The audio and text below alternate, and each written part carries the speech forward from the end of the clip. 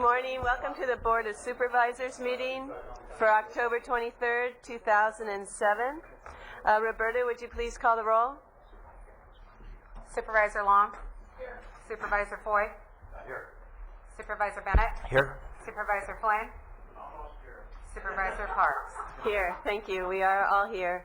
I don't believe we have someone here for our moment of affirmation, so at this time, will you please join me in the Pledge of Allegiance?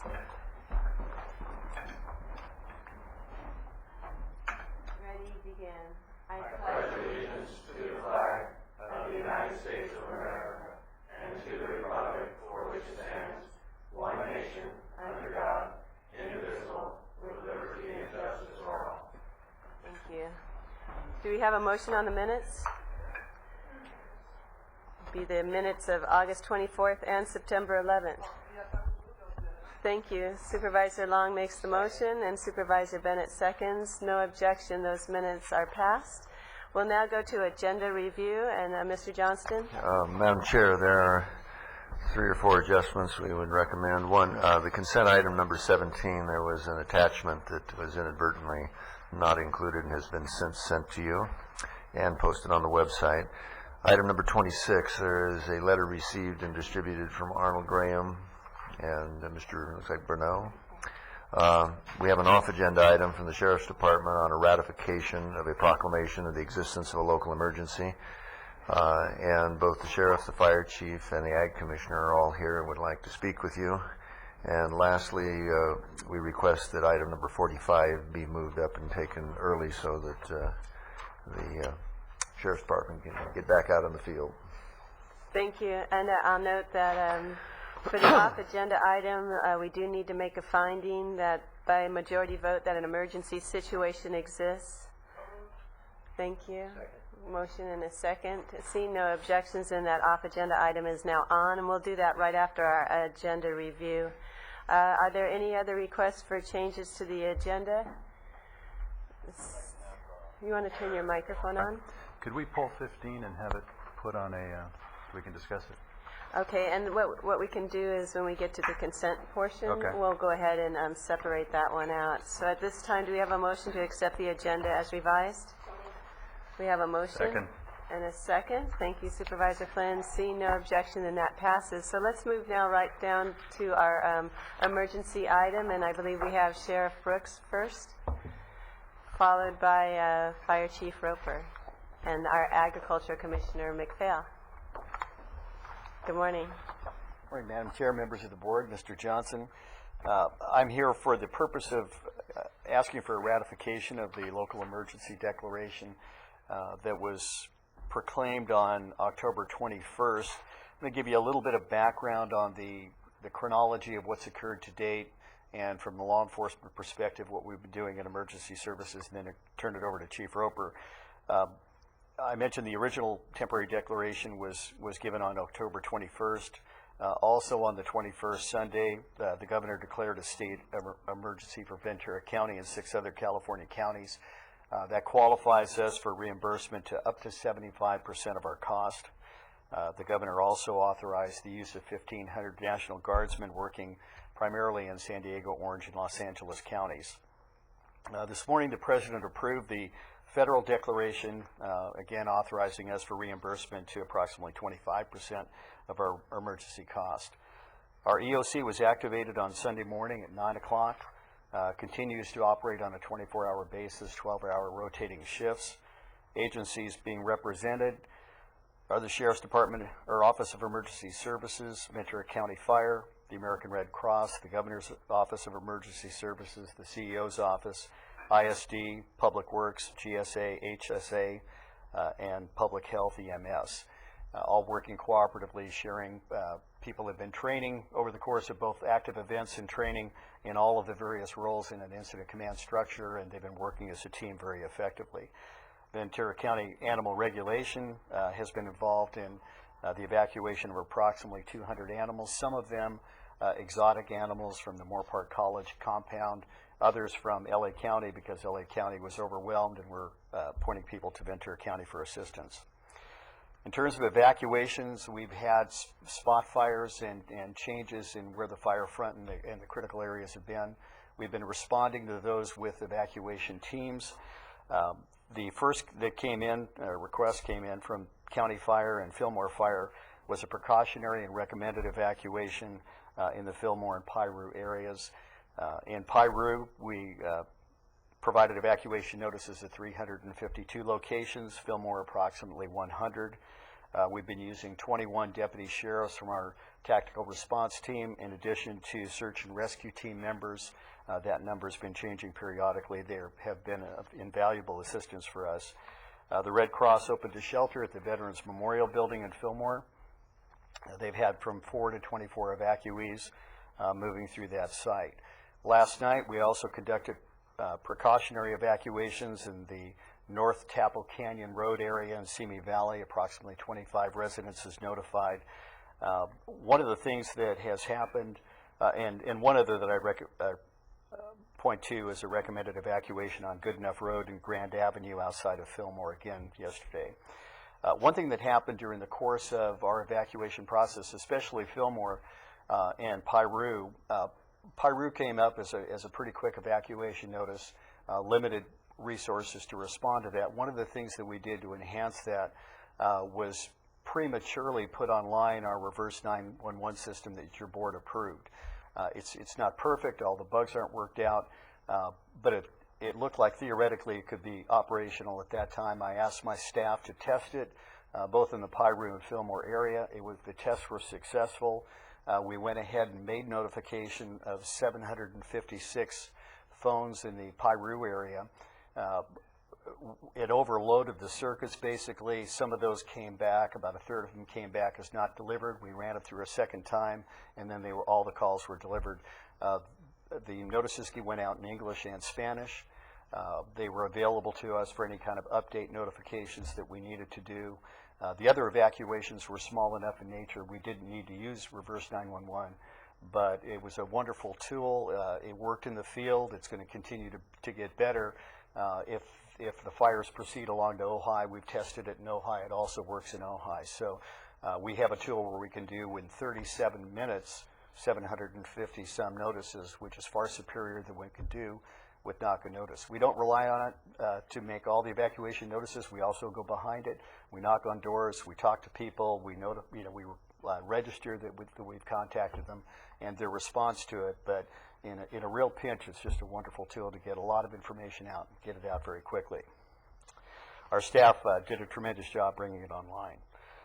In terms of public information, one of the struggles has always been in a fire situation like this, we're competing with the major media market fires in LA and Orange County and San Diego. And so the type of media attention that we might get in terms of alerting the public is a lot harder to come by. Our PIOs have been giving interviews on a regular basis, and we have had some coverage in terms of evacuations and road closures and things that we need to put out there. But one of the things that has been working in an increasingly dramatic fashion is our website. We've been working with fire. Our websites link to each other. Theirs focuses primarily on the fire information. We're dealing primarily with evacuations, road closures, shelters, and those kind of issues, animal evacuations. In the past 3 days, we've had 375,000 hits on our website, almost 250,000 just in one day. So the public is becoming increasingly aware of it. It's live information. As soon as an incident occurs in our EOC, it's registered on the website. As soon as there's a road closure, an evacuation notice, it's on there in live time. If it's taken off, that's brought up to date too. And so its reliability has helped gain the trust of the public, and more people are turning to it. There's less radio coverage of that kind of information in this kind of a saturated fire environment where there's news about a lot of other locations, and if you want to find out what's happening in your backyard, it's harder to do. So the website gives Ventura County residents that kind of a resource. It's reliable, they've learned to trust it, and more people are finding it. The command post, the primary unified command post, is at Lake Castaic. It may move to the county fairgrounds. There have been discussions on that depending on what happens with the fire. And we have a secondary command post at the Fillmore City Hall. We're also using Piru School for our tactical response team during our evacuations in the area. Another dimension that's occurred this time that's unusual is the scope of the fires in Southern California now have exceeded 500,000 evacuees. So not only do we have a response to our own backyard and our evacuation and fire suppression efforts, but we're also obligated to participate in the state mutual aid compact. We were requested to inventory both Ventura County, and because I'm the Region 1A mutual aid coordinator, Santa Barbara and San Luis Obispo County, to see what assets we could release to go to Orange County, LA County, and San Diego County. We've done some assistance with the search and rescue team members of Ventura County. They've done evacuation notices in LA County and contiguous areas because we had resources that they didn't have proximate to the need. We have basically identified 168 officers in a tri-county area, 66 supervisors and 2 correction officers to send down to Los Alamitos, which is the staging area. The Ventura County Sheriff's Department has not released any of our deputy sheriffs at this point because we have to make sure that we can cover our needs locally in terms of evacuations. If our fires are under control and we can release people, we will. Other local police departments have contributed. The district attorney has also contributed out of this county, and the rest have come from the other 2 counties.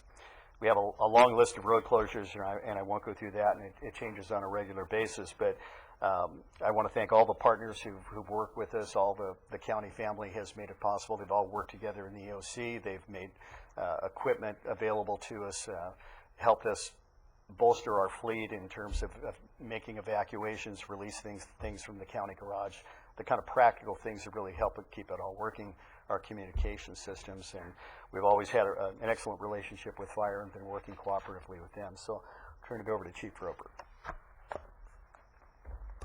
Good morning, Chief. Good morning, Madam Chair, members of the board, Mr. Johnson, Bob Roper, Fire Chief.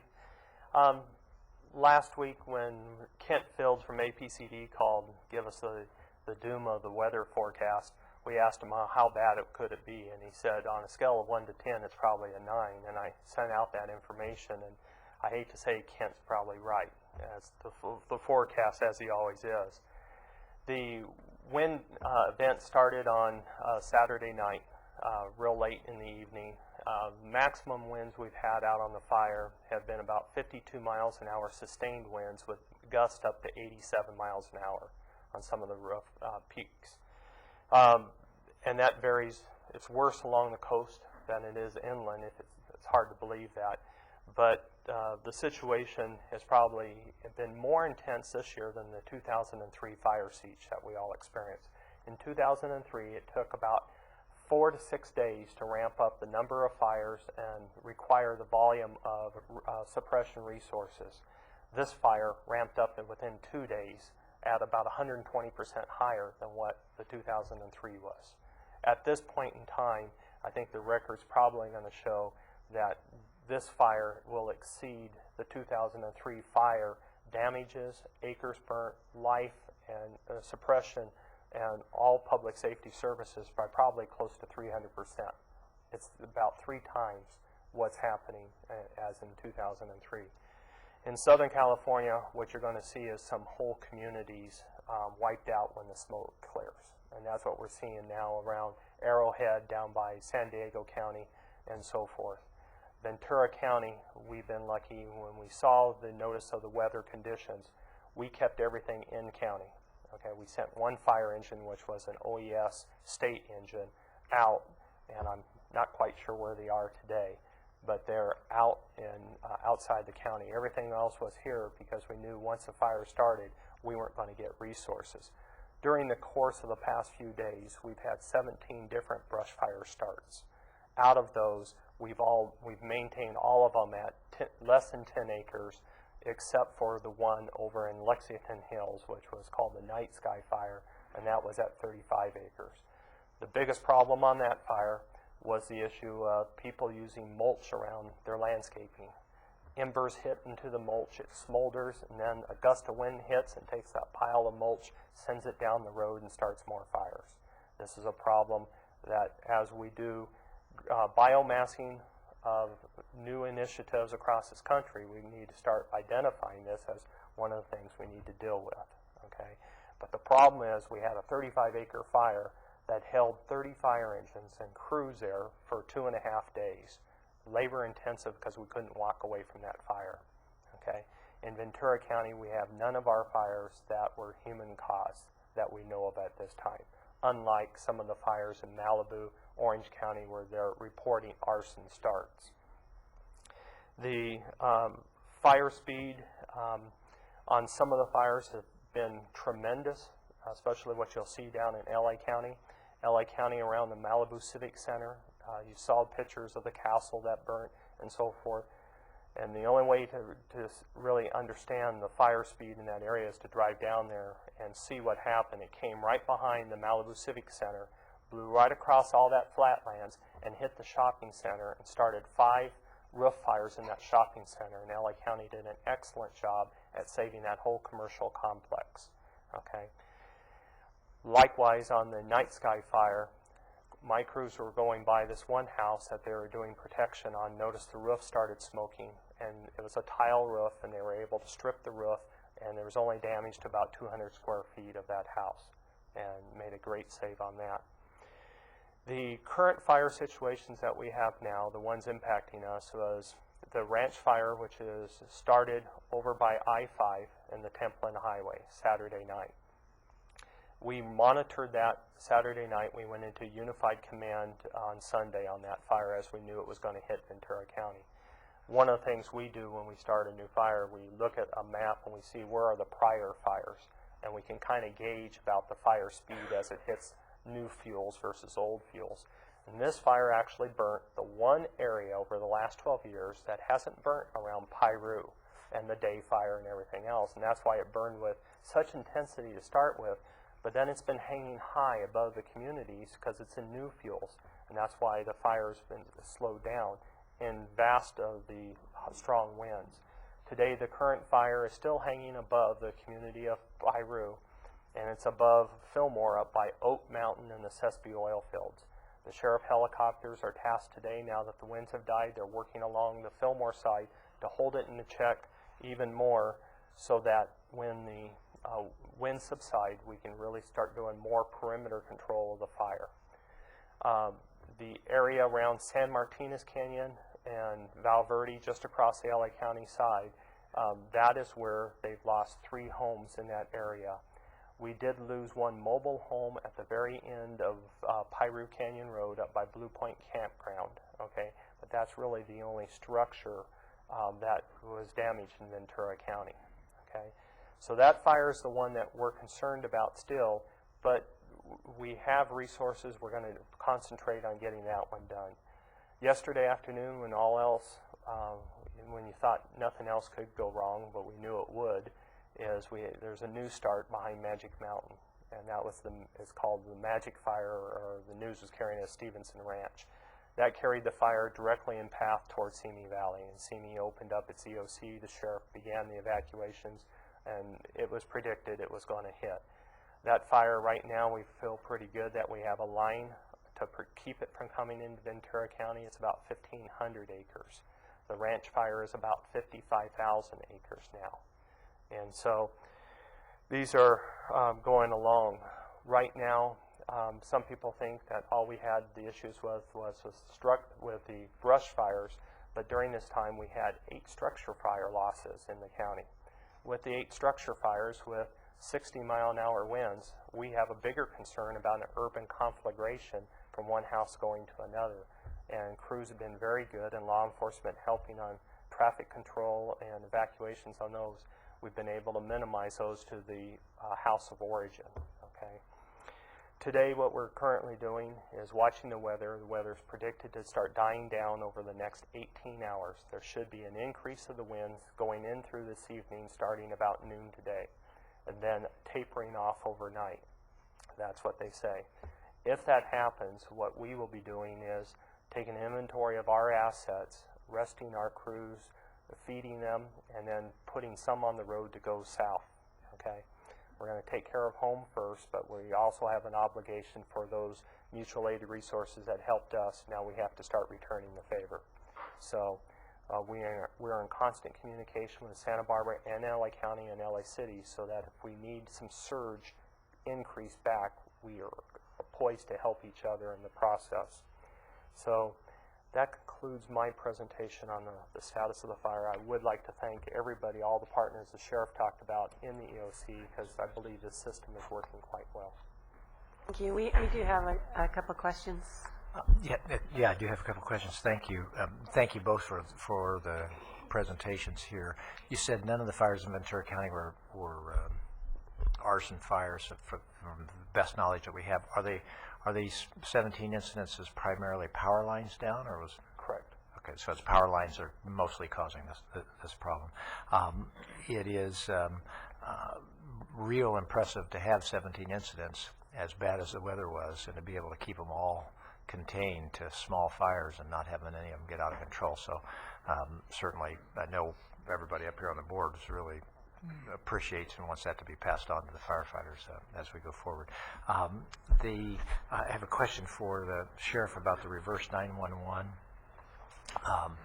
You say you kick that in, and you kick that in prematurely. Well, I'm just really glad that we had that 911 capability there and stuff. When was it proposed to be ready to be online? How much did you guys have to accelerate it? Well, the one thing that we're waiting for primarily is not all the phone service providers have provided us their geo-based information. Or provided or made corrections to errors that we found. And so we've been on the phone negotiating with them to speed up the process, at least, even if it's not a perfect product, you give us a mass product that we can put out. AT&T has been very cooperative, but we're still working on that. And then enhancements such as going to cell phones are an add-on that isn't ready to go yet that we'd like to do as well. Do we have any idea when we think we'll have the complete package put together and feel good about it? Great. So I get a lot of questions from the public about the reverse. Aaron's the one that brought it to life. All right. Great.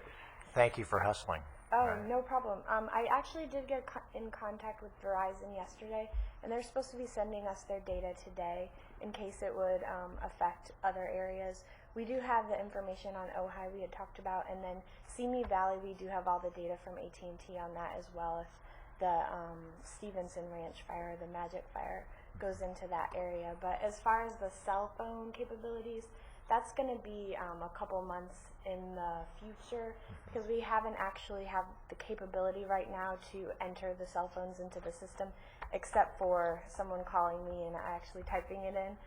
But we want to have the capability soon to have an internet site that they can go on and register their cell phone, so that will become part of the database.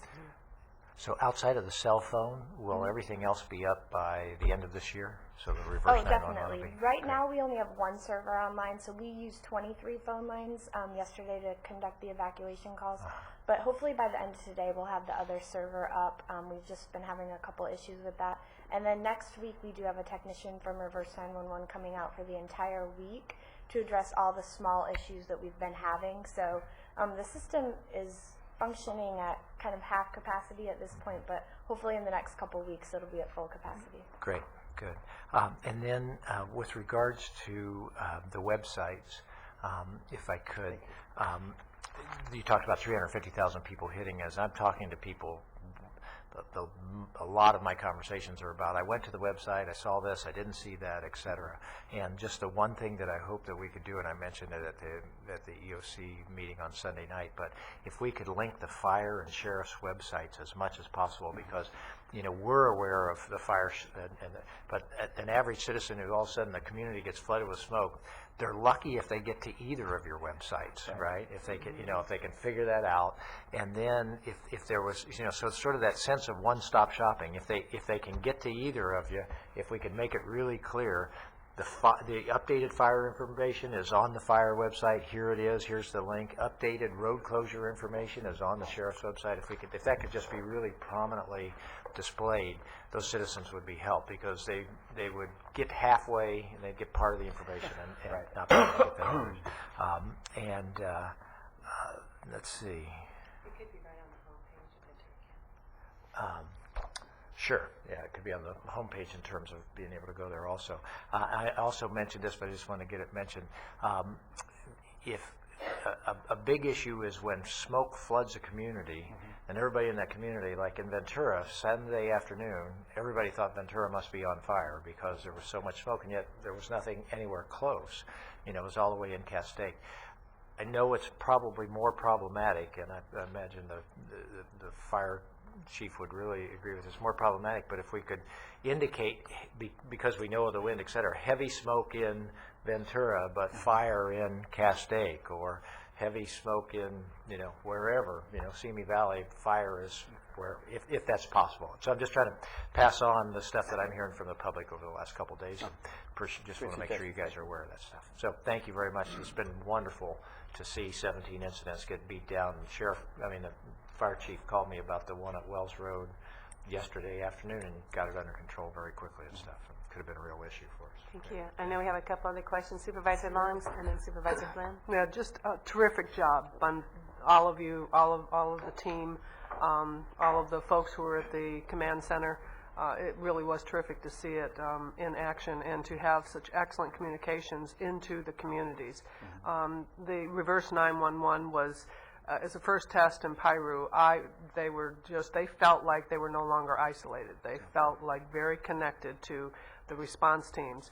And it was appreciated that in follow-up and hearing folks who said, well, I didn't get a call, and it's because they don't have landlines in their homes anymore. So that is certainly if we can do something to expand into cell phones, and I know that will probably be self-initiated for folks who agree to have their cell phones registered. But at some point, at least it's available to them. And I agree with the supervisor in having the links back and forth between the pages. On the sheriff's page, there's clear link, and I pushed the button and went right to the fire page. On the fire page, at the end of the fire page, there's the website, but not if you hit the link, it doesn't link. So, you know, those are those little things to work on. But I don't want to complain. I'm sorry I even said that, because it was a tremendous job in Piru and Fillmore. The team was out there, everybody doing their good work, and as I said, the community felt like they were clearly being watched and in touch and responded to. Red Cross, outstanding work that they were up and ready and available, and again, you did a great job there. And to have the regular updates coming out of the CEO's team being in the command center and getting it to all of us, and it worked, and it worked very well in our county, and fortunately we weren't faced with what's going on south of us. But I think once again, because we are so prepared, and maybe because we've had all these fires in the perimeters that have taken care of the fuel that could have been potentially more explosive, we fared well. So, outstanding job. Oh, thank you. Yeah. You know, one thing that you brought up that because we had the luxury of conducting an evacuation, a lot of people didn't leave. They were watching. They could see the fire wasn't close. Right. Our evacuation team kept patrolling the streets. The Right. highway patrol was there. Fire was there in some capacity. And they just kept engaging the people that were Right. there. So they were Right. getting updates almost as often as they wanted to stop and talk Right. to somebody, and that helped as well. Unfortunately, human behavior in Piru, if they don't see it in their backyard, they don't leave. Yeah. There were some folks who they're did, looking out for their elderly parents, and they did the right things, because the smoke in Camarillo. We thought the city was on fire in Camarillo on Saturday and Sunday. It just was heavy everywhere. So. And Thousand Oaks was the same also. Oh. Just everywhere the county was just Amazing. blanketed with smoke. But I think it's not just limited to the folks in Piru. It's very difficult to get people to evacuate. Yeah, it is. Supervisor Flynn and then Supervisor Foy. Yes, thank you for your report this morning. I want to commend both of you for the sense that people have of you being in charge, of you being in command of the situation, and that's really important. You have that kind of presence, both of you, and I want to commend you for that. That brings about respect and loyalty and all the things that one needs in dealing with a situation like we had. And also, Sheriff, for emphasizing Spanish and English, especially in the communities that we were talking about. I want to commend you for that.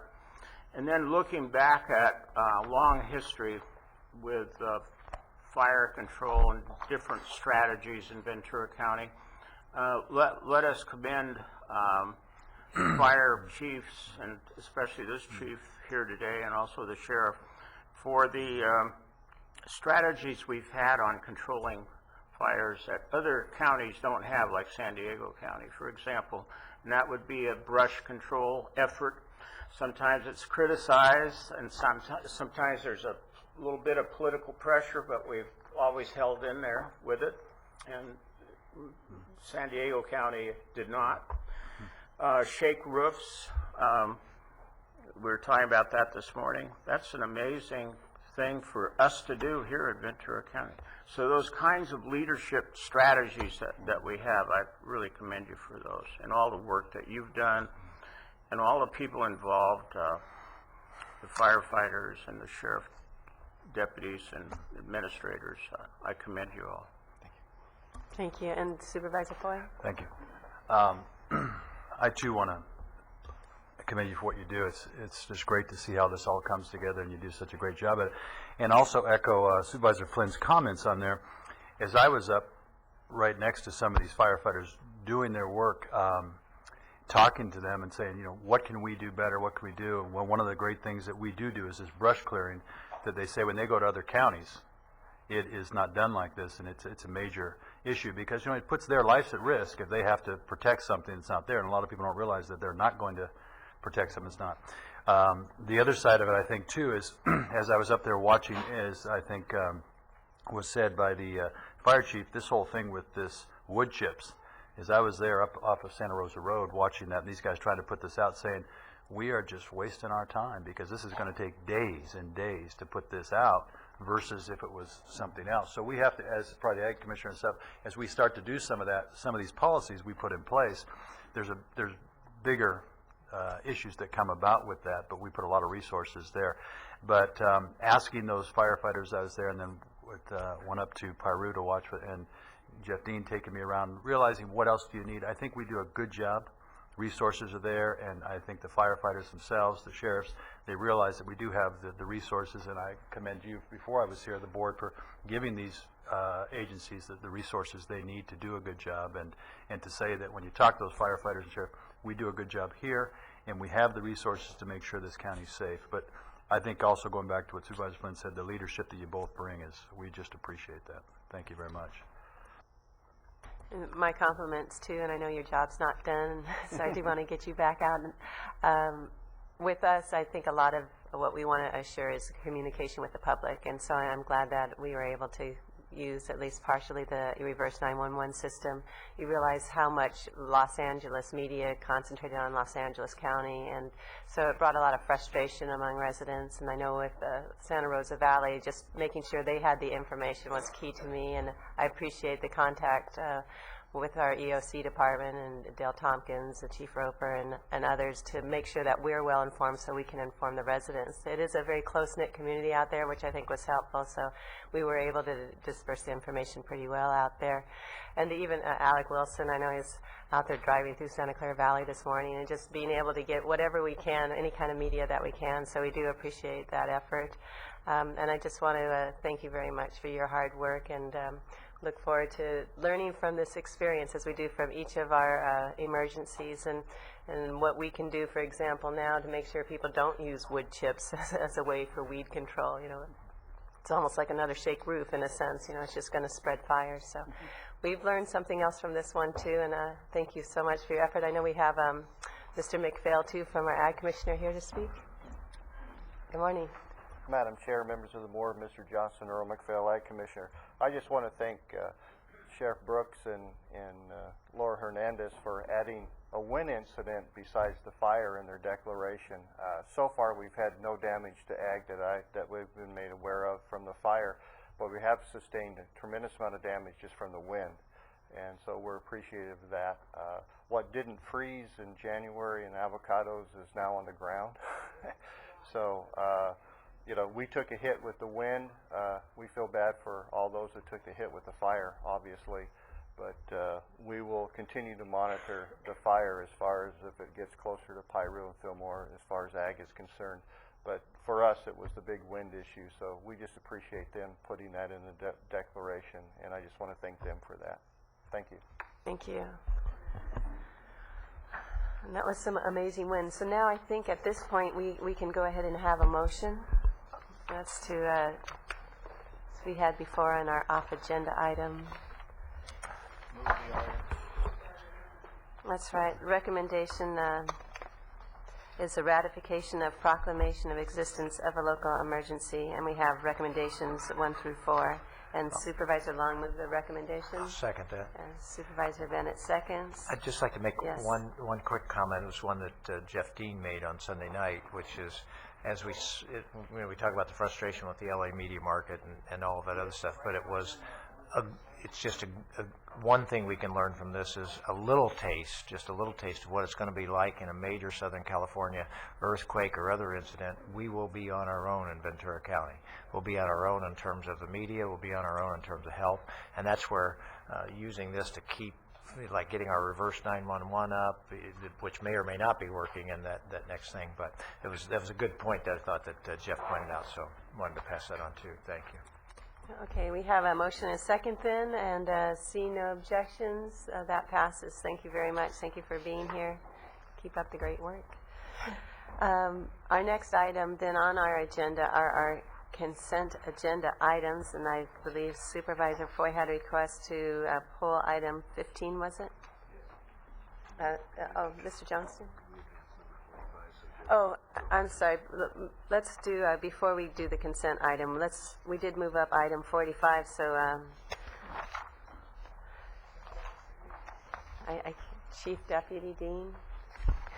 Thank you very much, Madam Chair, members of the board, Mr. Johnston, Jeff Dean, Chief Deputy, Ventura Sheriff's Department.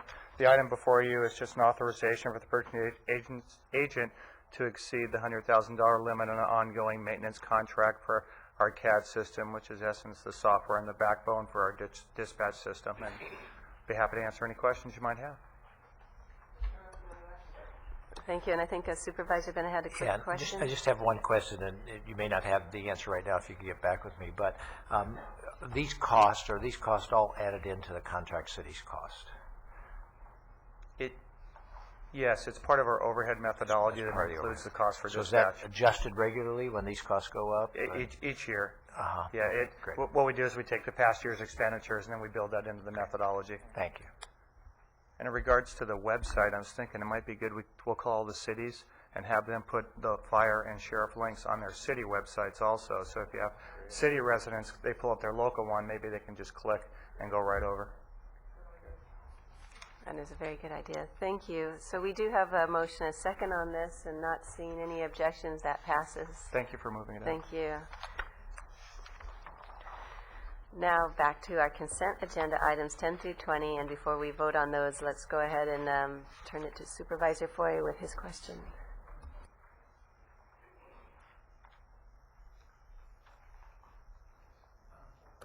I don't know if we have anybody here that may be able to answer. Oh, there she is. Hi. I was just trying to get a little bit more of an understanding of this grant for the HIV education, what we do, what do we provide, what is that? Okay, very good. Linda Henderson, Director of Public Health. I'm happy to respond. This augmentation is an annual augmentation based on the state budget, and if there's money left over kind of in the state budget, they pass it on to the local counties. And in this particular one, they asked us what we would use the funds for, and we said we had some good ideas, and they gave us $83,000.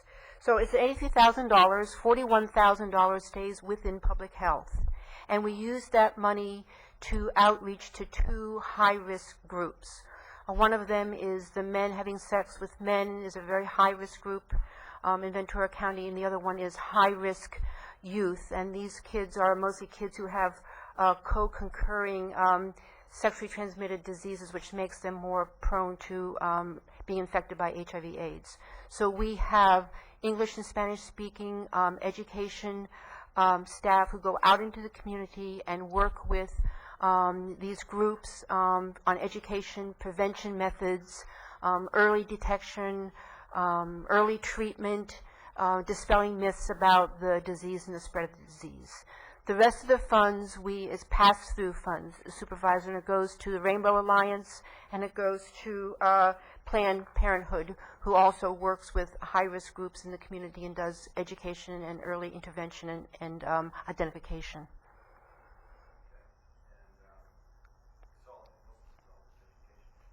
it's all education and outreach, right?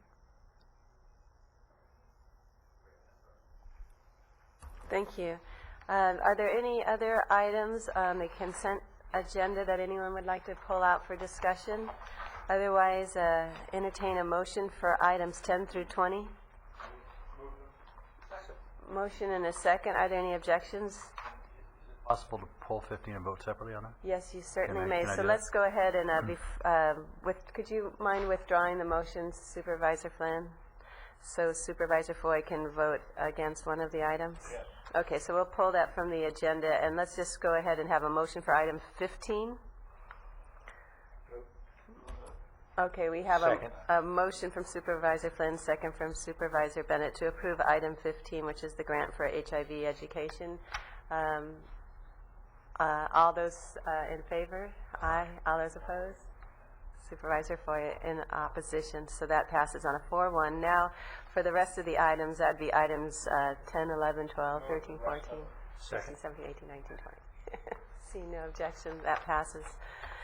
All right, that concludes the consent agenda items. We can now go to our public comment portion of the agenda. I don't have any cards, but I would expect that Carol Dean Williams is one of them. Am I right? I am.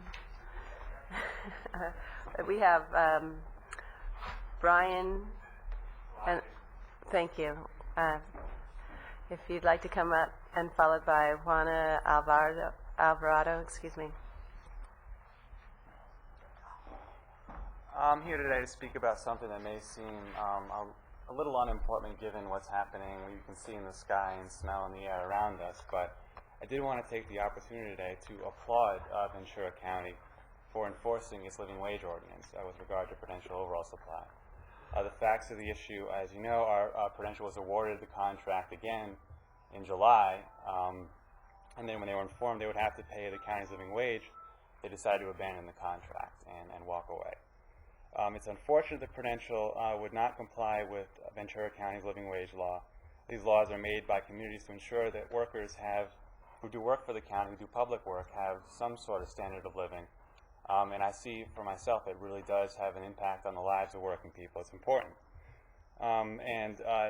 These workers, as we mentioned here at the public comment a couple weeks ago, are on strike for another issue regarding complying the law. They're on strike protesting unfair labor practices.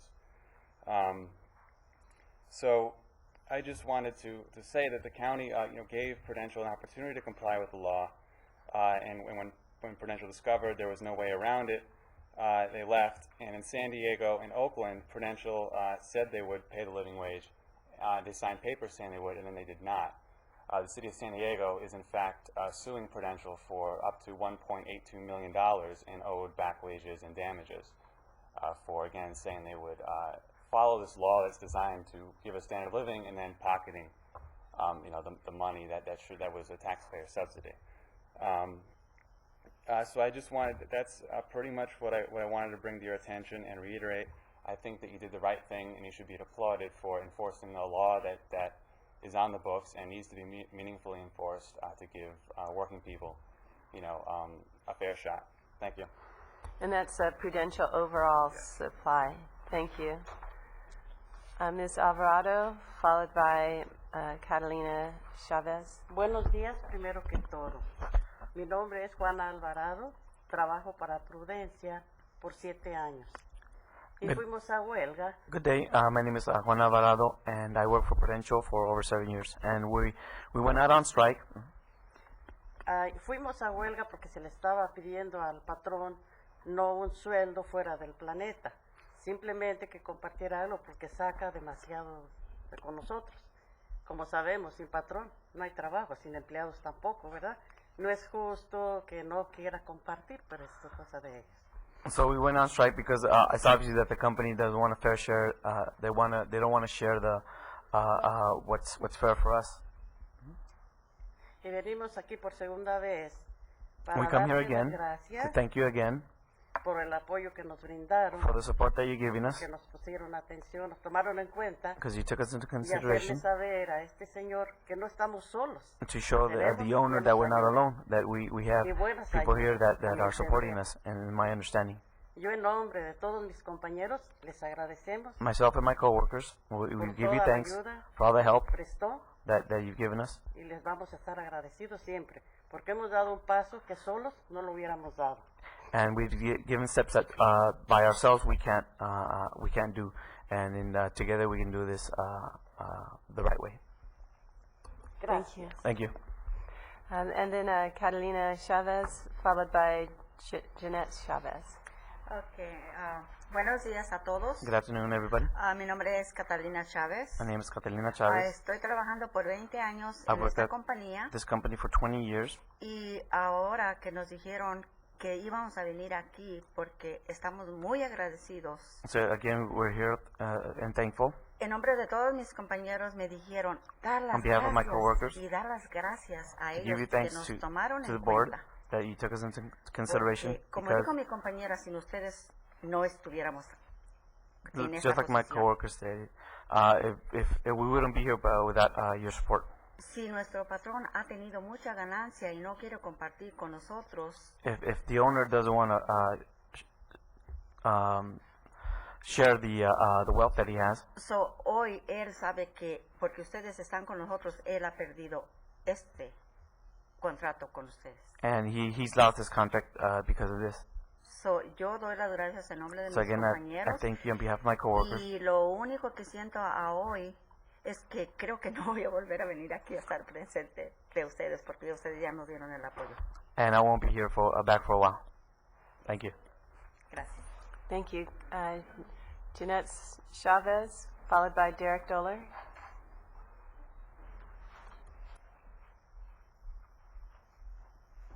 Hi, good morning, members of the board, Mr. Johnston. It's actually Jeanette Sanchez. So I know, I it's just okay. realized, I say Chavez and Sanchez, excuse me. That's okay. I'm here today in support of the prudential workers who are up here. And just to say that on behalf of SCIU, we're glad that the county did the right thing by telling Prudential to obey the living wage ordinance. These laws are important to ensure that only responsible and law-abiding contractors do business with Ventura County. We had already began receiving notices from our members that they were either getting their uniforms delayed or they were still coming back dirty, and so many of them were actually taking it upon themselves to have to get their uniforms cleaned.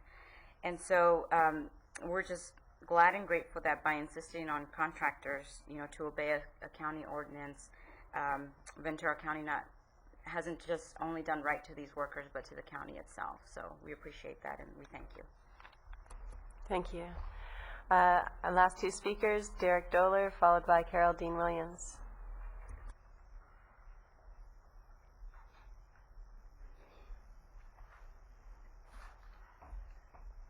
Mr. Doller, you're a Ventura County lifeguard, yes? Correct. Good morning.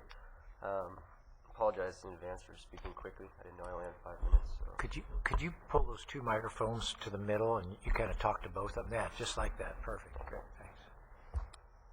Okay. Good morning. My name is Derek Doller, and I'm here on behalf of Ventura County Lifeguards. We operate from summer months of May to September, and at Silver Strand and Hollywood Beach in Oxnard. And I'm reproposing the idea of a new permanent lifeguard tower for Ventura County's agency on Silver Strand Beach. This is not a new concept. The idea of a new headquarters has been an ongoing issue since the previous one was washed away in a winter storm almost 5 years ago. The money, as far as I know, has been spent for the blueprints. I've got a copy here that I've got from the Harbor Patrol, and building plans have already been established. Like I said, as far as I've been informed, it's not a financial supporting matter of funds. It's that's put this project on hold. It's not a matter of denying public access, nor does it in any way hinder the development or growth of the Oxnard Beach community. In fact, it does just the opposite by encouraging public safety and providing a better sense of security. This step in the right direction has been long delayed simply for the reason that someone's harbor view may be compromised. And I want to make clear that I'm in no way attacking any of the beachfront property owners who have apparently petitioned against this new lifeguard headquarters. But the fact of the matter is that the safety of our public and the workers and resources that provide it must be taken as the highest of priorities, in my opinion. And like I mentioned, this is what I was told. There was a petition against the headquarters based on views being compromised of the harbor, and that's, I guess, what stopped this whole process. So we went ahead and conducted surveys just for the fact that if it's signatures and comments that are going to stop this. So I have those if you're interested, and they're basically in support of what we're trying to do, people's comments and their feeling of safety, but with better facilities, restrooms, lifeguard towers, stuff like that. The perception of this new main tower at Silver Strand Beach has a number of positive influences that should be considered. The first of many is the fact that it creates a higher vantage point, allowing for more efficient recognition of potential water rescues. This higher lookout area would create an enhanced overall view of Silver Strand as well as Hollywood Beach. And I'm not sure how this works. Does this work? Okay. Sorry. If you'd like to put it on there, and then when Maybe they can it'll come turn up. it on. It's basically just a picture of the harbor entrance to Channel Islands, and it's a view of what we would have based on our height and how we've had boat rescues that we couldn't see right away. And this is a shot of the north side of Silver Strand looking towards Hollywood Beach, the south side of Hollywood Beach, on the other side being the dredge pond. And we've had numerous vessel assist and boat rescues that we couldn't see right away based on our height. And so we actually, some property and stuff was lost. No one's lives were at stake, but we were able to take care of it. Sorry. Boats in any type of distress in different parts of the harbor entrance could be spotted earlier, thus allowing for a quicker response time for both lifeguards and harbor patrol. The higher lookout also allows lifeguards to better see over tents and umbrellas that are frequently set up on crowded days, weekends, holidays. It's a mess out there, and if we can't see over tents and umbrellas, we have to literally move them, and it's become quite a hassle and more of an issue than it's taken away from our job.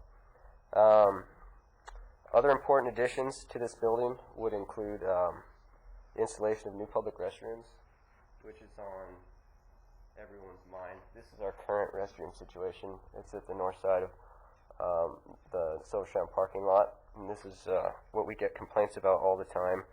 And it's composed of a handful of porta potties in the northeast corner.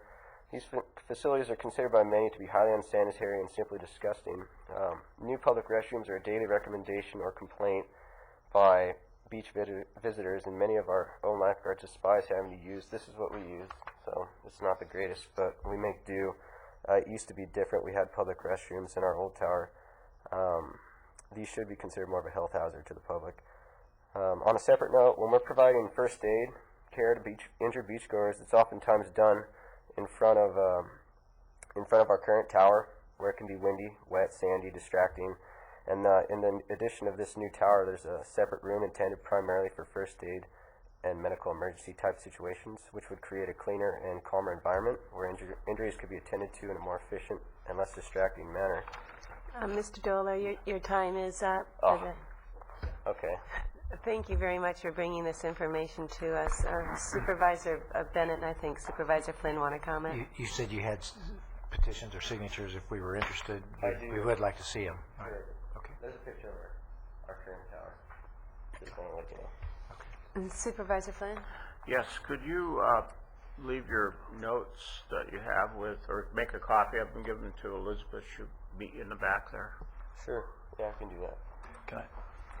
Supervisor Can I Floyd? just ask you, you had said that you can see things a little bit easier and everything else. Are we putting people at risk by not building this?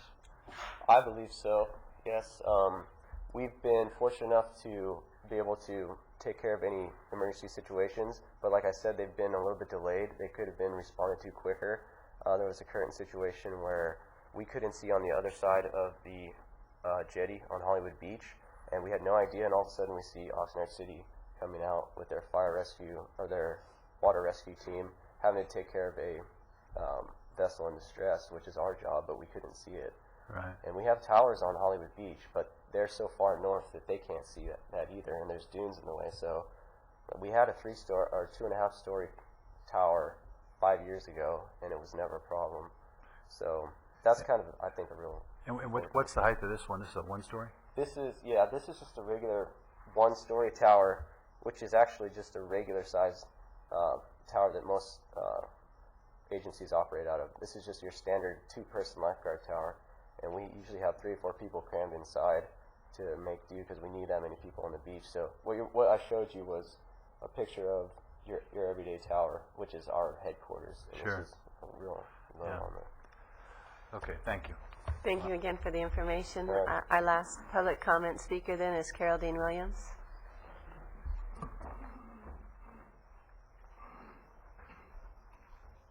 Thank you, Madam Chair, members of the board, Mr. Johnson.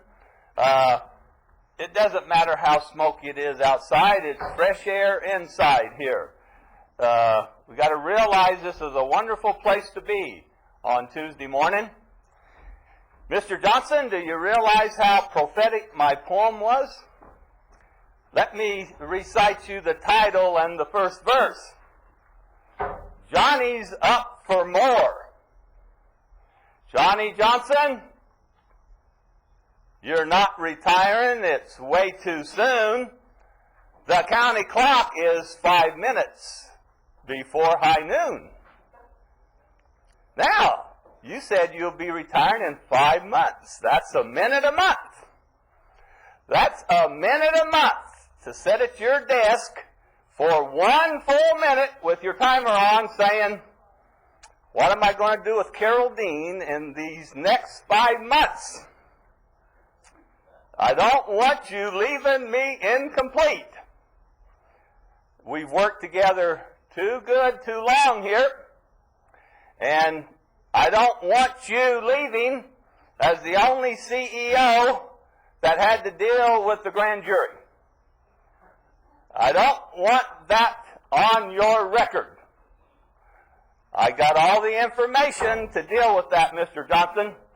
And another thing I don't want just your another pretty face hanging on the wall under the CEO pictures.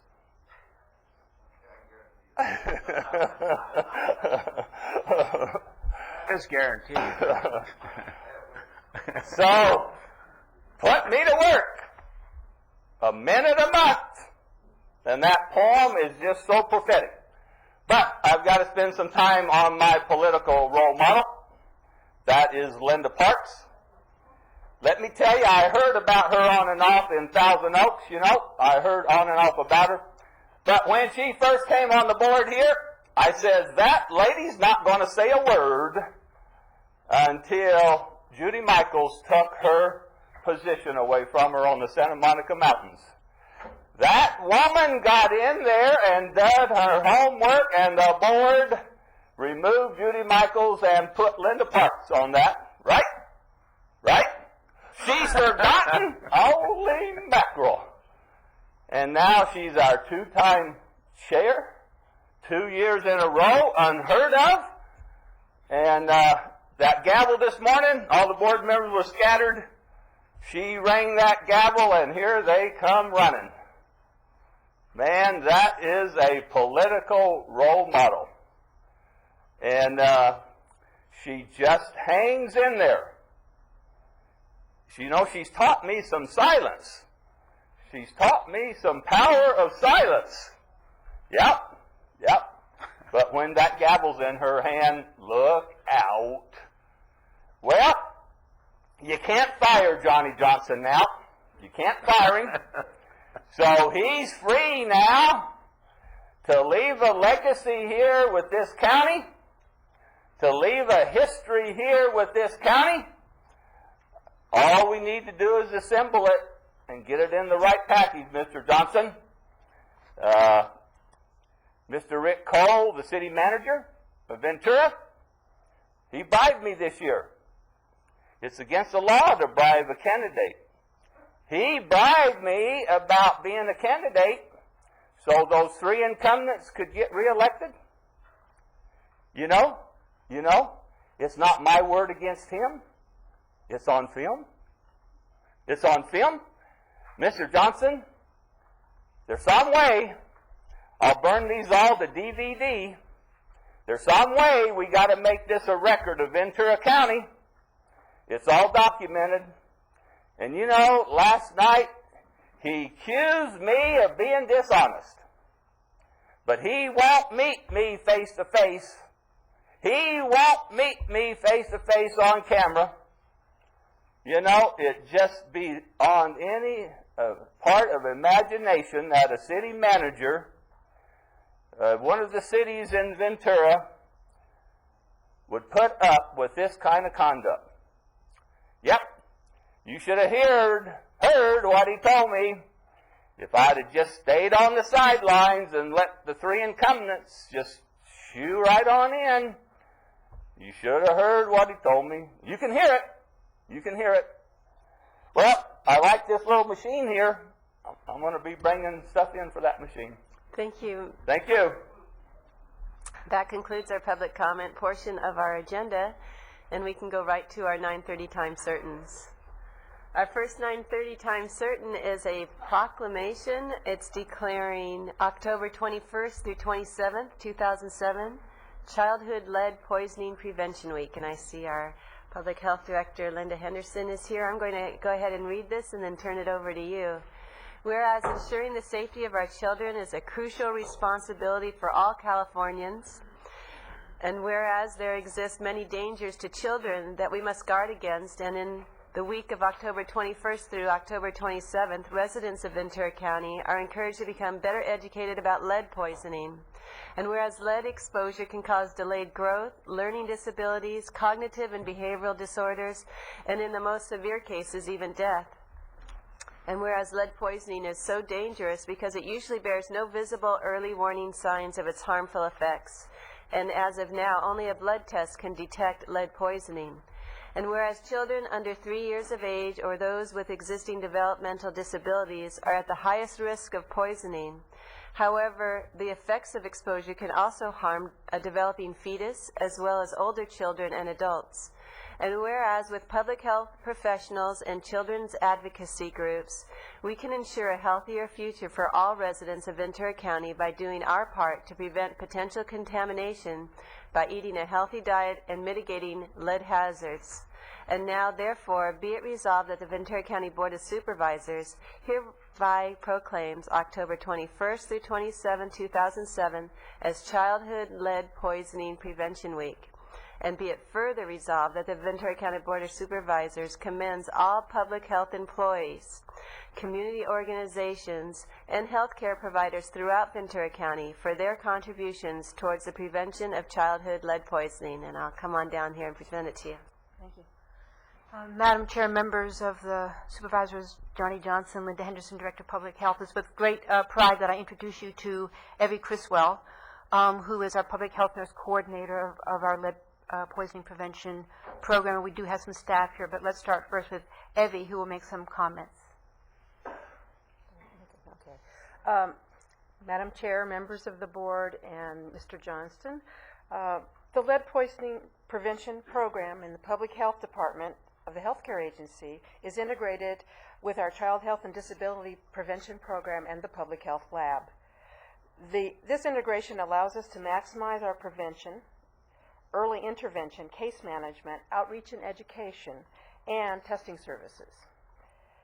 We manage about 25 cases of childhood lead poisoning in any given time. A public health nurse and 2 community health workers provide home visits to families to monitor blood lead levels, educate about sources of lead, and assess and mitigate the source of lead. We participate in over 100 community education events throughout the year to raise awareness of the danger of lead exposure. Since the inception of the program in 1996, there have been approximately 35,000 lead tests done on at-risk children, and we have served over 1,000 children with elevated lead levels, thus ensuring the promise of a healthy future. Thank you. What is the number one source of lead poisoning? Is it still paint or? Yes, but there really isn't one source. Okay. That's the problem. There's so many sources and they're all coming And up now all we're the time. seeing all these Chinese imports too that Right. are lead in them. Well, thank you very much for the work that you Thank do. And you. I'll present this to you, and you'll find a nice place to put it, I hope. Great. Oh, we will. Thank you very much. Thank you. Can I steal 10 seconds and just introduce the wonderful staff who are here? Sure. Would you like to stand? Thank you. We have Maria Gutierrez, Alice Parra, Carmen Trelatola, Shirley Bart, Anna Cortez. Linda Hodson is not here today, and Michael Escalante is out in the community doing lead outreach as we speak. So thank you so much for your time. Thank you very Thank you. much. One of those services that people probably don't know that the county does provide, and it's a wonderful service. Our next 9:30 time certain is that special time of year where we celebrate National Magic Month. And I'm going to turn it over to Supervisor Flynn, who will be presenting this resolution. Supervisor Flynn? Yes, good morning and thank you. Ted Wakai, can you come up, please?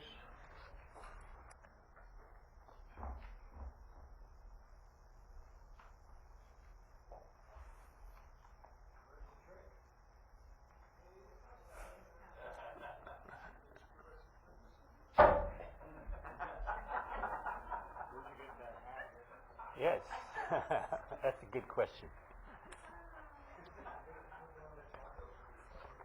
Okay, we have Ted Wakai here today. He's been here before.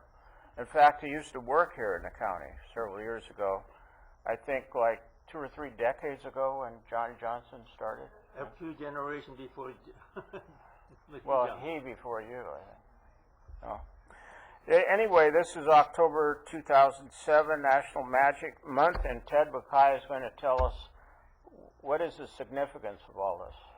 Step up to the mic. National Magic Month is when we try to celebrate not only Halloween and the death of one of our erstwhile presidents of the Society of American Magicians. All of you have heard of, what's his name?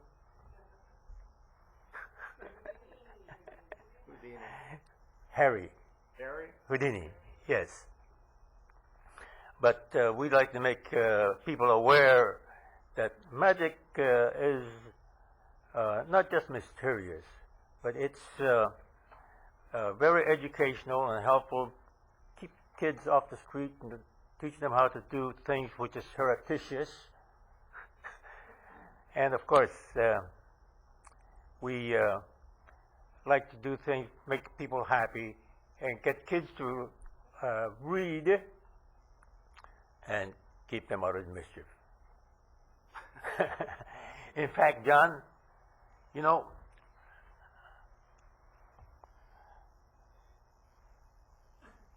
what do I do with this? I don't know. Oh, anyway. It disappeared. Oh, okay. I tell you what. I'd rather make this disappear, okay? Obviously, I'm a little late for the Pledge of Allegiance, so we'll have to put this, use it something later. Okay. And magicians are expected to do mysterious things, and in order to do that, he needs a prop called magic wand, right? Wow. And of course, John, Halloween hat. Gift with 6 servings.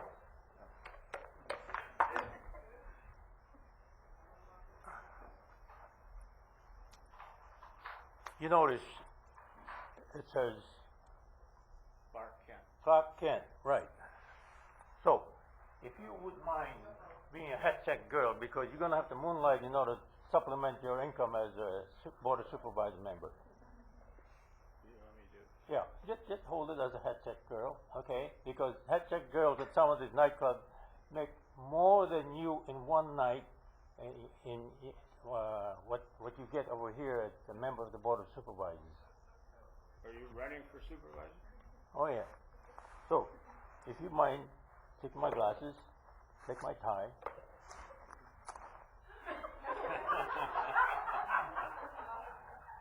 Okay, now, you want to put the hat down a second?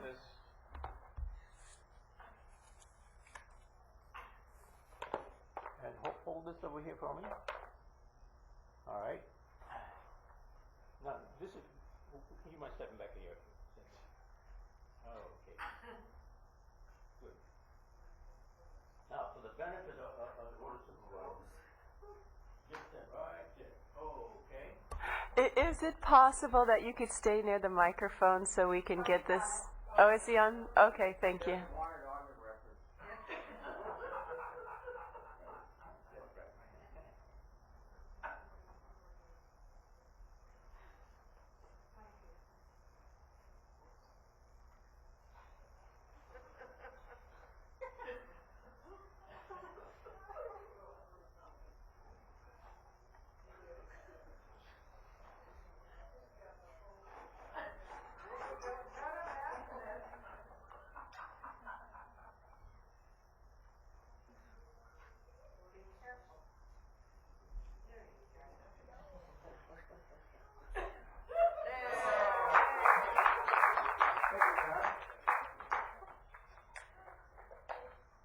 Thank you very much.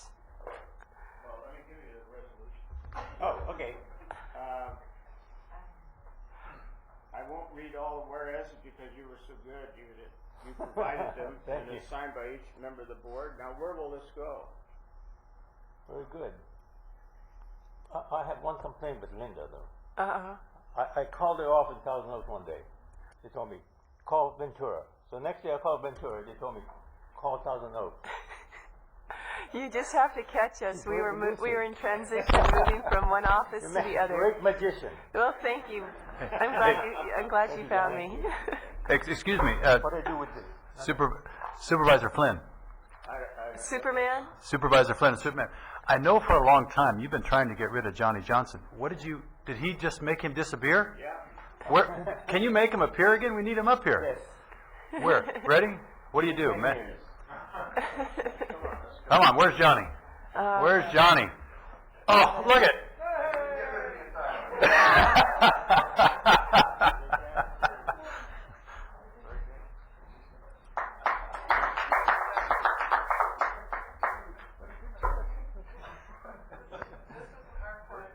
Can we?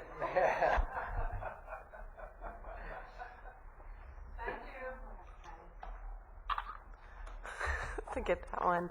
Thank you very much. That was a once a year special occasion. I think Carol Dean was right. He couldn't fire Johnny. He keep coming back here now. Okay. Our next 9:30 time certain is a proclamation, and this is proclaiming October National Save for Retirement Week in Ventura County. Crank it up. Okay. And I'm doing that. Thank you. And Supervisor Foy will be doing that. Okay. Great.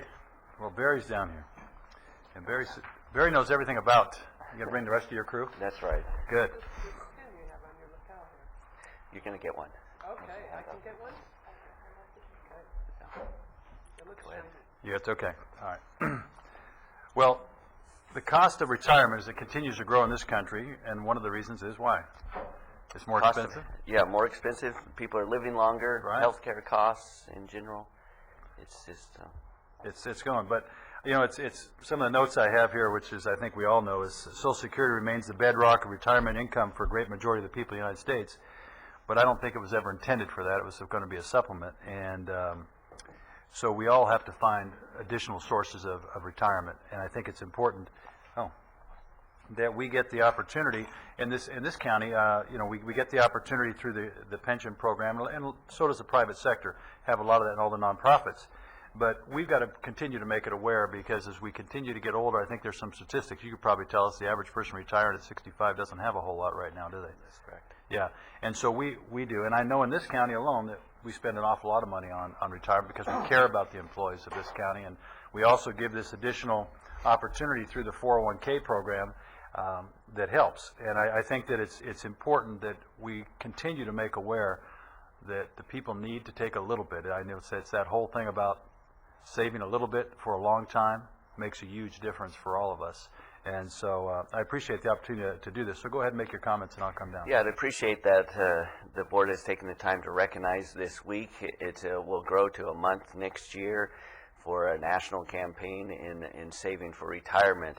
As we know in the county here, this is the deferred compensation programs is the third stool of our retirement plan. We have Social Security, our defined pension plan, as well as the defined contribution plan.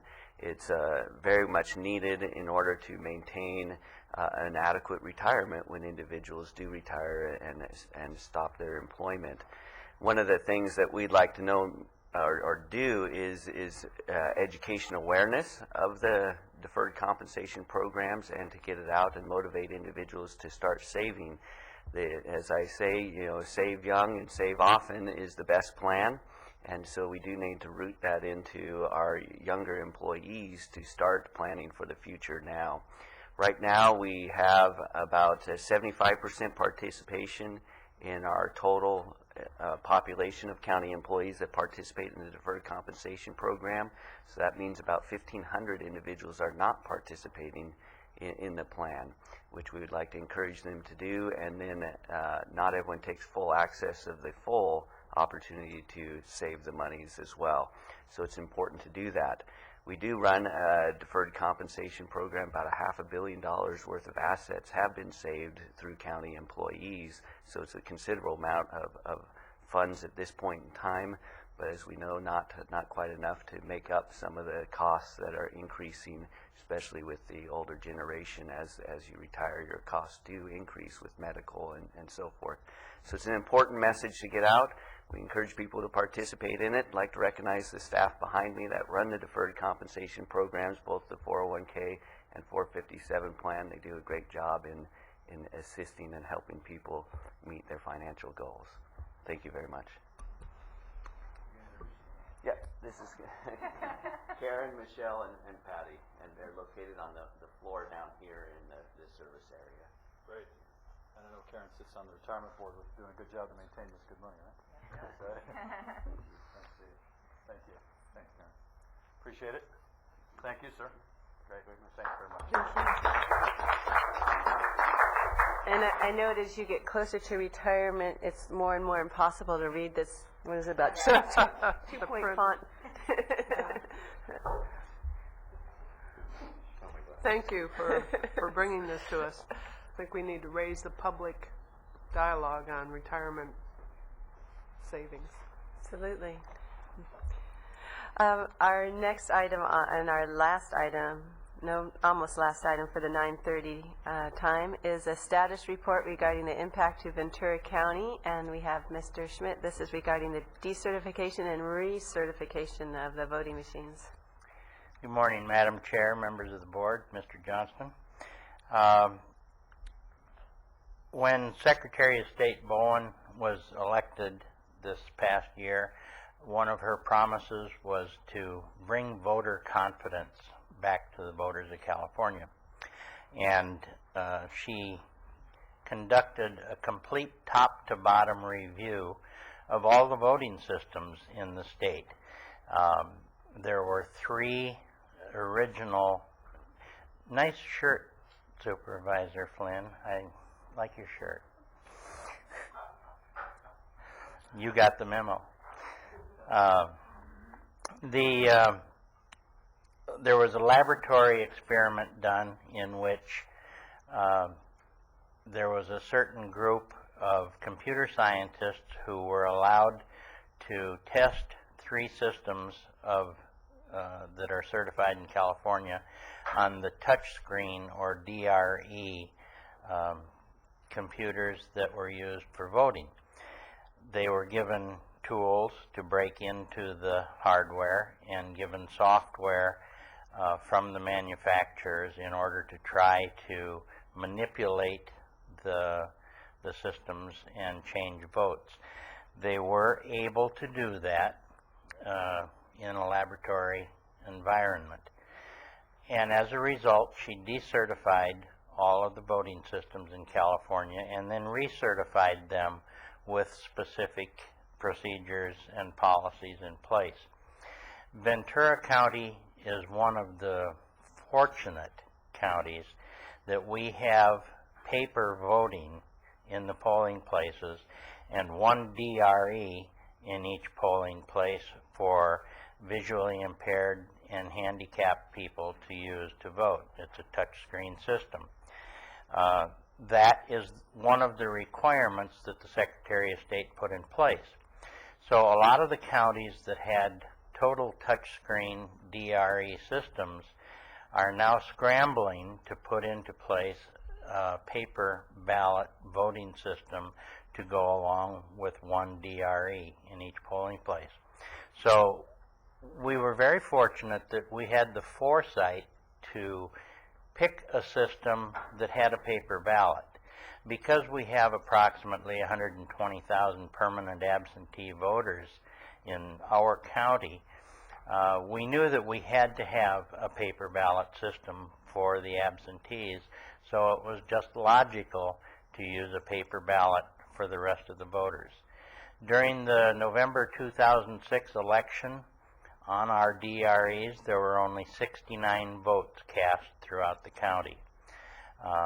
30 of those votes were cast at one polling place where the poll workers thought they were going to run short of ballots. They didn't, but they requested that the people vote on the DREs. So in a normal election, we have way less than 100 people voting on the DREs.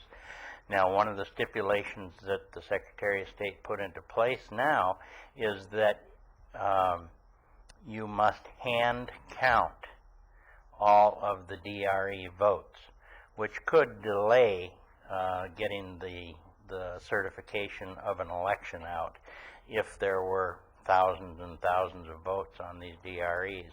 We don't see a big problem here in Ventura. One thing we are going to have to do is buy another standalone server so that we can do logic and accuracy testing on all of our equipment, which we do anyway, but we have to unload and reload the software each time. We don't think there will be any problem other than time and, of course, a little bit of money. And we're looking at approximately $25,000 for a new server. If this cannot be purchased with HAVA or Help America Vote funds, then we will have to come back to the board to request additional money for another server. It's also going to entail a lot more time by our technical staff because they have to unload and reload each election. In a polling place, these machines that were hacked into in the laboratory are going to be very hard to be hacked into in a polling place because they have to take the equipment apart and have the software available to reload it onto the DREs. We really feel that if that is done in the field, in a polling place, somebody is going to see someone with a toolbox tearing our equipment apart and call the police. It's a federal offense. And it is a felony, and we will make sure that if anyone tries to do that, they're properly prosecuted. It's just going to take some more time for us, and we had most of the security procedures already in place in our county that are being required throughout the rest of the state. Our systems are locked in a secure area when they're not being used. They are tested prior to and after each election to make sure that they're accurate, and we have 100% confidence in our staff and our equipment. So rest assured, Ventura County's in good shape. Keeping that paper trail was essential. Absolutely. You know, it is so much quicker to get our results. You may not have thought so in the last election because of the number of absentee ballots that were dropped off, but we still certified the election 3 days prior to our deadline. So we're in good shape. If Supervisor Foy hadn't been in a real close election, it probably wouldn't have mattered. But because I know what that delay means. Yeah. It just means more prayers and more sweat, and but it still turns out fine. Thank you. Supervisor Just Long? one quick question. Through the state association, I know at CSAC we've had some discussion as to moving to more mail-in ballots. Do you see feel Yes. some interest in doing that? Absolutely, and if you remember a few years ago, Ventura County was going to be part of a pilot project for a 5-year period of mail-in ballots, but the proposed legislation did not go through. If it ever comes to that, it'll make a big difference. Supervisor Foy? Well, that'll still slow down the process a little bit because you have to count more though, right? We do have to count them, but we currently have 4 high-speed scanners for counting, and we can always get more and make it quicker. Madam Chair, the Yes. challenge that the larger counties are experiencing is poll workers. Oh, absolutely. And having the poll workers and being able to process through the voting cycle fast enough and having polling sites. And so that's why they're, particularly with the large urban counties, a greater interest in looking at moving to mail ballots as much as possible. You can prepare better in advance, and when you get the ballots sent out, as they come back in, you can prepare them for counting. So the more you have prepared, the better off you are. I would also, at this time, then like to thank the Human Services Agency for helping us in getting the extra help and staff that we need to run these elections, because when we need extra help, we need them now. And you know, they have sped up the process in getting extra help for us quite a lot. It's such a good civic service. You think that we could appeal to the colleges and universities and get lots of students of age that could be assisting too. Well, you would think so. You would. But it's like pulling teeth to get 1,500 poll workers for an election.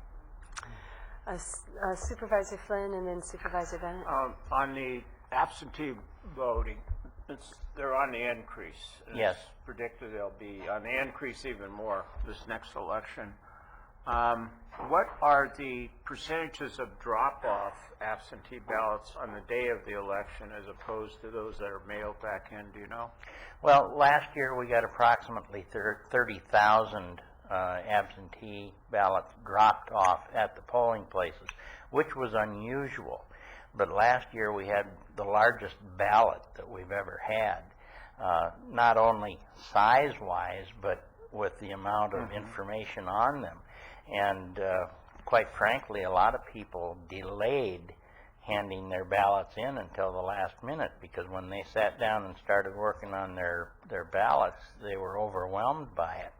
Now, percentage-wise, we got about almost a quarter of them were dropped off on the last day. So, because they have to be in our hand by the close of election day, not postmarked. Just another question, related but not particularly on the topic you're on, but on registration of voters, the rules have changed somewhat on that, have they? A little bit, but right now it's still 15 days prior to the election. But you have to have those turned in. If I take out some registration forms and register voters, I have to turn them in right away. Yes. That's the law. Yeah. You don't want to hang on to them anyway. Yeah, I mean, it did not used to be that way. Right. All right. Any other questions? Oh, sorry, Supervisor Bennett. Yeah, I just want to compliment you for making that decision to stay with the paper ballot and let you know that there's no substitute. I would do everything that I could from up here to make sure we can always fight to have that paper ballot back up, because I think it's just nuts to say, we're going to trust some electronic vote that we have no way of going back and verifying and stuff. So. It may mean more trees, right. But it is better for us. The price of democracy is worth it on Yes. that one. Yeah, great. Thanks. Recycle paper, thanks. Well, thank you very much for the discussion and the information. I think we just would have a motion then to receive and file. Thank you. And seeing no objection, then that passes. The next item on our agenda is a discussion on our investments. And Mr. Matheny's here for that. Good morning, Madam Chair and members of the board. Our investment report shows that for the month of September, the Treasury pool brought in $6.1 million worth of investment income to add to the other sources of revenue for local government. We are kicking into our period of time where we're receiving property tax revenue. The bills went out beginning about the 6th of October, I think, was the first drop of that. And to date, we are at about the $30 million receipt level. About 30,000 people or 30,000 payments have been received. Tendency is if you happen to be maybe have a skosh bit of gray hair on your head and you have a low Prop 13 property tax basis, you get the bill and it's not quite the same frightening thing as it is to other people. The frightening thing is that you might forget. So we see a lot of payments that come in early in relatively small amounts along the way. But to my staff, processing a payment for $300 takes as much time as one for $3,000. So we're happy to see the early surge in payments. It's actually, in terms of item count, it's a little bit ahead of last year. But I am receiving feedback along the way. There's lots of problems out there. There's a lot of people who are strapped this year, and I hope that solutions can come together. But we will proceed to collect the tax roll and get it in the Treasury and get it to work. Thank you very much. Are there any questions for Mr. Matheny? Yes. You said you're starting to see people being a little delayed in that. You think it's part of the economy or something, or what? I think the largest part of it is the creative financing that was being put in place over the last 18 to 24 months. I had a very distressing phone call yesterday with a young man, his first home purchase. He went through what is called the 80-20 mortgage system, where 80% first and a 20% second was part of the whole package, so he got in for no money down. They did not put an impound account in as part of the whole thing. He believed that when he closed escrow that all of the taxes for the year had been paid out of the escrow proceeds, and surprise, surprise, they had not. So now he's got a large arrearage. He's got supplemental bills that he didn't understand, and they're in arrearage. His adjustable rate mortgage has gone up in the monthly amount, and he's in an incredible squeeze. It's a rather unpleasant part of my job to be coming to grips or to find out about some of these kinds of situations, but they're real world situations. There's a lot of people out there who are really squeezed right now. You know, it's interesting you say that, because I just got a report from my other business that, we're in the healthcare business, and a lot of the employers we're getting a lot of late notices from insurance carriers. A lot of employers are slow paying their insurance premiums for their employees, and so it's just interesting how the economy's taken some of that adjustment already. Supervisor Long has a question too. I would hope in response to a call like that, you're able to suggest or maybe put on the website or something that where folks may be able to go for assistance. Cabrillo has entered into this national program for mortgage assistance for folks who are in difficult times. I don't know if you're comfortable doing that, if you feel it's appropriate to do that, but somehow to get the word out there that there are some programs that are being made available to help folks. It certainly is a fine line to walk, but I'd much rather try to head off the eventual problems. The bottom line is we're going to get paid sooner or later. We're more likely to be paid by the lender, and then that turns the individual homeowner over to one policy or another, whether the lender requires reimbursement over 6 months or over a year, over some period of time. The lender certainly wants to protect the collateral for the loan by advancing the money for the taxes, but they're in business and they're in squeezes too, so there's just a lot of adjusting that's going on, and I'm certainly open to any kinds of programs that are out there. They don't come to me. The assistance programs don't ring me up and say, hey, here's a great plan, do you want to share this with the public? So I'd appreciate anything that you might be able to share with me where I could in turn relay that along to people who are in need of it. Okay. Thank you. And then, was it last week, too, that we entered into that joint powers authority to assist also? I think that concludes the questions we have, and if there's nothing further, we'll go ahead and ask for a motion to discuss, file, and report. So moved. Thank you. Motion and a second. Seeing no objection, that passes. That's probably the highest interest rate we've had for a while, too. We are now into the 10 a.m. time certains, and I know we also need to take a break. Maybe we'll do that before our 10:30 time certain. So the item 26 is next, and this is a public hearing, and Mr. Williams is here. And let me go ahead and open the public hearing and turn it over to you. Good morning. Thank you, Chair Parks, members of the board, Mr. Johnston. I am Steve Williams with the Public Works Agency. Today's action will enable us to initiate eminent domain proceedings for acquisition of right-of-way that we do need for the last phase of the Lewis Road widening project.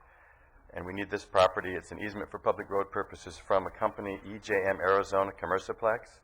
Formal notice of today's hearing was sent to EJM as required by the Code of Civil Procedure. It is my understanding that not only have they submitted a letter, which I believe you have, we've all received it this morning, but also I believe a representative from EJM is in the audience and I think wishes to speak. This recommended action this morning will enable us to obtain legal court-ordered possession of the easement that we need for this project so that we can proceed with construction in a timely manner. Just as a little context, the EJM parcel is the last parcel that we need for the project. As you recall, we acquired all 22 parcels that were required for the original county section of the Lewis Road widening project from Pleasant Valley Road to Hueneme Road. This state segment, which is under the control of Caltrans and is in the city of Camarillo, has 6 parcels, and we've acquired all but one, which is the EJM parcel. We've been working with EJM probably for over a year, since last September, and even sometimes before that, but the most recent official offer was made to them back in September, a year ago. We've been working very hard with them, negotiating, and I would say that our relationship has been cordial, amicable, and quite professional. As you may recall, back in May, your board approved a right of entry agreement that they signed that enabled us to obtain critical financing and secure critical federal financing for this project. So we appreciated the cooperation they gave us at that time. And we had certainly hoped at that time, back in May, that by now we would have resolved all of our issues. But unfortunately, we're still not there. We're basically at an impasse over one critical issue, which is critical to them, which they probably will explain to you today. But basically, EJM would like the county to guarantee, EJM property is agricultural right now and is not developed, but they're looking to develop sometime in the future. And they would like us to guarantee its future signalized access onto Lewis Road. But unfortunately, this portion of Lewis Road is under Caltrans jurisdiction, and they need Caltrans approval, which the county cannot give. Now, we have worked for some time with EJM and Caltrans to work out and facilitate meetings, but ultimately it is up to Caltrans to provide this approval, and the EJM plans are not finished yet, is my understanding, and it'll probably be 6 months to a year before Caltrans will be able to give final approval to that project. They would like us to wait for that, but we cannot hold our project hostage to that approval process. It's a separate issue. So today we are recommending that we go forward with this initiating eminent domain so that we can obtain an order for possession so that we can start the project. Because the county section of the project is now nearing completion and we're ready to go in the next few months. The order for possession process takes probably another month to 3 months to finalize, so we need to get going with that without any further delay. So it's our recommendation today that your board make the findings necessary, the findings of public necessity that are required to initiate this action. And so we're recommending that we do that. I would also like to say that we will continue working with EJM as we have, trying to keep a cooperative mode and the spirit of that going, but we do need to set this line in the sand and assure that we can move forward in a timely manner. And as I understand, we're talking about almost 59,000 square feet, of which, about 2/3 is already in a flood control easement? That's correct. Thank you. And there is associated the appraised value of $221,500. If this goes through, it would take the county would take that money. We would pay that money into the courts, and then that would then be transferred to the owner. Is that how it would work? That would be held in trust with the court as a deposit. Now, at some point, the property owner is entitled to remove that money from the trust deposit in the court, although while it's in court, it is earning interest. But because we deposit the money we've offered them into the court trust fund, that enables us to acquire the necessary possession rights. Okay, but the intent of that money is that it would transfer then to the property owner? Oh, yes. Once this is finalized, either through a court a litigation proceeding, ultimately into trial, which we hope wouldn't happen, or in any kind of negotiated settlement prior to that, that money will be available. And it's my understanding the money is not an issue here. I was just going to say that it isn't how much money that's the issue. They wanted as I understand, a signalized. They would like to be guaranteed signalized access from their property once they do develop it. Okay. And again, it's not in our jurisdiction to provide such proof. And you help to facilitate those meetings. Yes. Chris Hook in the Transportation Department, Chuck Alvarez and my staff, and our county council have worked, I would say, tirelessly for the last year. We have a file that's about this thick of meetings and conference calls and emails and so on, where we've worked very hard to try to resolve all this issue, but we're just, as I say, we're still not there. And this is an important part of our circulation element for the county, as well as providing access to students, safer access to Cal State Channel Islands, among other places. It's the last leg of the project. Okay, we do have we have some more questions here, and then we have a speaker card. You said that Caltrans is the only one who can give this ability for them to do this approval of their development plans and their access and the traffic Right. signal, because it's a state highway in that portion. Okay. What influence do we have to help that? Do we have much at all, or what? Well, we have the influence that we've been working with we have a three-way contract with the city of Camarillo and Caltrans and the county to do this project. And we've had meetings with them. In fact, they signed an initial memorandum of understanding. Caltrans has signed it, and all the parties to a meeting that was held back in December of 2006. There was a meeting held, and the meeting notes have all been initialed, including by Caltrans, saying that in concept they're favorable toward this project, but because they do not have final design plans to approve, they can't do it. Right. Okay, I guess what I'm asking is, if we move forward with this motion to do what you're asking, and if we don't help or we do help, it doesn't help them get it. The county doesn't have a lot of pull with Caltrans to make this happen. Is Caltrans going to approve that or not? Is that what you're saying? I think if they're going to get a signal, I don't think I know, and maybe Chris Hook can answer that better than I can, because he was involved in some of these meetings with Caltrans as to the absolute certainty that we have that Caltrans will approve this signal. Well, that's not the certainty. I'm just, how much do we help make that happen? Well, we do everything we can. That's right. It sounds like you've been doing whatever you could to make that happen. Oh, there's no question. Right, and once this deal is done, and even if you'll probably continue to try to help them, which what sounds like you were saying, but there's no guarantee the county can make that happen. It has to all go down to Caltrans. That's anyway, correct. Right? Okay, that's all I'm saying. And we can't take not only the delay, but take on the liability of somehow trying to guarantee it. That's I have a question just for the public record, if I might. This property is currently in ag use. That's correct. It's zoned and it's currently zoned for ag use. For industrial use, is my understanding. It's zoned for industrial use. So it has a potential for industrial use. So it has a potential, but there's been no processing or application or anything as to that use or... That development plan, that's my understanding, yes, correct. Okay. Thank you. And I did err. We don't have a speaker card, but we did receive a letter that... Oh, you are going to speak, good, because I think we did. We just got a 7-page letter that I have not had a chance to read while I've been sitting here. So if you'd like to come and speak, sir, I think maybe you can shed some light on this for us too. And this is Arnold Graham. Yes. And you are the attorney representing the landowner? I am. Thank you. Members of the board, thank you for allowing me to speak. Apologize for getting this a little bit late. We emailed to Mr. Murphy this morning, and he graciously gave you copies. I have additional copies here that are not photocopies, if that will be of assistance. For the record, we would like to enter our letter into the formal record of this proceeding and make it an item of evidence. As I said in my letter, it's an irony that I even have to be here. There really is not a dispute in what should be done or needs to be done or is generally agreed to be done.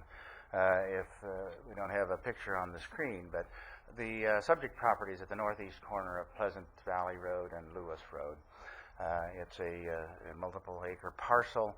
EJM is the owner and has been for several years, and ultimately seeks to develop that property. But in order to develop the property, for once in this life, a developer's out in front of the project.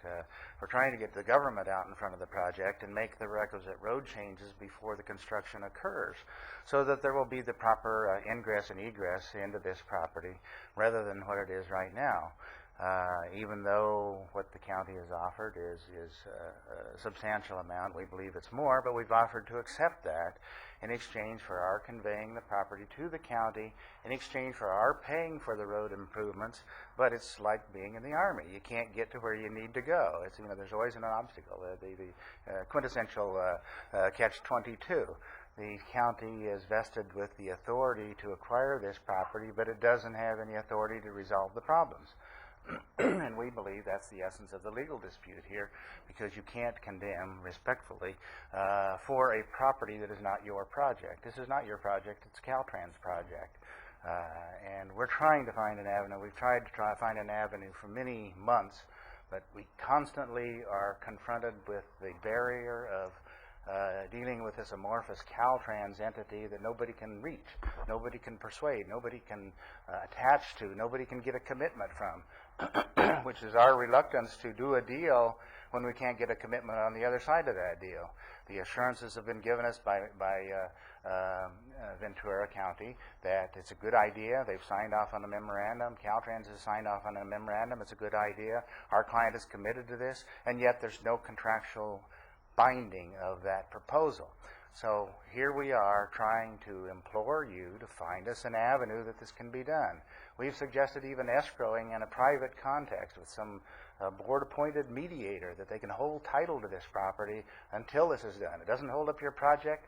We're willing to convey, we're willing to do the transaction so long as we get on the other end of the deal what has been offered to us and what is needed. I mean, this is needed. It's for the betterment of the community. It's the betterment of the use of that road. It's for the ultimate betterment of how this property ultimately will be developed. So, again, we're not asking for a freebie here. This is, EJM has offered to pay for these additional changes, these additional road improvements. It's a need of this community.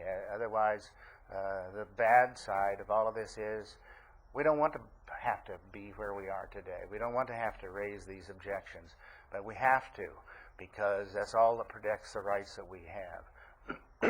We don't want to interfere in any way with the accomplishment of what is being proposed, but we do believe that it is a responsibility of this board, when it authorizes its staff to enter into contracts, that it gives this staff the power to do something, to make changes, to make adjustments.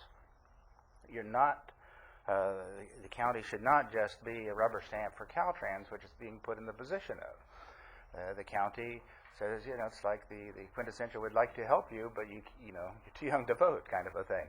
There's no power here to make these changes. And that, we believe, impairs the ability of the county to condemn. If it doesn't have the power over the project because it's not their project, then it cannot condemn for this project. And again, that's a legal question between county council and us and the court. We hope not to have to go there. We want to do the deal.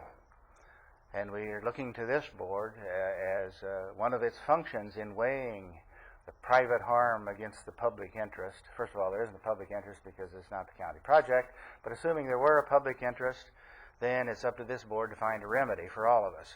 And it can do that. It can take it upon itself to defer this for a week, 2 weeks, whatever it is, in order to use the creativity in the legal community and in the mediation community, what in the escrow community, the real estate community, to put this deal together. This is a real estate deal. It shouldn't be a legal issue.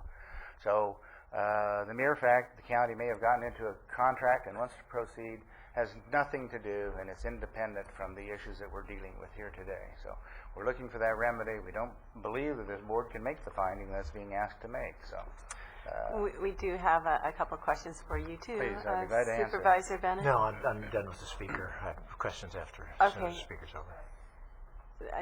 You have a question for the speaker? I have one small question. It seems to me that you've gotten far in terms of having Caltrans sign this agreement in terms of what everyone wants to do, and I understand your representative that your party is not signing this.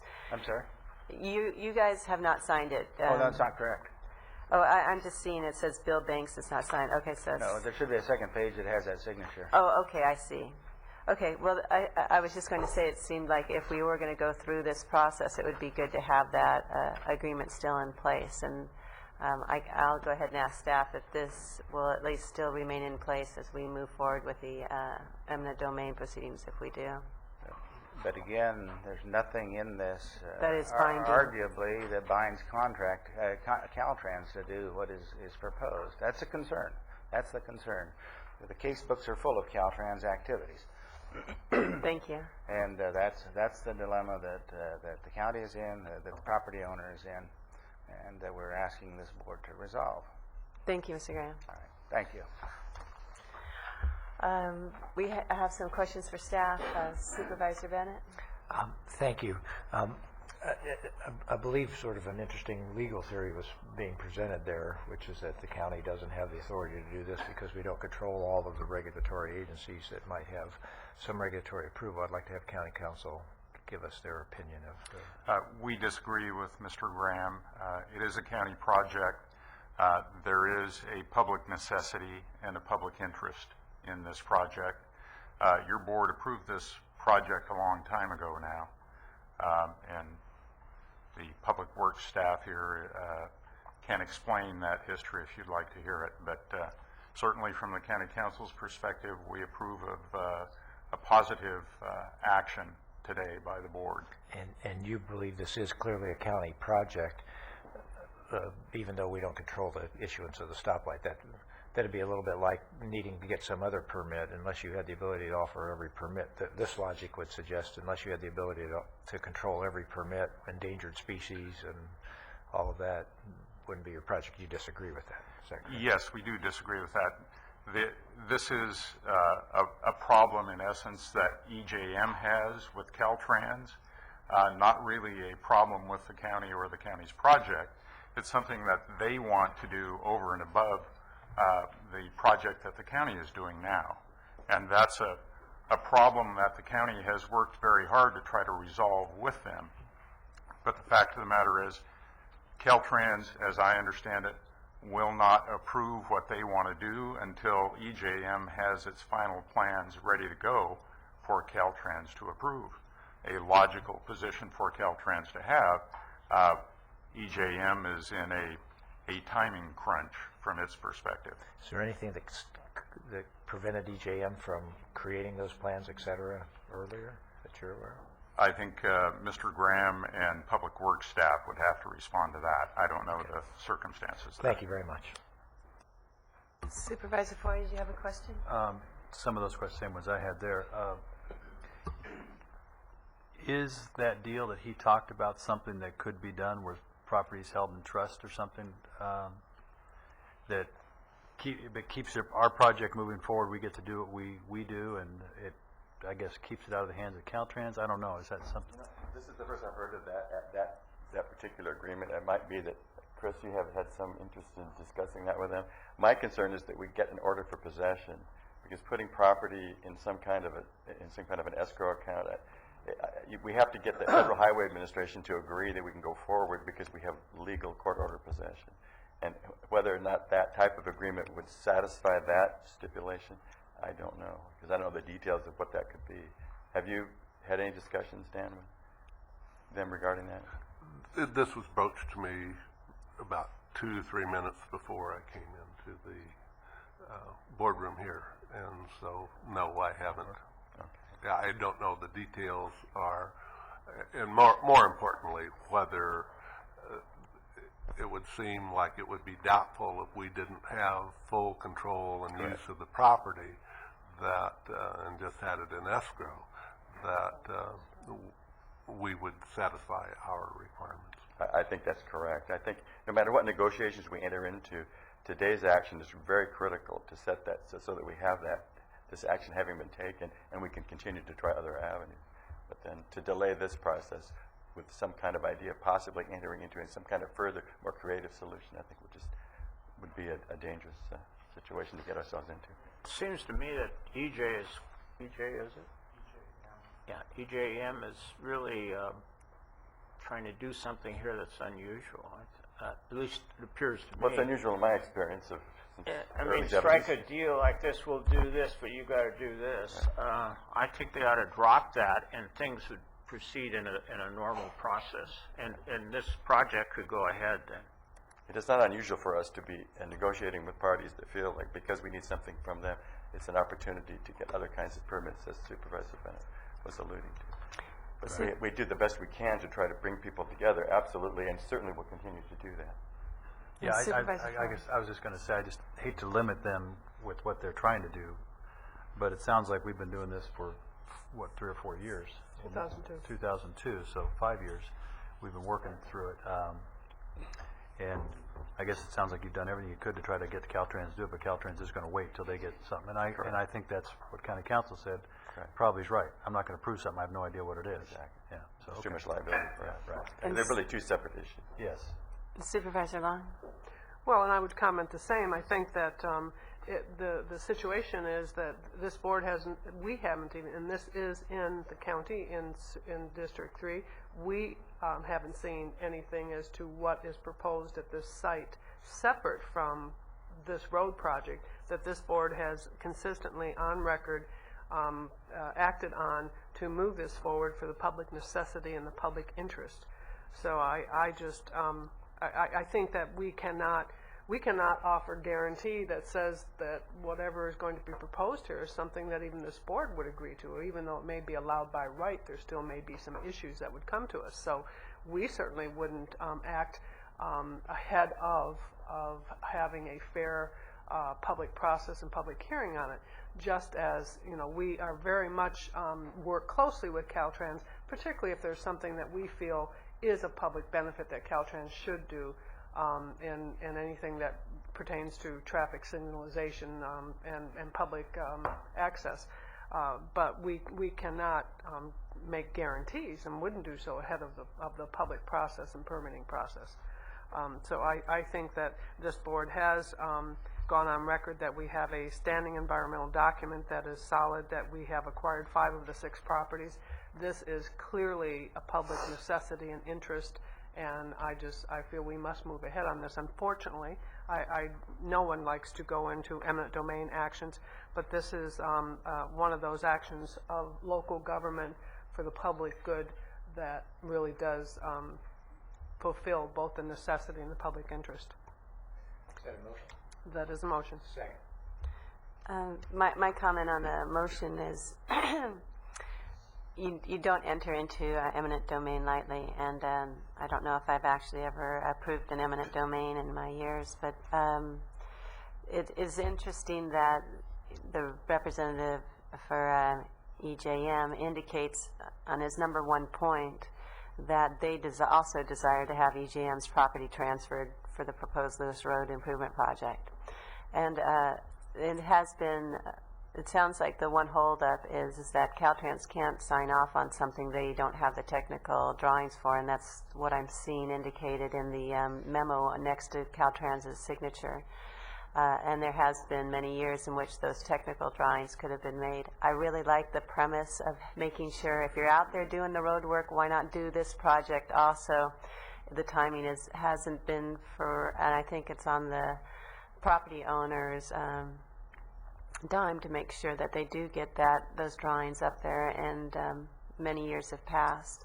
So my feeling on this is that it will still be a requirement of EGM when they have their development, if they have a development come forward, that they're going to have to pay for those intersection improvements anyway. It would have been nice to have done it while we're widening the road now, but it doesn't sound like your timing it works in terms of you don't have the drawings up there.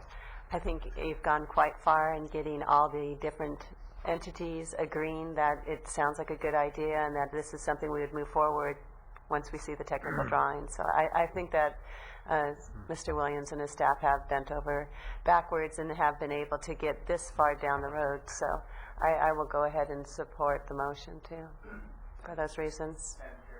I'm sorry, The hearing is closed.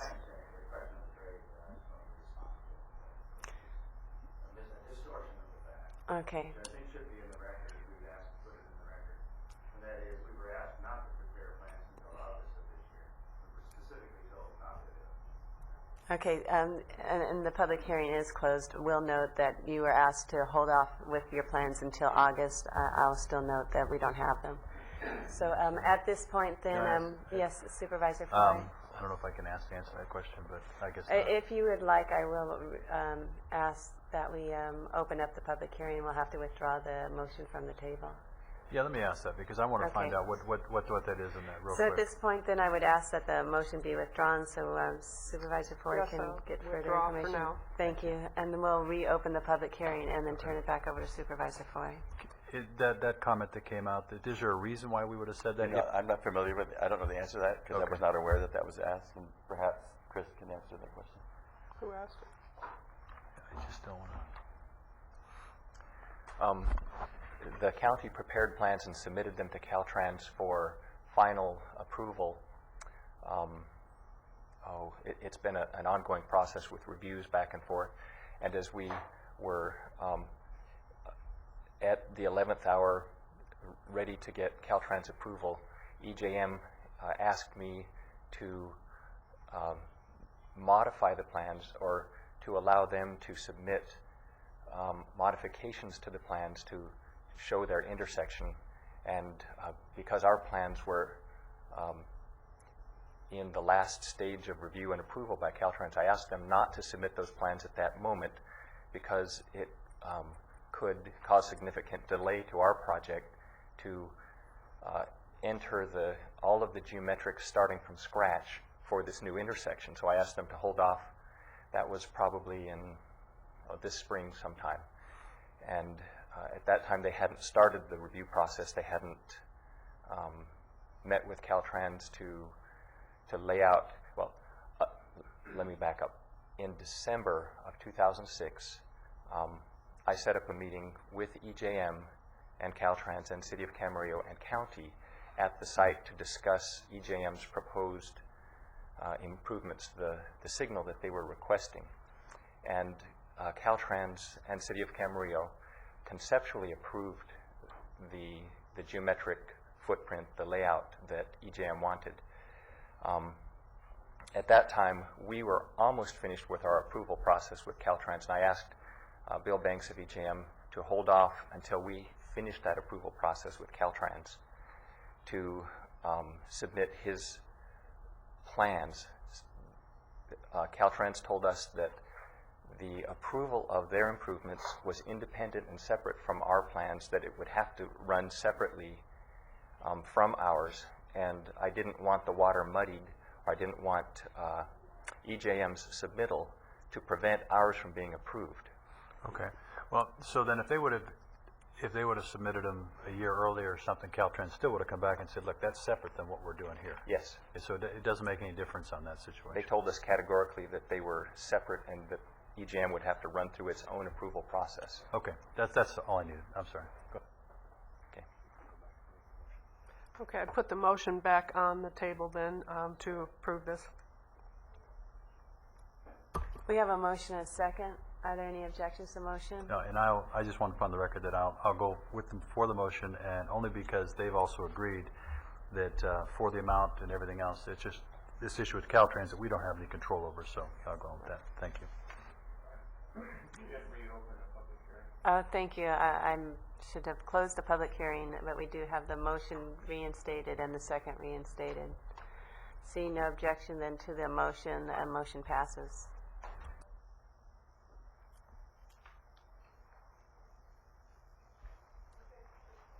Let's go ahead and take a quick 5-minute break. Thank you.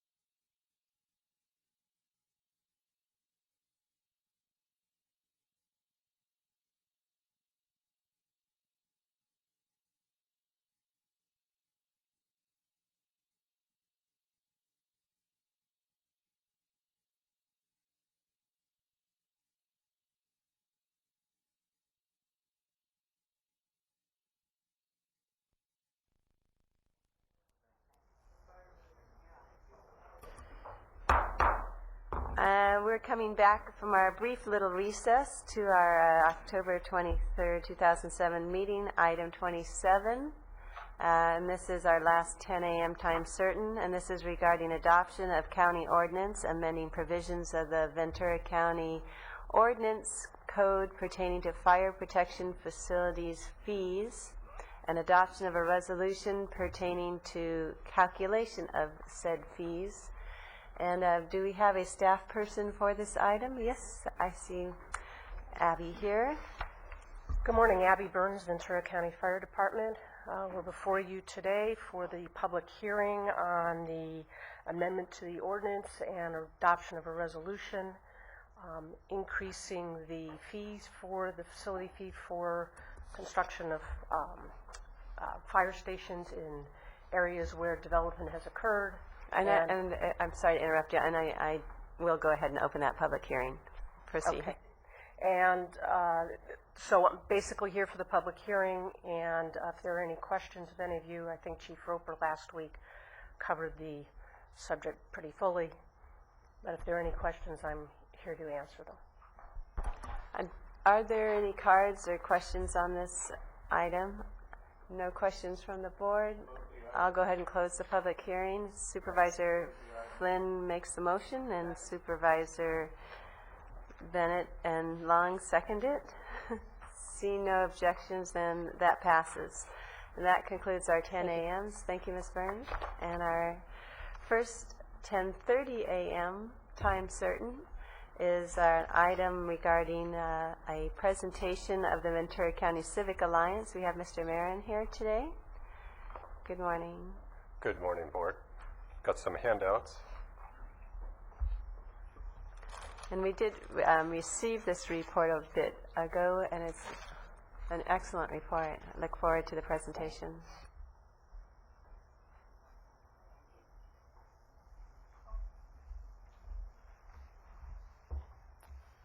Good morning, Chairwoman Parks, Supervisors, Johnny, Christine, Bull, good to see you. I'm David Marin. I'm the chair of the Ventura County Civic Alliance. I know you're running a little behind on your agenda, so I'll do my part and try to keep this a little shorter than 30 minutes. What I'd like to do is talk about the Civic Alliance and our recent 2007 State of the Region report. Before I do that, I'd also like to introduce a couple of members of the steering committee that are here with me today. We have Mary Schwabauer, who is the chair of the Ventura County Community Foundation, also a member of the Civic Alliance, and Marv King is with us as well. He happens to head up our Livable Communities Working Group. So the Ventura County Civic Alliance is an initiative of the Ventura County Community Foundation. We were created about 7 years ago, the idea being looking at regional issues from a public perspective. Certainly you are the governing board of most issues that deal with our entire region, and our aim is to supplement decision makers throughout the county looking at issues. We pride ourselves as far as our, we can go to the next slide. Thank you. So our aim is to promote a healthy and sustainable future for Ventura County. Throughout California, there are a variety of regional collaboratives. Some of them are funded by businesses, such as chambers of commerce. They tend to have one single perspective. Some of them are funded from public organizations or funding. Ours happens to be funded from the entire community. And we can go to the next slide, please. We can also go on. I'm sure your board knows the area you represent. So the membership of the Civic Alliance is made up of what we consider our primary strength, blending together three separate interests: the economic, the environmental, and the social equity interests of our region. Bringing these people together, in a sense, with no particular agendas other than to work together to collaborate on issues to promote this healthy and sustainable Ventura County. And we try to do this in a sense that we are a neutral convener. Next slide, please. So our effort is to be this neutral convener, and that's part of what we did to present this report by providing neutral, unbiased data to the community, and I'll talk about that in just a minute. We also try to champion these balancing act of the economic, environmental, and social equity interests of our region.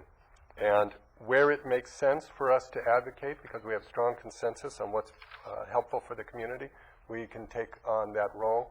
We haven't necessarily done that other than to advocate things such as how to make Ventura County a better place for all of us. But our goal is to work with the decision makers. Next slide, please.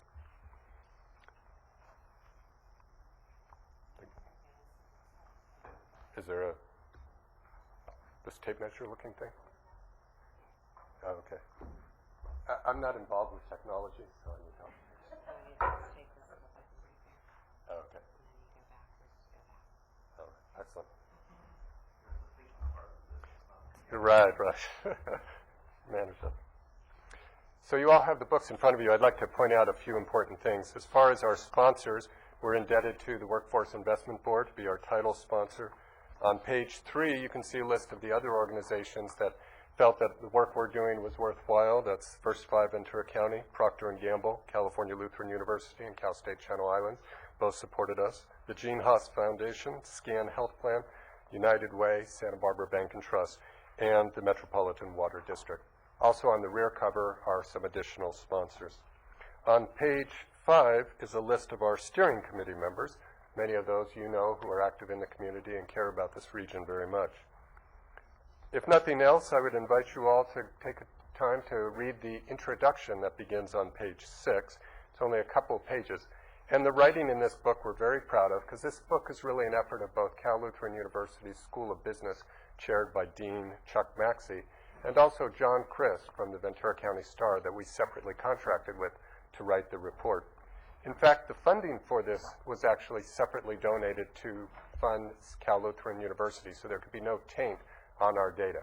We worked with sponsors to help promote the book and distribute it throughout the county, but the funding for the research was separate and independent from a grant from the Ventura County Community Foundation and the William A. and Cynthia D. Fairburn Memorial Fund. Okay, let's talk about some of the data in here. If we're starting to look at this slide here about agriculture, and I think unlike some of my other audiences, you already know much of this data, so I'm just going to try and cover a few highlights for you in the audience. And then I'd like to take some time, if you have any questions or advice for us about how we can try to grow our organization to work better with you and others within the community. And an excellent example of that collaboration is taking place this week.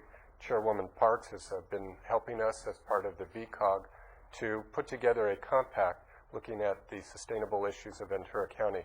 Using a consultant grant through SCAG, we've done research back in June at Cal State Channel Islands, a charrettes workshop looking at the future growth. And that was an entire collaboration with VCOG, who's actually the recipient of that grant and works with us. Tomorrow night and Thursday night, I'm a little jet lagged, so tomorrow night and Thursday night we're hosting forums both in Ventura, and then Thursday night is in Simi Valley to invite the public in to look at these things. So a couple of quick slides here. The agriculture, one of the things that we've seen in this region is agriculture tends to stay around the same dollar amount. We're closing in on $2 billion, I think was the most recent report. Our data is from 2000 here, and it's projected out through 2006. One of the things that's happening, though, in our community is farmers are switching to more labor-intensive row crops. So while we're seeing an increase in the number of workers, we're not seeing an increase in their actual wages. And in fact, adjusted for inflation, we see that workers' salaries are declining. Civic engagement, I'm sure you're all very interested in registration issues. This is an area where we're looking at the registration of Ventura County. The teal color at the bottom is Democrats, the middle one is Republican, and the decline to state or independence is at the top. As you see, looking at 1998, moving over to 2006, that the number of independent registered voters has increased from 16.6% to 22%. So obviously, it makes the challenges of being a candidate on a partisan side much more difficult when some of that base is no longer declining to state, as you all well know. How do you see that information play in the role that the Civic Alliance has? I think that, and this is my own personal opinion, that an increase in the number of independent voters, as you probably agree, it means that we have a more moderate base in a sense. We don't have quite the extremes at both ends, and so a more moderate community, I'm hopeful, means that we can work together on issues that face us in a bipartisan manner. So hopefully that's a place for the Civic Alliance to continue to work, such as in engaging in public forums, looking at issues. We did a forum last year on the measure in Santa Paula about opening up the hillsides.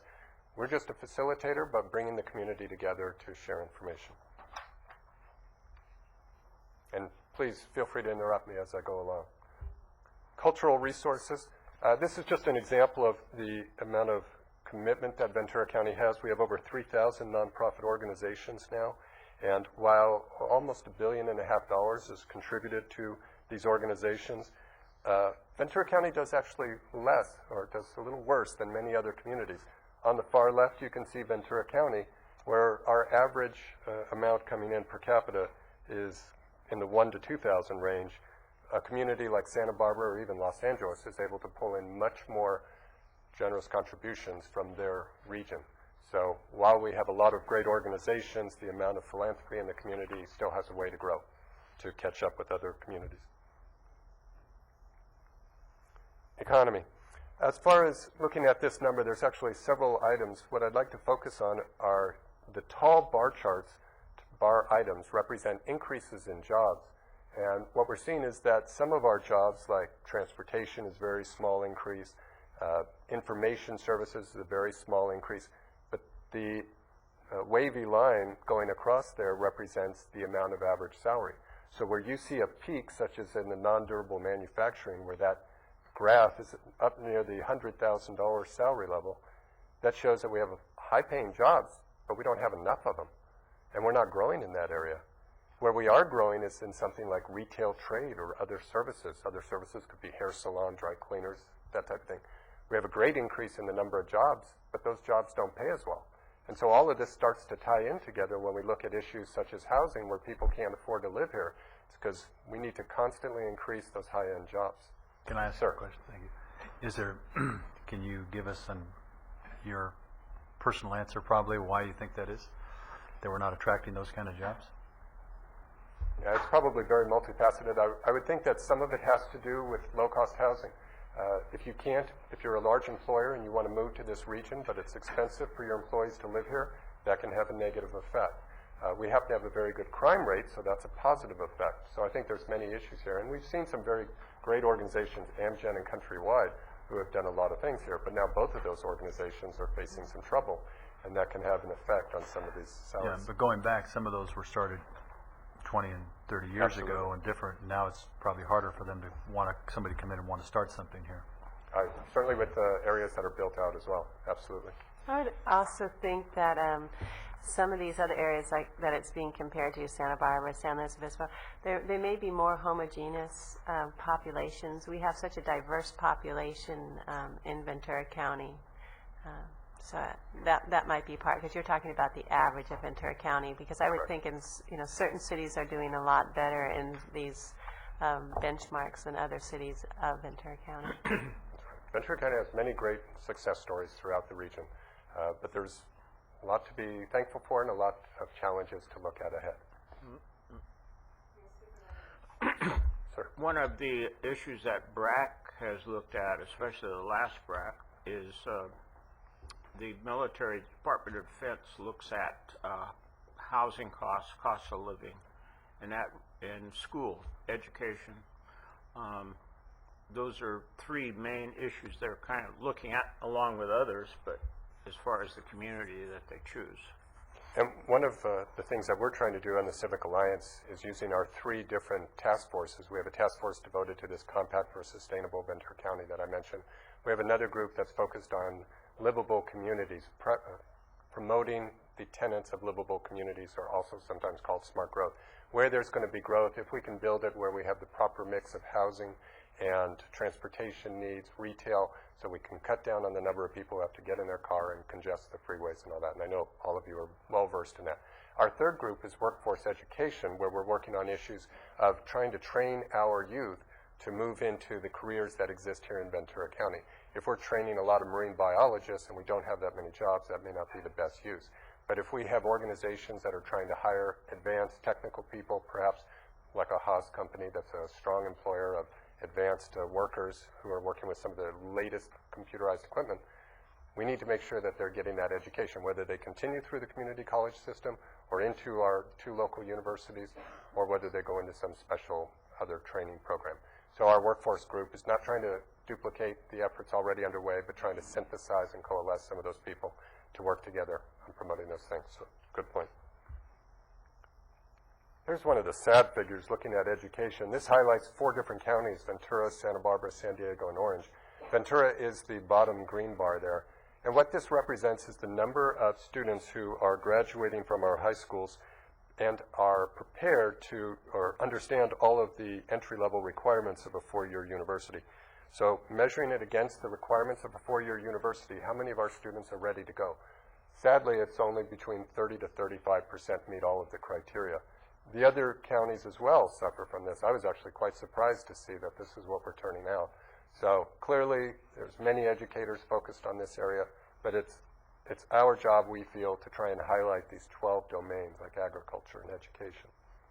Environmental quality, always a concern. As I mentioned, we're represented by business interests, social equity, and the environment. On business, we have many members who are on VICITA, for example, social equity interests.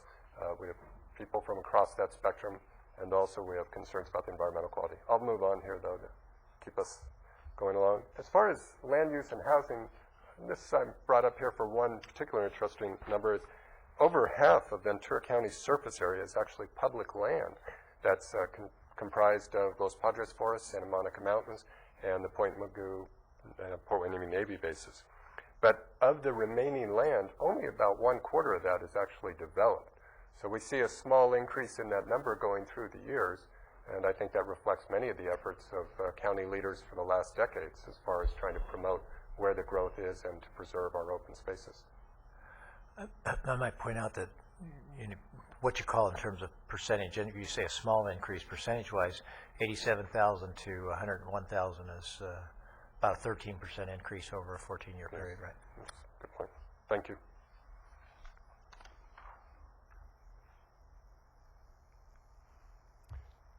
I think this is a statistic that we all know too well, especially those with children or grandchildren looking to live in this region. The green bar represents the median family income that's growing in our region. That's great. We can see about 2005, we were at a median family income of almost 80,000, projected to go higher. But the red bar represents the affordability. So the ability for a median family home income to be able to afford the median family home in our region. As the cost of housing has skyrocketed, that red bar has declined dramatically, so that only projected right now around 2006, 2007, around 15% can buy the average home without any special kind of financing, et cetera. Now, I believe this data does not reflect anything from the subprime mess, and so we all know that those numbers are coming down. But that really hurts on both sides. Even though housing prices may come down, when you lose jobs at Countrywide and Amgen, that also affects median family income. So as great as Ventura County is, it's quite hard for many people to afford to live here, unless they continue to live in your home. Solar energy is growing. We've seen an increase in demand. Long way to go here, but this is something that's hopeful for the community. This is an interesting graph here that reflects wildlife corridors. What this map represents is some corridors trying to be built between the Santa Monica Mountains and the Los Padres Forest for wildlife, fox, squirrels, a range of others. Certainly the work done by several of you before on preserving Amundsen Ranch and other places has helped to keep these possibilities open. But these wildlife corridors are not fully built yet, and hopefully there will be a way to preserve these corridors for the animals when more development comes along. When you refer to built, you mean set aside? Much better Not terminology. built. Thank you. Okay, thanks. Yes. That's why you're the elected person, and I'm just a volunteer here. Thank you.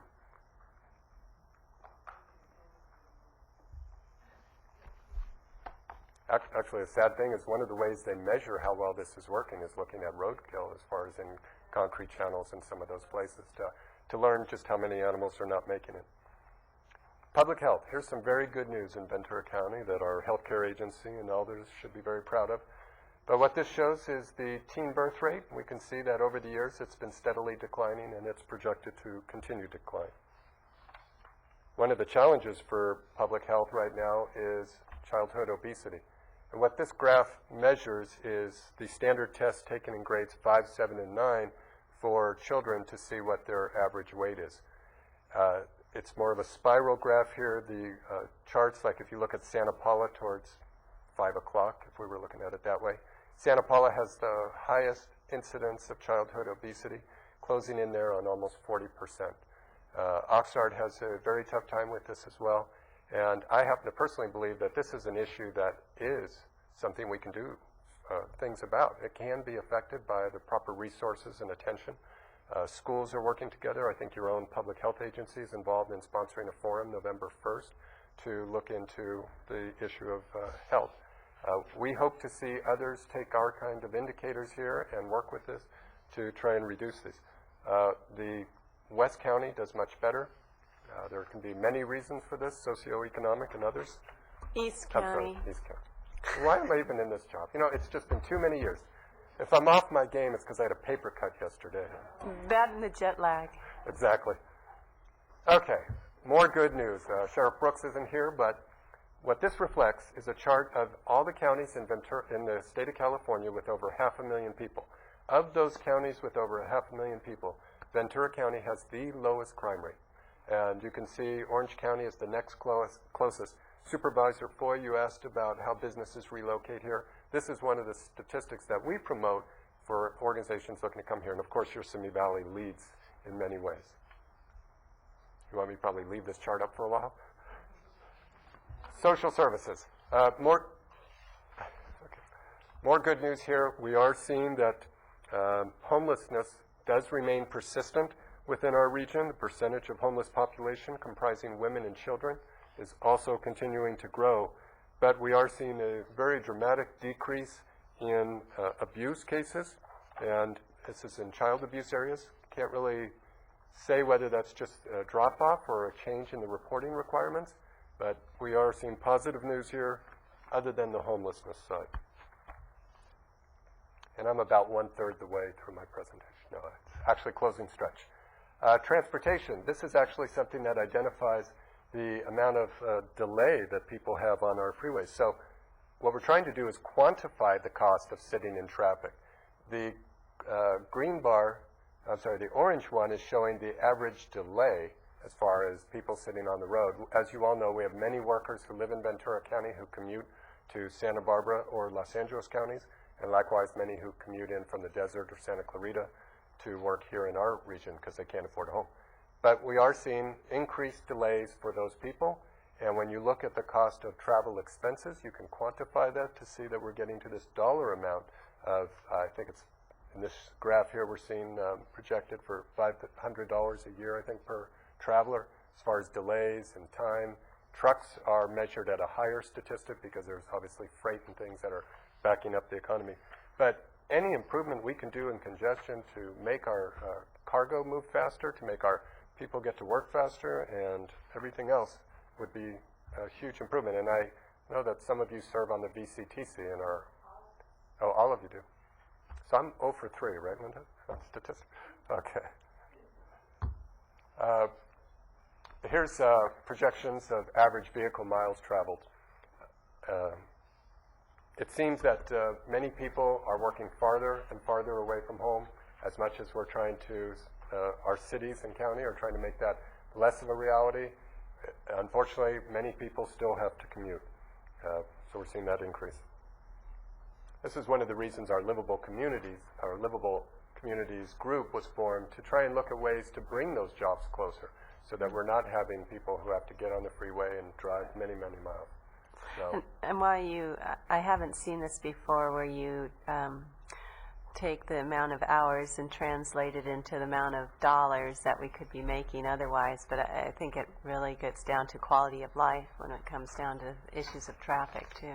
Absolutely. One of the things I should point out is that on page 68 in our book, we've listed all the sources for these statistics.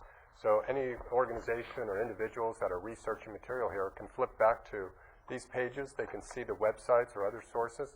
And if they download the PDF of this report from our website, the links are actually active in the PDF, and they can just click on the links on these pages and go right to those forms.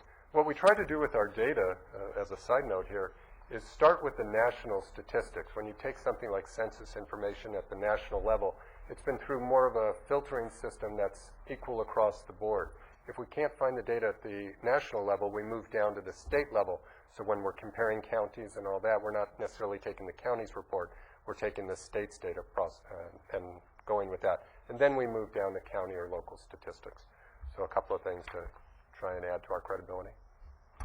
And they can download the report at www.venturacountycivicalliance.org. Absolutely. Yes, thank you. You can also find out more information about becoming a part of the Civic Alliance.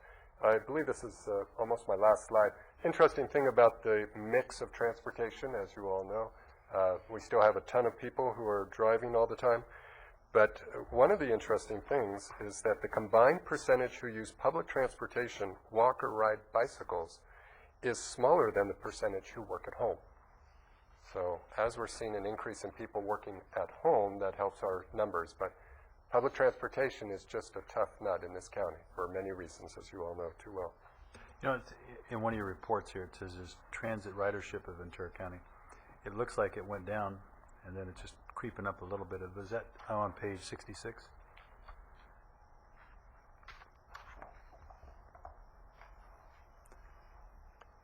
Yes, these would be the statistics. The source for that, I think, is actually VCTC, but I'm not 100% sure. I was just curious, is that pretty typical around the country now or not, or is it? I couldn't speak to around the county. I think one of the factors that will influence this greatly is the cost of oil and therefore the cost of gasoline. As we see the prices affect the individuals, then all of a sudden public transportation is much more appealing. So it'll be interesting to see what these numbers look like in another year or two after these $3 a gallon prices. Right.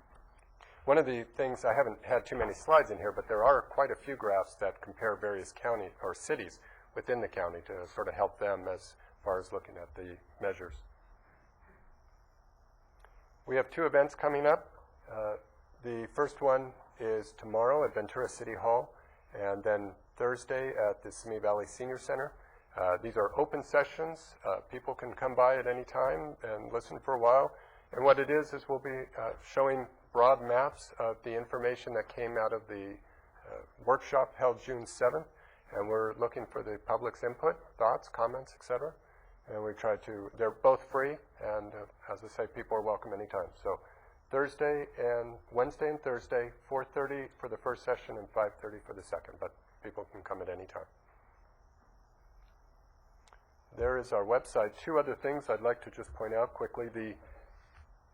Many of you have been involved with the Alliance for many years. You've contributed a lot of great ideas and support, and we appreciate that very much. I think that's helped us to evolve to be a better organization that's gaining respect and credibility throughout the region. One of the things that we've recently done is expand our membership structure so that we now have an executive committee, a steering committee, and then general members who can participate at any level, come to a couple of our convenings throughout the year, get invited to special events, receive our work, such as these booklets. It's a $50 annual membership. It's $25 for students or seniors. This is open to electeds. I probably have seen letters go out to all of you inviting you to join at that level, because we do want to be a little more broad-based. As you know, when we started, the initial work of the Alliance was not to have electeds, to give us a chance to grow. I think we've gone past that nascent stage, and we're now expanding our membership. We have committee members, people who have a particular area of interest that they can participate on as well. Our fundraising, quite honestly, continues to be a challenge for the Alliance, as far as our organization doesn't quite pull at the heartstrings, you might say, that some other organizations do. We're trying to expand our membership. We've introduced a 2020 Visionaries group for $5,000 organizations or businesses throughout the region who understand what we're trying to do and want to be supportive. Hopeful if any of you have ideas or suggestions for us on fundraising areas. I've had conversations with Mr. Johnston about funding through the county. I think all the city managers and Johnny have been very supportive of the Alliance. They've also been quite clear about the challenges facing all of the cities in the county financially. But I would not be doing my job if I didn't bring up the issue here today. We don't necessarily know the best way to do it. I know that community block grants are probably not an appropriate mechanism. But any kind of funding ideas that any of you have, you're welcome to contact our executive director or myself. You've all met, I believe, Rebecca Evans, who is our executive director. And she's been on board about a year and a quarter now and really been a big boost to the organization to help us grow. So we expect to see many great things come up. And I'm very interested to hear any thoughts or comments or advice from all of you, because I know you're involved in this 40 hours a week or more. Most of us are just volunteers. Thank you very much for your time. Thank you. It is an excellent report. Supervisor Long and then Supervisor Foy. Just a comment. One of the things I spoke to the WIB representatives who came to visit a while back, when you look at the statistics on students from our high schools who are not going to college, the question says, then what are they doing? And when you look at the statistics that show this growth in retail and these other areas that are low-paying jobs, I think it would be worth a community dialogue to have with our educators as to going perhaps back to what was an old model of providing training and teaching and access in schools for alternatives to college, for occupational training, for trades, for auto mechanics of the old day isn't what auto mechanics today make, and it's very much a professional occupation with computerized training and very well paid.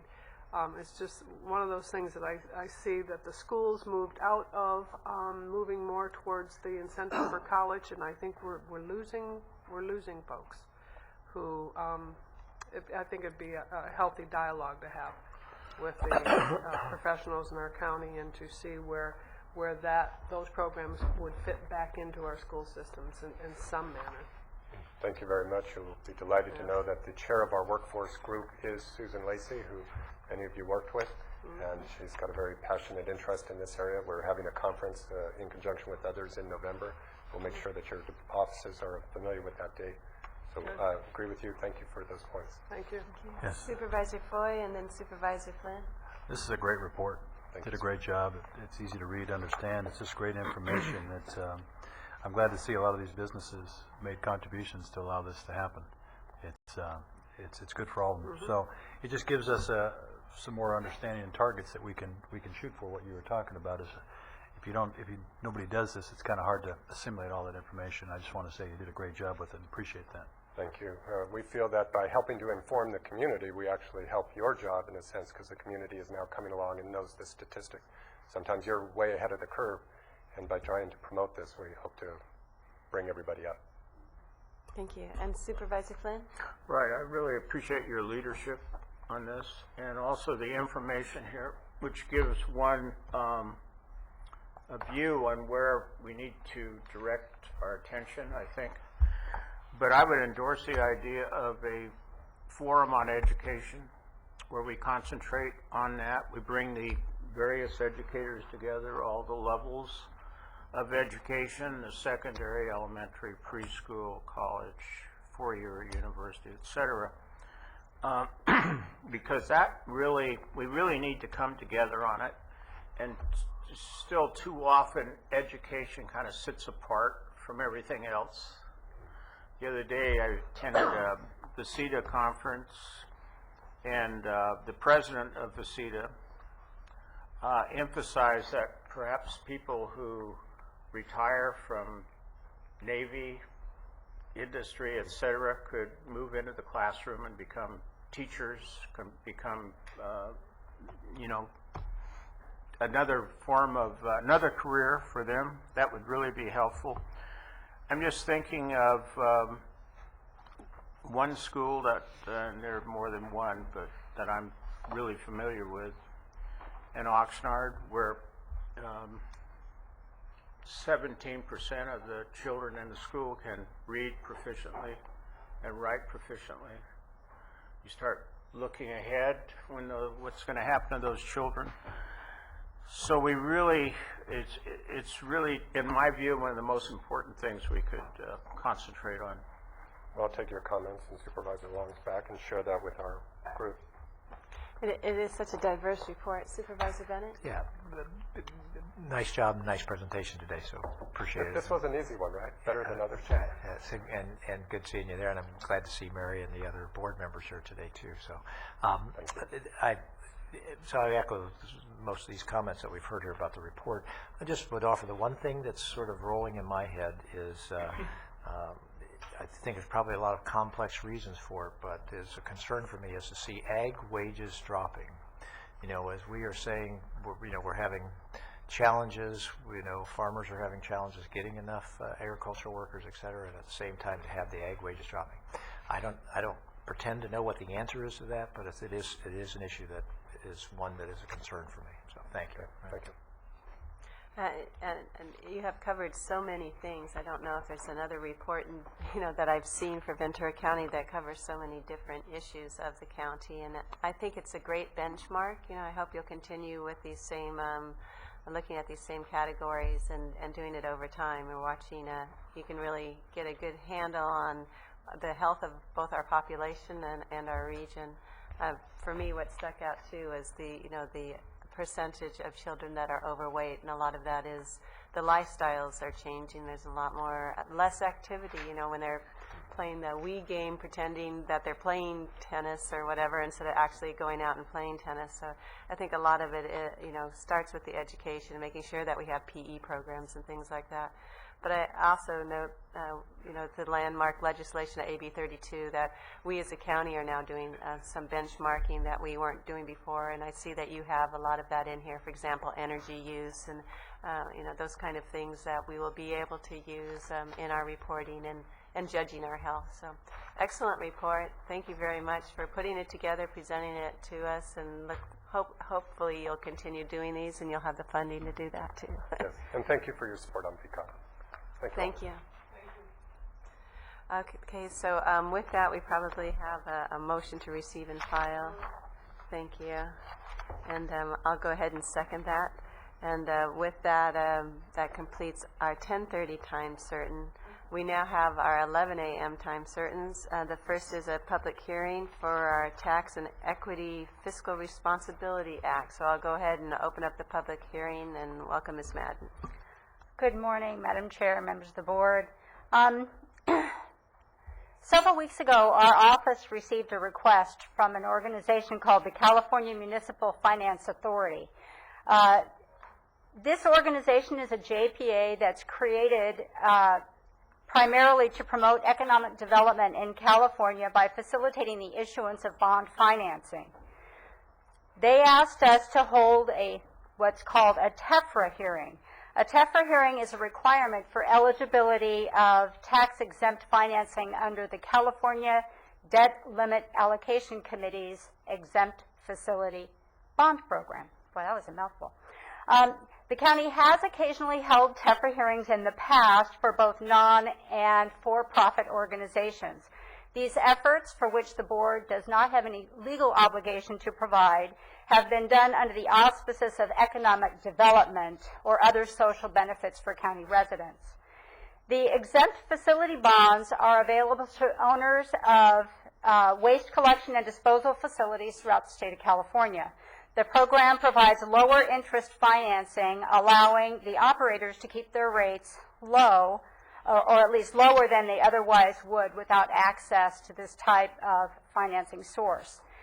The California Municipal Financing Authority approved a request from Waste Management to be the issuer of up to $225 million in tax-exempt private activity bonds for their currently permitted and contracted operations throughout the state of California. If they were to receive the full $225 million request, then it is estimated that about $15 million of those funds would be used by Waste Management and GI Industries for operations in the east end of Ventura County at the Simi Valley landfill and for their local hauling operations. All of the proposed financing under this program would be used for their currently permitted and contracted operations. Nothing would be used for their proposed expansion at the Simi Valley landfill. The TEFRA hearing that we're requesting that your board conducts today provides members of the public an opportunity to speak in support or in opposition of the plan of finance to use these tax-exempt bonds for their operations. So with today's action, we are recommending that the board conduct the TEFRA hearing, adopt a resolution joining the California Municipal Financing Authority at no cost or risk to the county, and to finally adopt a resolution approving the plan of finance for the proposed improvements to GI Industries and Waste Management's currently permitted operations. We do have with us today representatives from CFMA. Mr. John Stoker is here, and Mike Smith is here from Waste Management if you have technical questions of them that I can't respond to. So with that, I'll take questions from you before you hold the hearing. Supervisor Bennett? Yeah, I'd just like to get it very clearly on the record. We're doing this for a for-profit company. I can understand why we'd be doing it for some nonprofits. So could you very clearly state on the record why it's in the public interest to do this for a for-profit company? Well, as I indicated in my comments, the county has conducted these TEFRA hearings on occasion historically, primarily for economic development purposes. The primary purpose of CMFA's JPA is to promote economic development. So the concept here is that by providing this financing, Waste Management is providing job opportunities for employees in the state of California. Is it a ratepayers issue also? Well, yeah, that's what I was, when I got involved with understanding this. If they can borrow money at a much cheaper rate, then our ratepayers don't have to pay because of the cost of doing business. It keeps the cost of their business doing down, and that reflects in what our ratepayers in the county pay a much cheaper rate for their. Correct, and we did ask the question as to what it meant financially in dollars and cents to our ratepayers.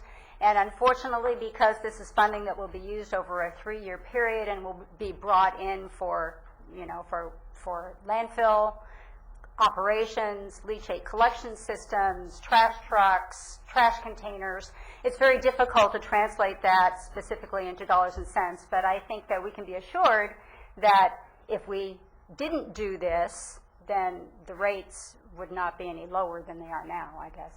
And maybe somebody from Waste Management could respond to that. But by conducting the TEFRA hearing, I don't think rates are going to go up.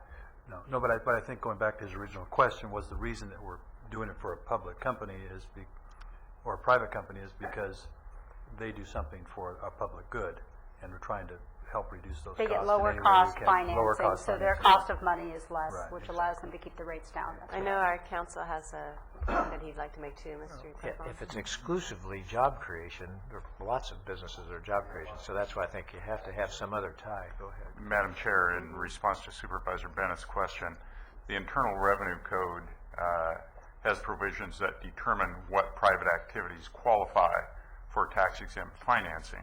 And in essence, where a private entity is performing a public responsibility, like a public utility, for example, and trash collection certainly, and landfills certainly fall into that category, then under the Internal Revenue Code, they qualify for tax-exempt financing. Okay, thank you. I personally have trouble with this one.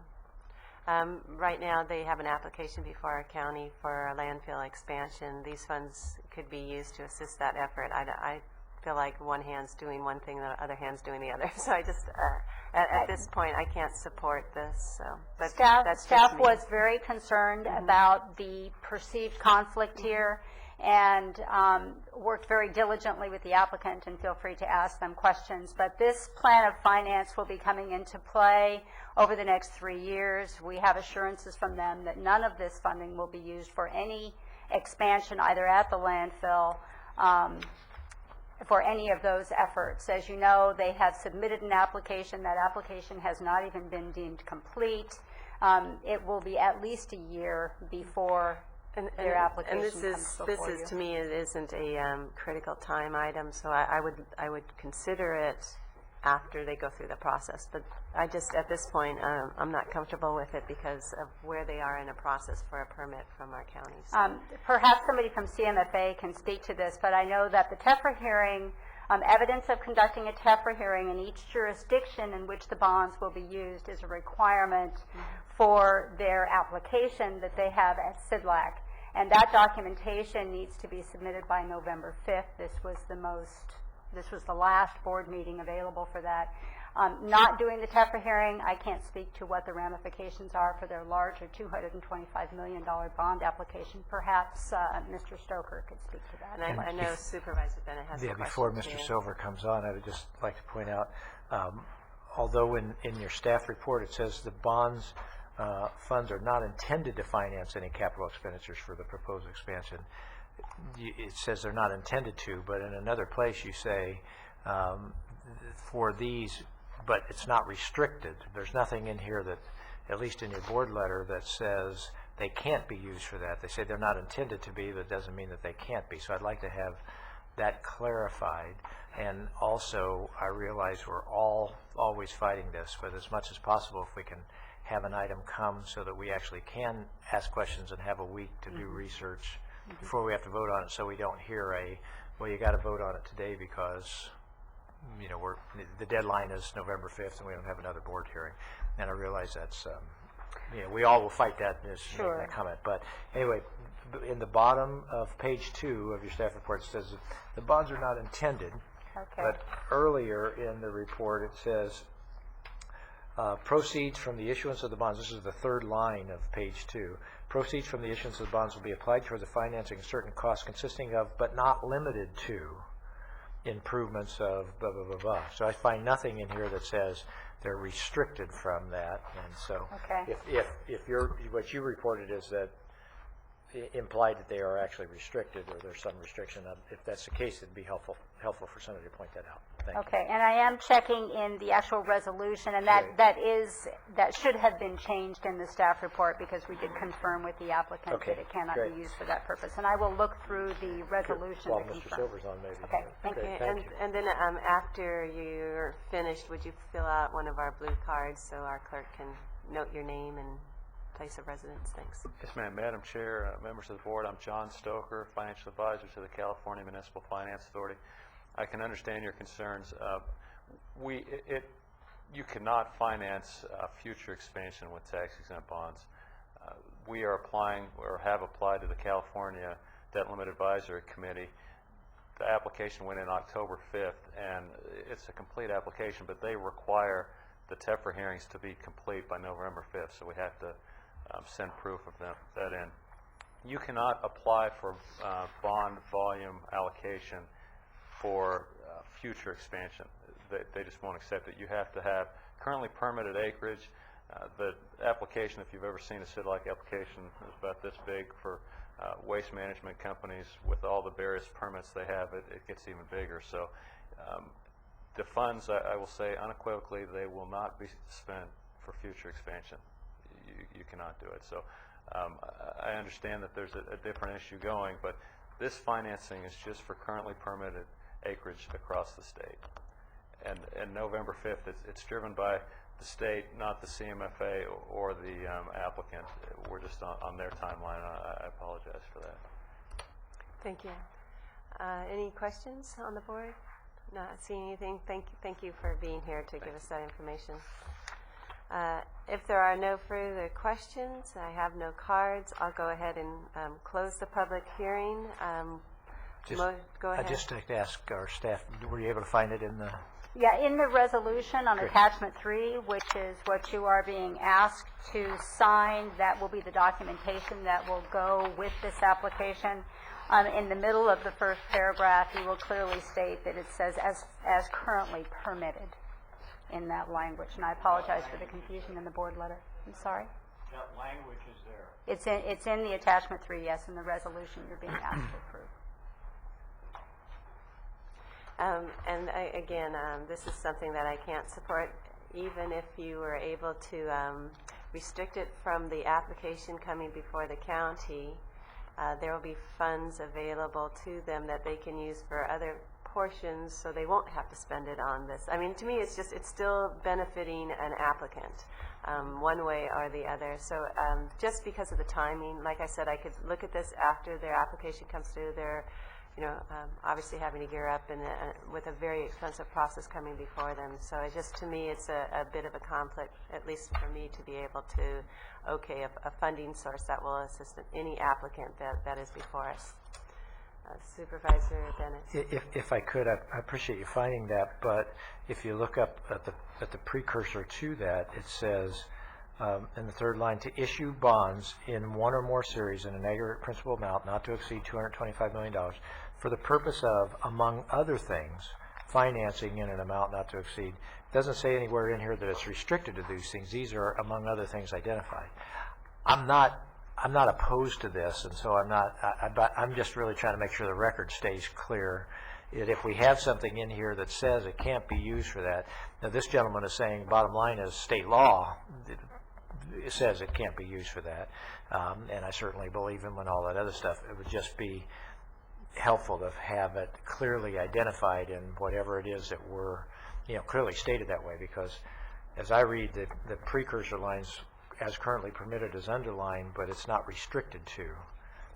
There's not anything that says it's restricted to. So anyway, it wouldn't hold up my vote for this thing, but I think it is, for the record, for this hearing, I think it is probably important to know that because of the potential conflict issues that have been brought up.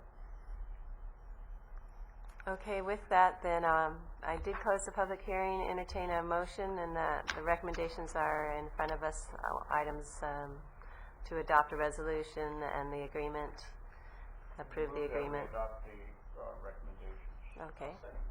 We have a motion and a second. Any objections? One objection from myself. Seeing no others, that passes on a 4-1. Thank you. And that concludes our 11:30. Our 11 a.m. time certains. And I think that allows us the freedom to go to our regular agenda. So with that, our first regular agenda item is our Fire Protection District, item 36. And our new Fire Marshal, Ms. Jameson's here. Good morning, Madam Chair, board members, and Mr. Johnston. My name is Christina Jameson. I am the Fire Marshal for the Fire Protection District, and I'm here today before you to discuss the adoption of Ordinance 26, which adopts the 2006 International Fire Code with amendments and appeals Ordinance number 25. In summary, Ordinance number 26 prescribes regulations governing hazardous processes to life and property. The IFC is a companion document to the building code, and the district has worked collaboratively with the county building department to coordinate both the adoption of the International Building Code and the International Fire Code. Both codes are new model codes. Previously, we had adopted the Uniform Fire Code. The new model code is a compilation of 3 legacy codes that were adopted throughout the nation, and we have merged them into one code so that we have design professionals and code officials all working out of the same book, which I believe is a benefit to all the customers served. As we reviewed the new model code, we took care in providing any amendments that you see before you.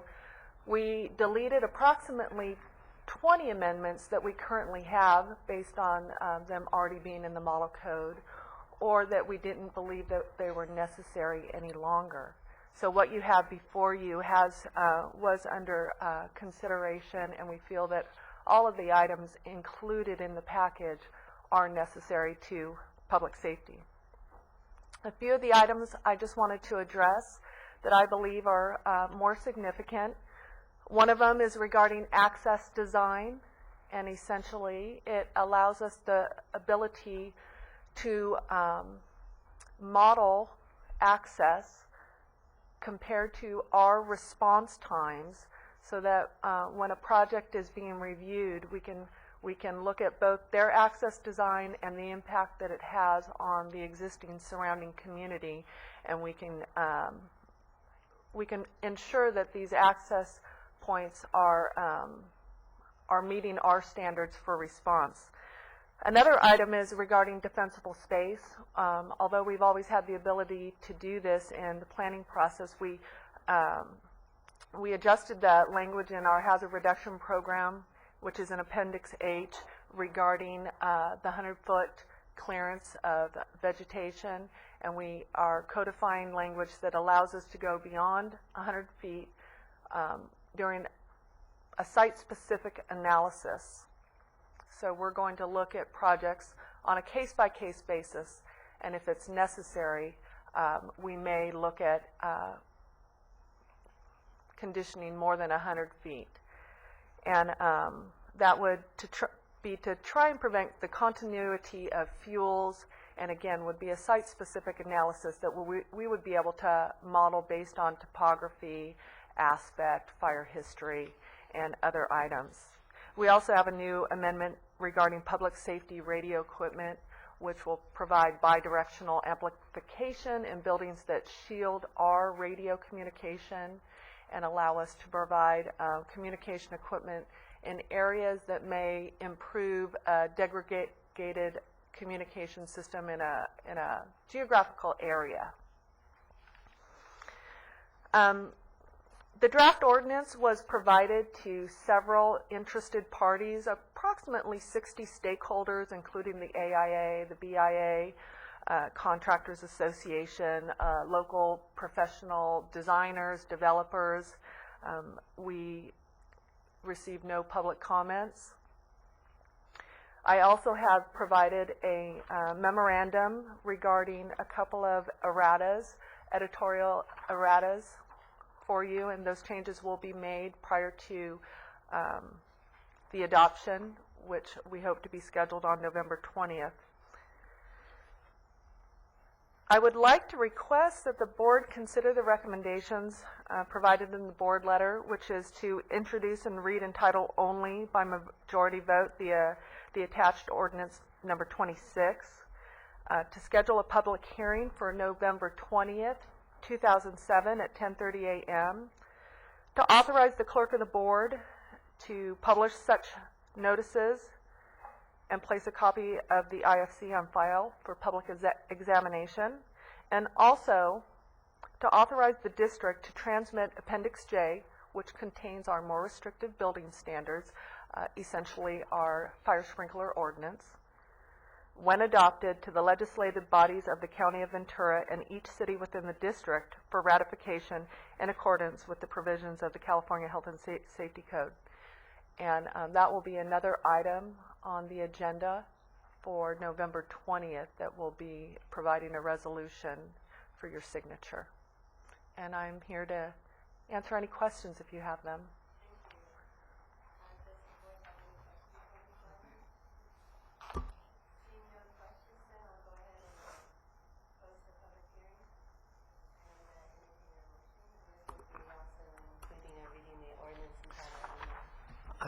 I'd move the recommended action with the comment that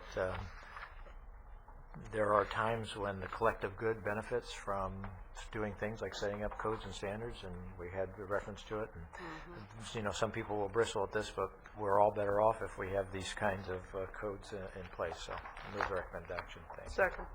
We have a motion second. And it's a good time, I guess, right now to think about expanding some of those areas. Yeah. Thank you. Are there any objections to motion? Seeing none, then that passes. And Roberta, would you like to read the ordinance in title only? Title of the ordinance would be Ventura County Fire Protection District Ordinance number 26, an ordinance of the Ventura County Fire Protection District adopting by reference the International Fire Code 2006 edition, together with the appendix chapters B, C, E, F, G, H, and J, with additions, deletions, and amendments thereto, and repealing Ventura County Fire Protection District Ordinance number 25. Thank you. And then that passes unanimously, and we'll have that back before us. Thank you. Thank you. Next item on the agenda, then, is item 37. This is our County Executive Office regarding our market-based adjustments for management and others. Madam Chair, members of the board, Mr. Zimmerman is here to carry the letter and answer questions, but by way of introduction, I wanted to make a few comments. Things that, first of all, to remind us what our goal has been from a compensation standpoint in the county. And fundamentally, it was to consider the inflationary factor or the purchasing power of the dollar, to consider the market for recruitment purposes, which we refer to as MBA, and to consider relative compensation within the county, dealing with issues of compaction and a differential between supervisors and subordinates. And so with that in mind, several years ago, we started the process, and we, in general, both labor as represented and the unrepresented classes were falling behind. And so we started out talking primarily market-based average as we tried to bring everybody to that. As we approached it or exceeded it in some cases as the market fluctuated, we set kind of a tolerance band of 5% more or less of what the market is, with the intention of not pushing the price of labor, but trying to stay with the requirements in order to recruit and retain. And we've done a pretty good job at that. And one of the common language that is used when they refer to CPI, cost of living, that kind of gets mixed up with market-based, because conceivably, the market could, for a while, exceed the cost of living, and then other times it may fall back, and so things start to adjust. So we now kind of have an annual general movement of salaries trying to stay with the target. And this particular group of employees are those that are unrepresented, or if they are represented, it's primarily by me. And so we have brought this, to you today, taking those three goals into consideration. We have also separated, you'll notice that recommendations 1 and 2 separated elected positions from appointed positions, and this was the result of the experience last year, where appointed positions do not automatically get increases. The managers have to do a performance evaluation, either to grant a market-based increase or to hold back a general movement. In the case of an elected officer, by the state law or constitution, they have a flat rate that they get paid, so it goes directly to the salary, and that everyone gets that automatically. So your board last year suggests we separate the two, so you at least would highlight that. Thirdly, in the past, the flexible benefit amount used to be considered what they referred to as cafeteria plan, or a choice by which you'd have an allowance and you could decide how you spent that. Over the years, the cost of health care has increased so much, and the concept of total compensation has been imposed, which is, rather than comparing cost of living, comparing health care, comparing all these different factors as we used to, and then trying to adjust each of them, we calculate what we believe the total cost of compensation for the workforce is, and then we determine, based upon the negotiated contract, where that money will go, into base salary or into benefits. Well, that's a long way around of saying that fundamentally the flex credit or the flex benefit amount now doesn't or barely keeps up with the cost of health care. And so your board enacted a policy or a general guideline that said that we are not going to distinguish between our employees as to whose health is most important. And so this particular amount has become uniform throughout all of the represented and unrepresented groups. Because the unrepresented group comes last, they are behind, and so we're recommending a $12 a bye-week adjustment in that part of the compensation. And then lastly, any kind of substantial adjustment on market-based average or recruitment requirements, I've tried to segregate out now, because we don't have a lot of them anymore, and we've tried to highlight them. One that is pressing right now that I've included in this letter, and it's the only one, is for the Agricultural Commissioner. Mr. McVale has, like me, we're going to pasture. No pun intended, Earl, but I guess there are pastures out there for us.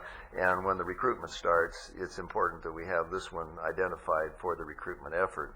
I will be back in January on maybe a half a dozen other classifications throughout the county that apply to maybe, 4 or 5, a dozen incumbents to deal with that issue. But so as not to mix the two, we've segregated those out.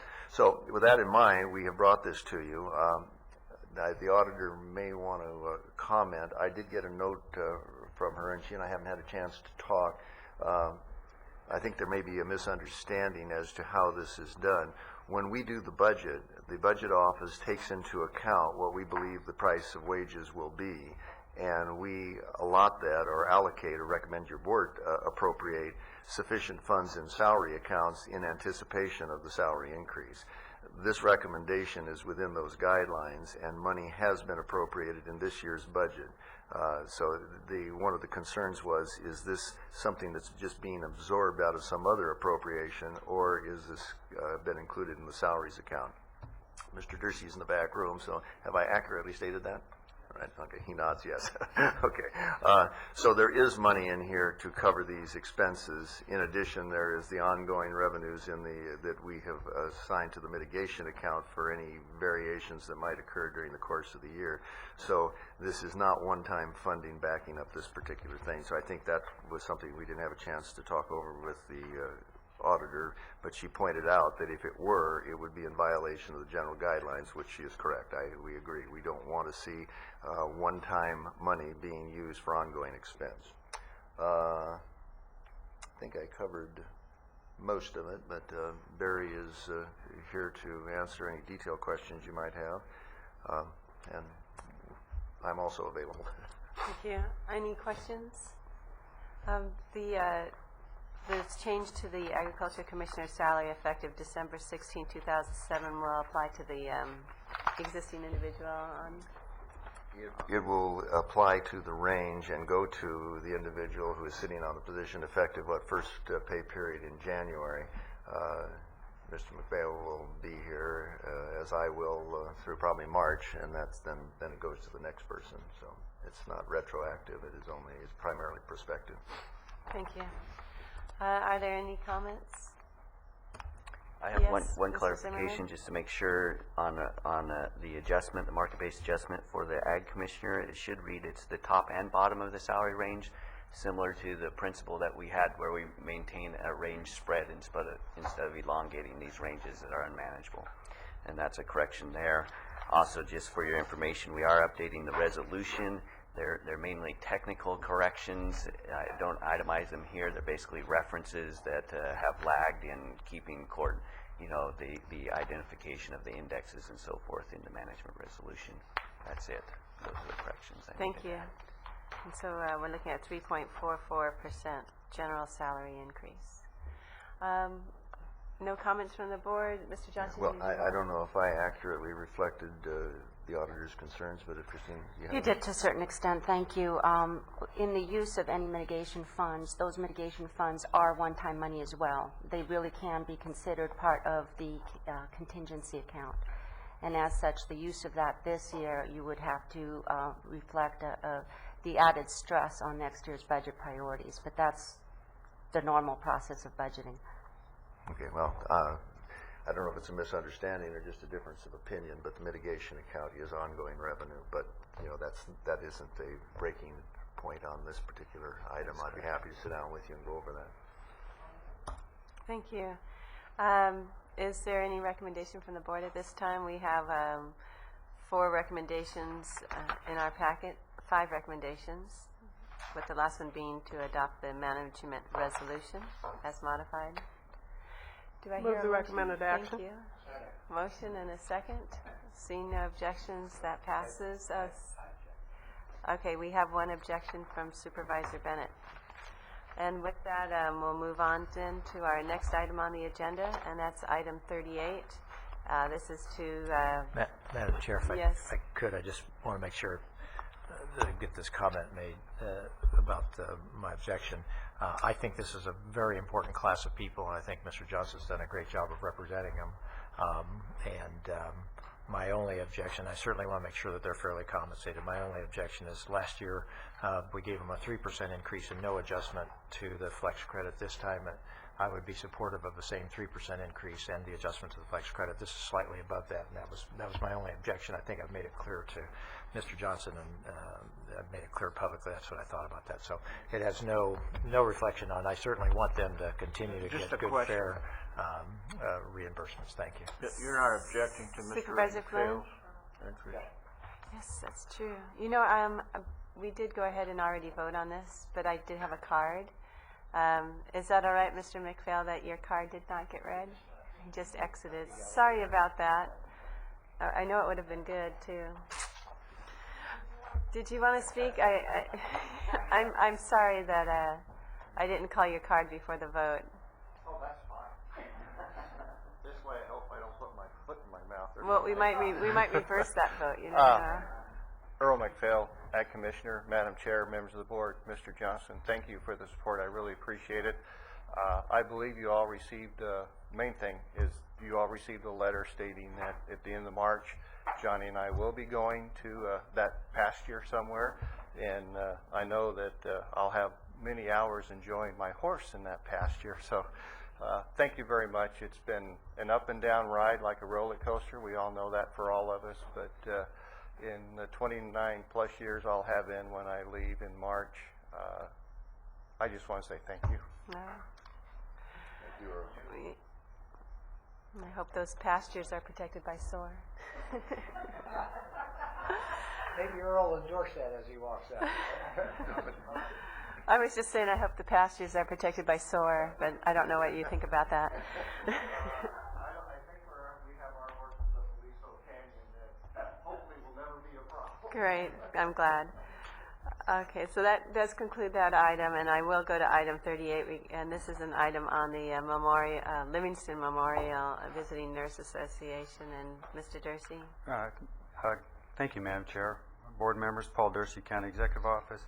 If your board recalls, in June, your board adopted an allocation of our tobacco settlement revenues, and we are back here to get your ratification approval of the contracts for these new external programs for the 2000, 2007, 2008 program year.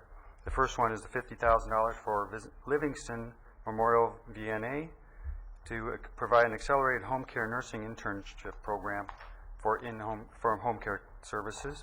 The second is a $66,000 contract with Ojai Valley Community Hospital to upgrade their emergency power system.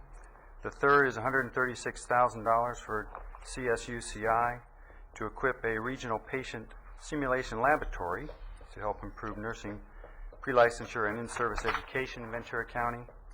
And the fourth is the $134,000 for 6 hospitals we've listed on Table 2 to provide funding for emergency medical services for underinsured and uninsured participants.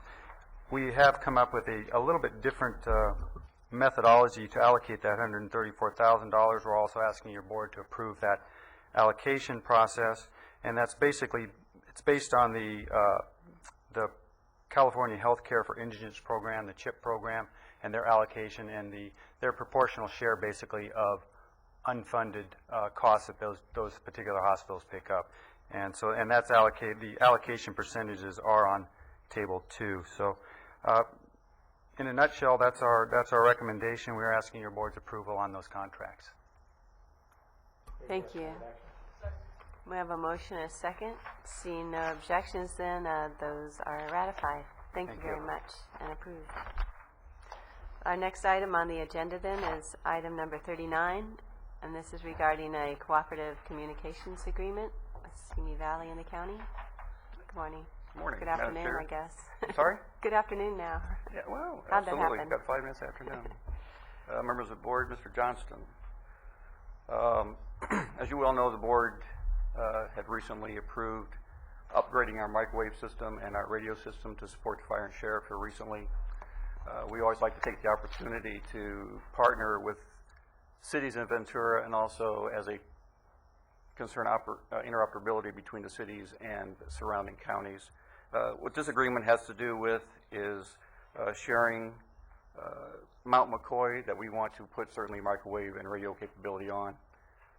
The city of Simi also wants to expand their capability within their public safety realm also. So what we've come to agreement on is that they will allow us to share space on Mount McCoy and also offer us 3 licenses that we license for the VHF radio. In return, we're going to allow the city of Simi Valley to also share space in county facilities in and around the Simi Valley area. And with that, there's no money exchange, just a partnership of supporting each other's interoperability for I appreciate microwave this. radio. This is a win-win. I just have a question on that specific point. It just, you talk about the sites that we're going to be doing, you say the sites that we're going to share with them, you say in and around CME. Can you be more specific than that in terms of where those sites are? Those sites have not been defined as yet.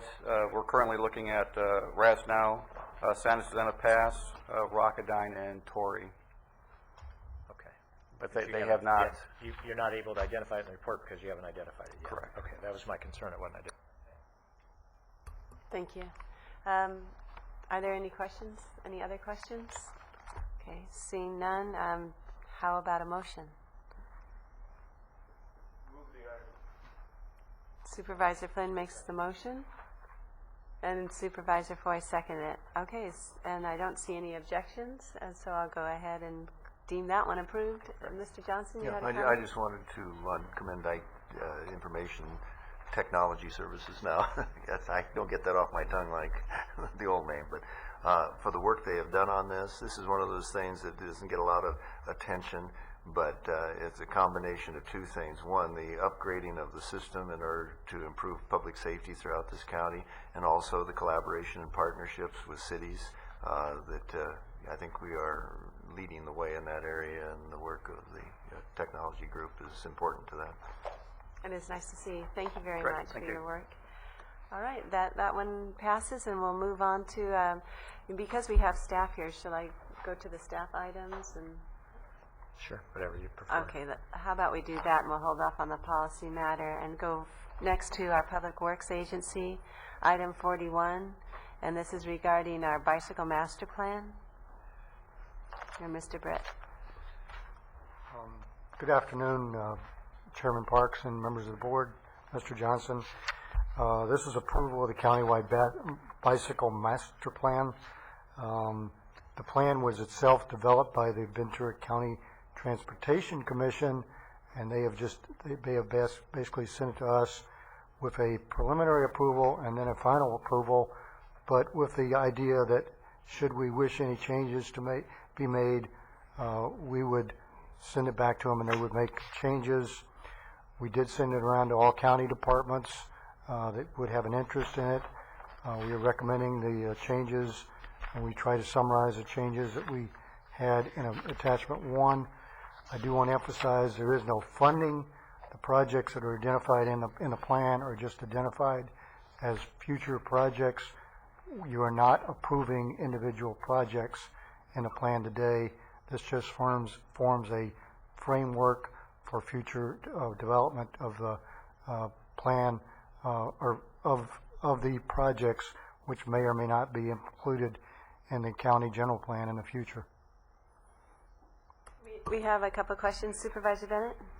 Yes, I just wanted to confirm, we had contacted you about some recommendations that we had, and you had indicated that you were going to include those in the Right, plan. And I just wanted to confirm that would be our intent. Yes, sir. They'll be in effect. Thank you. Yeah, and I know that when we did our general plan update, we asked that where possible, like when we're doing road repaving, that we, if we can, widen bike lanes where possible. And I know that this plan also calls for, encouraging bike lanes wherever we can do those. Have we had that opportunity yet over the last year or two when we approved that plan? We have looked at it. We have added in a couple places 1 or 2 feet where we could, but it gets expensive when you start adding asphalt onto existing roadway. Typically, you're talking about somewhere in the neighborhood of $150,000 a mile, so it gets pretty expensive pretty quickly. We do it where we can, and that's basically what we interpret the guidance, where it's feasible. Okay. You haven't given me any more money to do it with. Right. Well, that money is all encompassing for all the projects that we have out there. We're just looking at when we go forward with, obviously it's a lot easier to do it when we're already out there paving the road than to go out there separately to widen just the bike lane. So those are the opportunities that we have. So I'm glad you're able to do it in a couple of places. Where it's feasible, we do so. Yes, ma'am. Thank you. And we have to get you more money, right? I can spend money fast. Do you? Asphalt is expensive. Traffic signals are expensive. Mm-hmm. Concrete and steel is expensive anymore. With that, then, I think we have the report. Do we have a motion to approve? motion and a second. Seeing no objections, that passes. The next item is regarding the Gonzales Road, the Gonzales property, is that right? Yes, it is. Correct. Gonzales Road property. Mr. Williams. Well, good afternoon, Chair Parks, members of the board, Mr. Johnson. Steve Williams again. Today's primary action on this item is to set a public hearing on November 20th for the final approval by your board of the purchase of the building at 2220 Gonzales Road, East Gonzales Road in Oxnard. As you're aware, this item has been before your board a couple of times. Back in May, you you gave conceptual approval to the purchase, and then it was subsequently approved by the Financial Planning Committee, and I think it was also mentioned during your budget hearings back in June. The current price of $10,785,600 is quite favorable, considering current market conditions. That we do have this option to purchase the building based on a lease that we have in the building, and that option price was set several years ago when we entered into the lease. So your action today will set the hearing for final approval on November 20th, and that will give us time to close escrow in a timely manner so that we can secure that purchase price. Some of the financing details are laid out in the board letter. We can answer any questions you may have about those. That workup was made by the CEO's office, and they're here to answer any questions as well if you have any. Are there any questions? Certainly looks like a good deal for the county. Yeah, it looks like, is this 18 million still a reasonable value? You know, I think that is a reasonable value depending on how you look at appraising buildings. Can be done different ways: market approach, income approach. So I would say, to be conservative, $15 to $18 million in the current market. So we still. But I think it's still an awesome deal. Yeah, sounds great. Great. Thank you. Thank you for jumping on this one. And do we have a motion? Motion and a second. Seeing no objections, that passes. Thank you. Great job. The next item on our agenda is 43, and I believe Mr. Britt's going to do this one also on speed humps, that new innovation. Actually, not so new anymore. We've had our program in effect for over almost 2 decades now, and we're recommending to your board that we continue with the same program. It's been fairly successful. I jokingly called it that because it is mentioned in the policies on Exhibit 1 that they're still considered experimental roadway They features. are still And considered. how long are we going to be experimenting here? If it's been a couple of decades, I think they're pretty established, and they are everywhere. So I think the experiment's over in my mind. It may be, but the Federal Highway Administration and the other official documents that we use to reference have still not adopted them as standard devices yet, and so we still consider them experimental. Okay. All righty. I know that there's been, like you mentioned in here, a couple of places in the county where there were some modifications. I know, for example, one of the Municipal Advisory Council members, MAC members out in Oak Park, Dina Perry, was kind of instrumental in the one in Oak Park on Smoke Tree, I believe it was. So what I would like to do, if there isn't a problem, is hold this off for a month so that we can share these with our MACs, and they can give us their recommendations if they have any. It's just a good opportunity for input on this policy that affects our neighborhoods. That would be no problem. You have no problem with that? No. Our existing policy will continue in effect. And that's right. If there are changes that we should be making, we'd like to. And since this is an opportunity to look at that policy, I think the MACs would be a good place, and maybe other homeowner associations or whatever in our district. So if there's no objection, I would like to ask that we continue this until since they only meet once a month, maybe for 2 months, if that's okay. We will reschedule it approximately 2 months' time. Thank you very much. And so that's my motion, and there was a second. Mr. Foy? Can I ask a question? Yeah, sure. Because I know that the residents of an area pay for these speed bumps, right? Excuse me, sir? The residents pay for these speed bumps. Oh, yes, sir. And how long does a speed bump last? Well, when they need to be replaced, we replace them. You replace them, though? Yes, sir. Once they put them in? Once they're put, the initial cost, once they're put in by the residents, we take care of the maintenance, which includes replacing if we overlay the road. Oh, I see. Okay. I wouldn't imagine that needs to occur too often. We'd like it to occur more often, but okay. All right. Seeing no objection, then that's continued for approximately 2 months. Thank you very much, Mr. Britt. Yes, And our next item on the agenda is a nice positive item 44 from the Watershed Protection District, and Mr. Pratt. Good afternoon, Chair Parks, board members, and Mr. Johnson. For the record, my name is Jeff Pratt. I'm with the Watershed Protection District. I've been thinking flood control all day, excuse me. I'm joined by a couple of colleagues in Watershed Protection in case you have any detailed questions on this. The next item before you is permission to apply for some grant funding under Prop 84. It's the first grant funding that's had any criteria released by the Department of Water Resources. It's called the Flood Protection Corridor Program. And it is for the protection, creation, and enhancement of flood protection corridors, something that we're not normally so concerned with, but in this case, in the cases that we have before you, we think we can build on these projects. It is the requirement, it's very strict, the criteria for these, so there aren't many of our projects which are applicable. The property has to be in a FEMA special flood hazard area. You have to have willing sellers, and the benefit cost ratio must be high. There's only $24 million being released statewide, and there's a maximum of $5 million per applicant. We do plan on applying for the $5 million, and we do plan on, although it's not required, suggesting a match of $1 million. That will make our application more competitive. I should point out that early conversations with the people at Sunken Village would indicate that they're not willing to sell, so it's not likely that project will go forward unless they have a change of heart. So it's likely that the project in between City of Moore Park and Simi Valley will be the one that we apply for. That concludes my presentation, and I would be happy to answer any questions you might have. Are there any questions on this, Supervisor Flynn? I don't have a question. Maybe I have a question, but on the agenda itself, item 44, you say Zone 2, District 2? I mean District 3? It should say District 3. It does say it in the staff report. I just... Oh, it says on the agenda, Zone 2? Agenda, yeah. On the staff report, it says well, District, it's Zone 3, District 4 is where it's at. Agenda. The agenda says District 2. I assume you're talking about supervisorial districts. Yeah.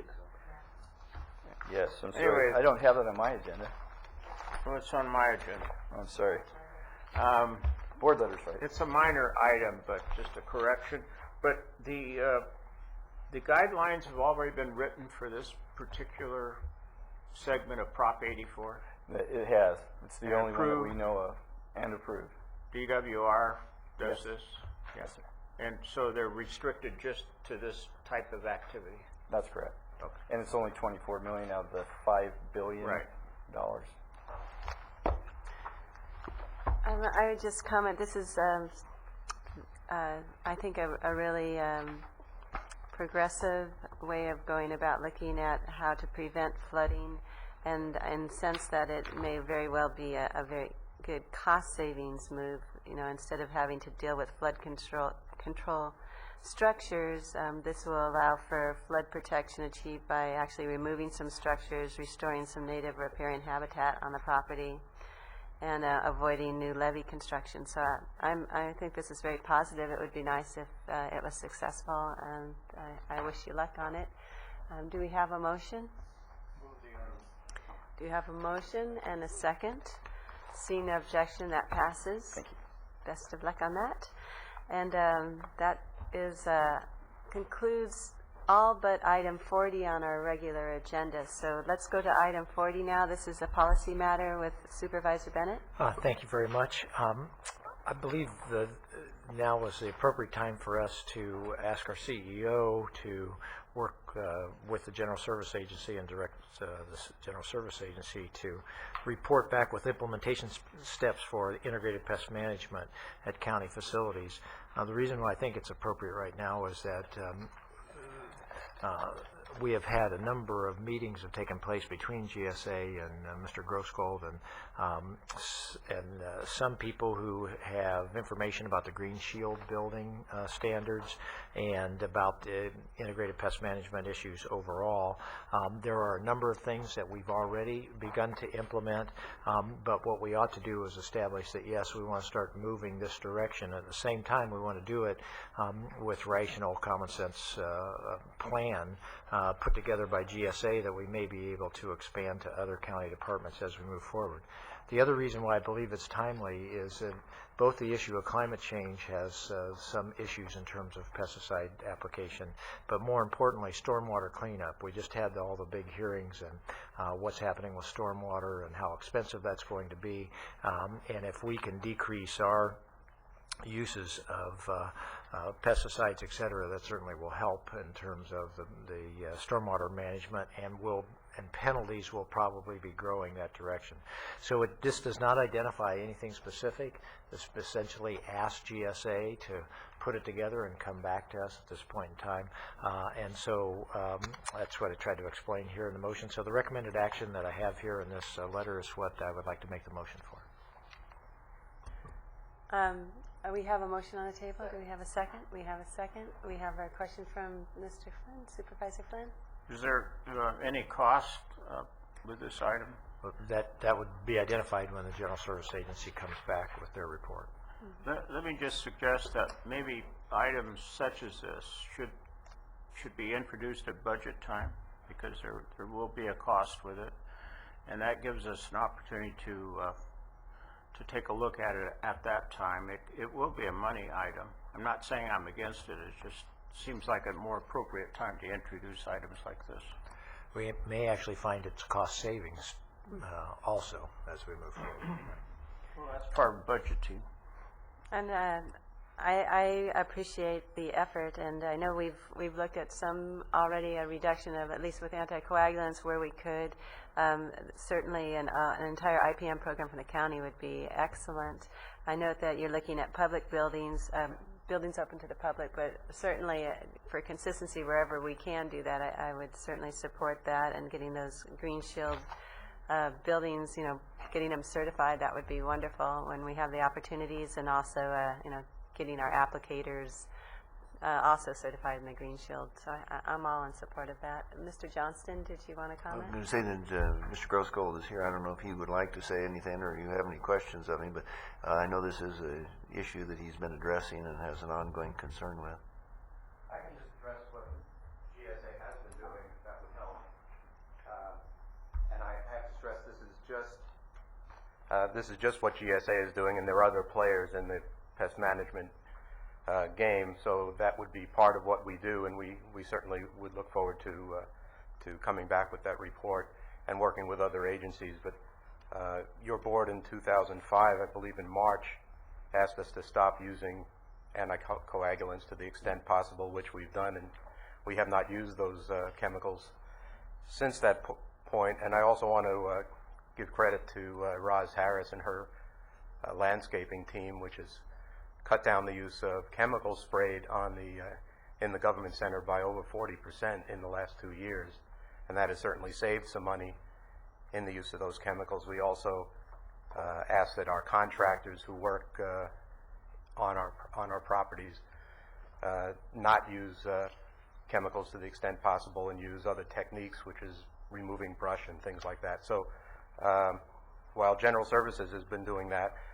we're not completely sure of the requirements that some of the other agencies work under, Public Works, Watershed, and others, the hospital. So that's what I think we could do, is facilitate a dialogue with those agencies and come back with a report. Thank you. Yeah, and be sure to come back with what you have done, which is one of the things identified here. So thank you. And that is great to be able to coordinate the different departments too. And IPM doesn't mean none. It just says here are the steps you try to in order to avoid. Can you do this instead? And it's I kind also of a wanted to mention that gradation. Green Shield is one of several standards that are out there, and we're looking at those.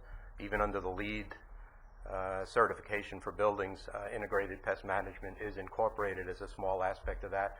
So there's a number of different programs we're sort of working under. So I think we want to look at one, or take the best of breed and that type of thing. So. And they're out there, and that's great that we have those available to us. Well, thank you very much. We do have a motion and a second, and seeing no objection on that motion, that passes. That leaves us with board comments, and then a closed session, and then coming back for 2 time certains. Yeah, board comments. Did I not say? Well, that one we can do. How about that? So, The correspondence agenda has been moved and seconded. Seeing no objection, that's passed. Would you like to do board comments after closed session, or do you want to do them now? Any feelings one way or the other? Mine are short. Okay, then let's go ahead and do our board comments now, and we'll start with the lady to my right, who has some short ones. Adjourn in memory of two constituents in the Camarillo community will certainly be missed. And then just to let the board know that November 6th, I will not be present. We have an Estes Park conference, and then the following meeting is the CSAC conference. So there will be back-to-back meetings where I will not be present. Thank you. And Supervisor Foy? Okay.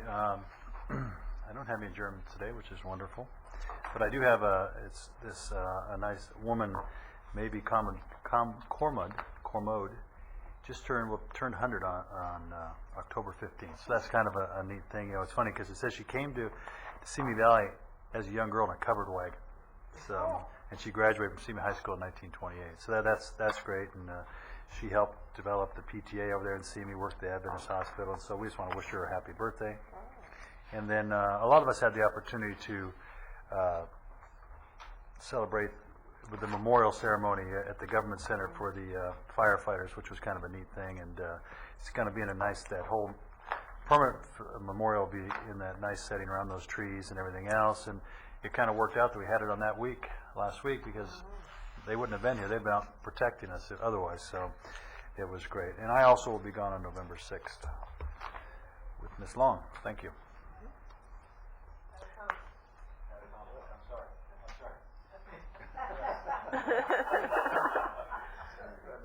Picking up around here.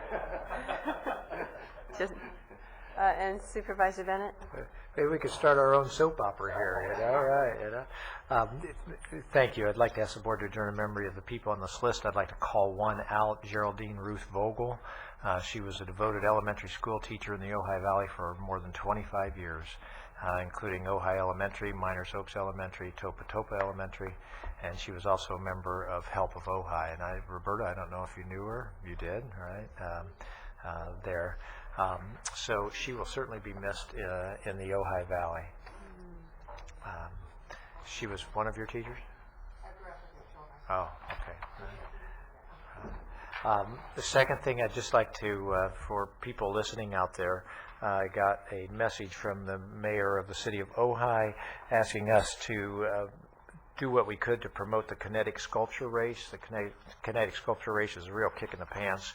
They go to the beach and they create a big mud puddle, and essentially it's who can get across the mud puddle and all kinds of weird contraptions and stuff. All of the proceeds go to the Turning Point Foundation, and the Turning Point Foundation has certainly been doing a lot of work consistent with the mission of the county, and they actually have a big contract with the county for mental health services, behavioral health services. So it's for a good cause, and you can go to www.kineticrace.com if you want to get the details about it, but I believe it's this weekend. He did not send me the information in terms of the times, but I said I would do that. The third thing is that I want to report that I saw Supervisor Long do something this morning that I think makes a lot of sense for all of us, but when Mr. Johnson tried to hand her his retirement letter, she refused to take it. And maybe that's what we ought to all decide to do instead here. But I think I would be remiss if I didn't point out that we got the news that we knew was coming, but that is certainly huge shoes for us to fill, and certainly we'll miss. We're beginning the transition here, but anyway, it's certainly noteworthy, and I wanted to point it out at this point in time. I'm sorry we got the retirement letter, but certainly happy and proud that we had 7 years or 6 years, about 6 years, I guess, with your service here and stuff. So thank you. And Supervisor Flynn? I have no comments. Okay. Yeah, I was looking closely at his contract to see whether he really can retire. We do have a contract, but then I found that there is an escape clause. So it is something that I sure don't want to see. I'm going to also ask that the board close in memory of the individual on this list. And with that, then we'll go to closed session. Do you anticipate an announcement? I hope so. Okay, there may well be an announcement, and we'll be back certainly in time for our 1:30 time certain.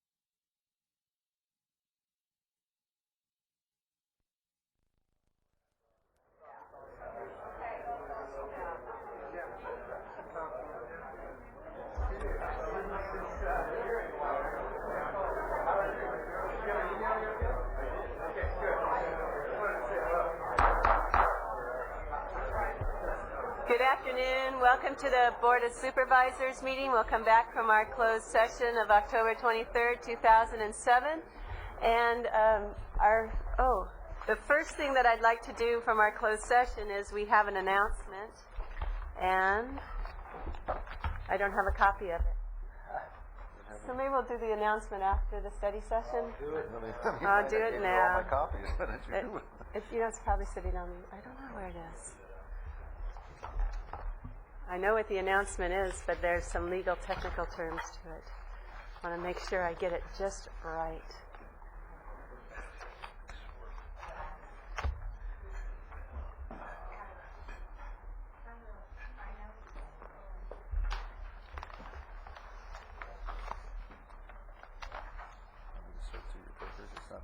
Uh-oh.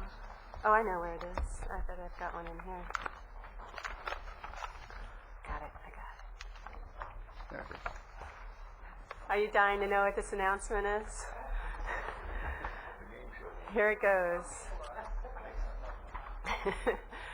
This is an announcement regarding the appointment of our Director of Mental Health Services. The Board of Supervisors, having considered the recommendation of the Mental Health Board and in accordance with the Welfare and Institutions Code, Section 5607 and County Ordinance Number 4235, has voted unanimously to concur with the County Executive Officer's appointment of Melanie Roy to the Office of Director of Mental Health Services.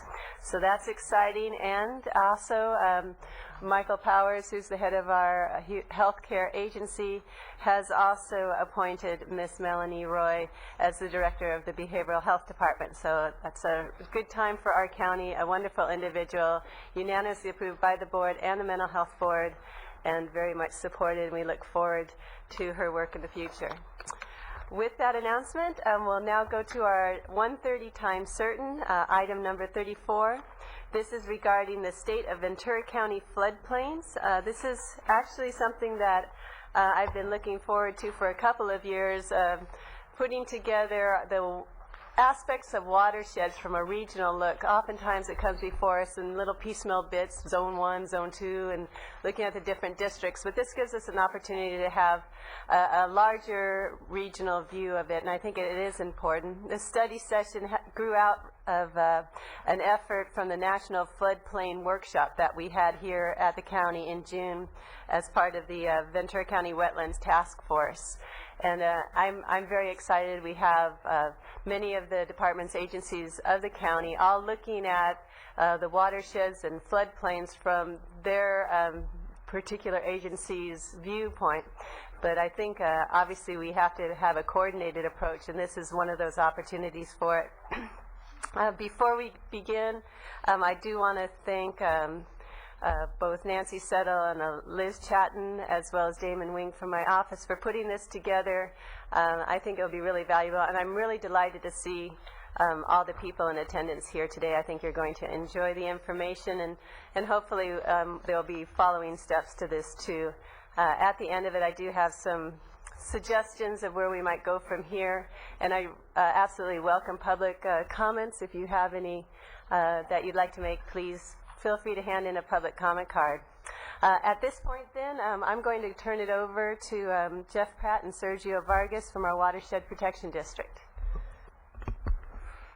Good afternoon, Chair Parks, board members, and Mr. Johnson. For the record, my name is Jeff Pratt, and I'm joined by many colleagues, both inside and outside the county here today, to talk to you about the state of Ventura County floodplains. I will start by saying that this presentation is both to you as the County Board of Supervisors and to you as the Watershed Protection District Board of Directors. That is because I'm going to give you kind of our regional Watershed Protection District look at things countywide, and then I'm going to talk a little bit, but others will talk more, about the local perspective of floodplain management, especially maybe in the unincorporated county and some of the cities.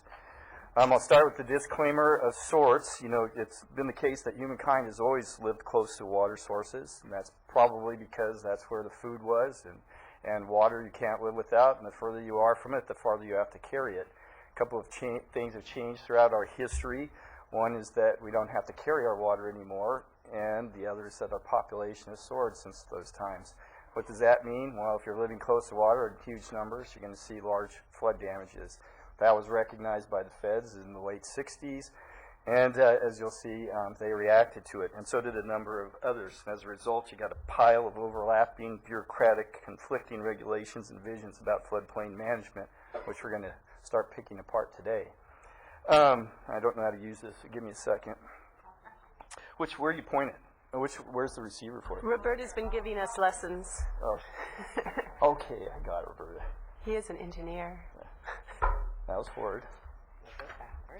Thank you. This is the pointer.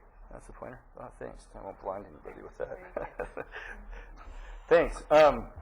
Our goals, the district's goals for today, are to provide you a framework within which we can discuss the Watershed Protection District's perspective.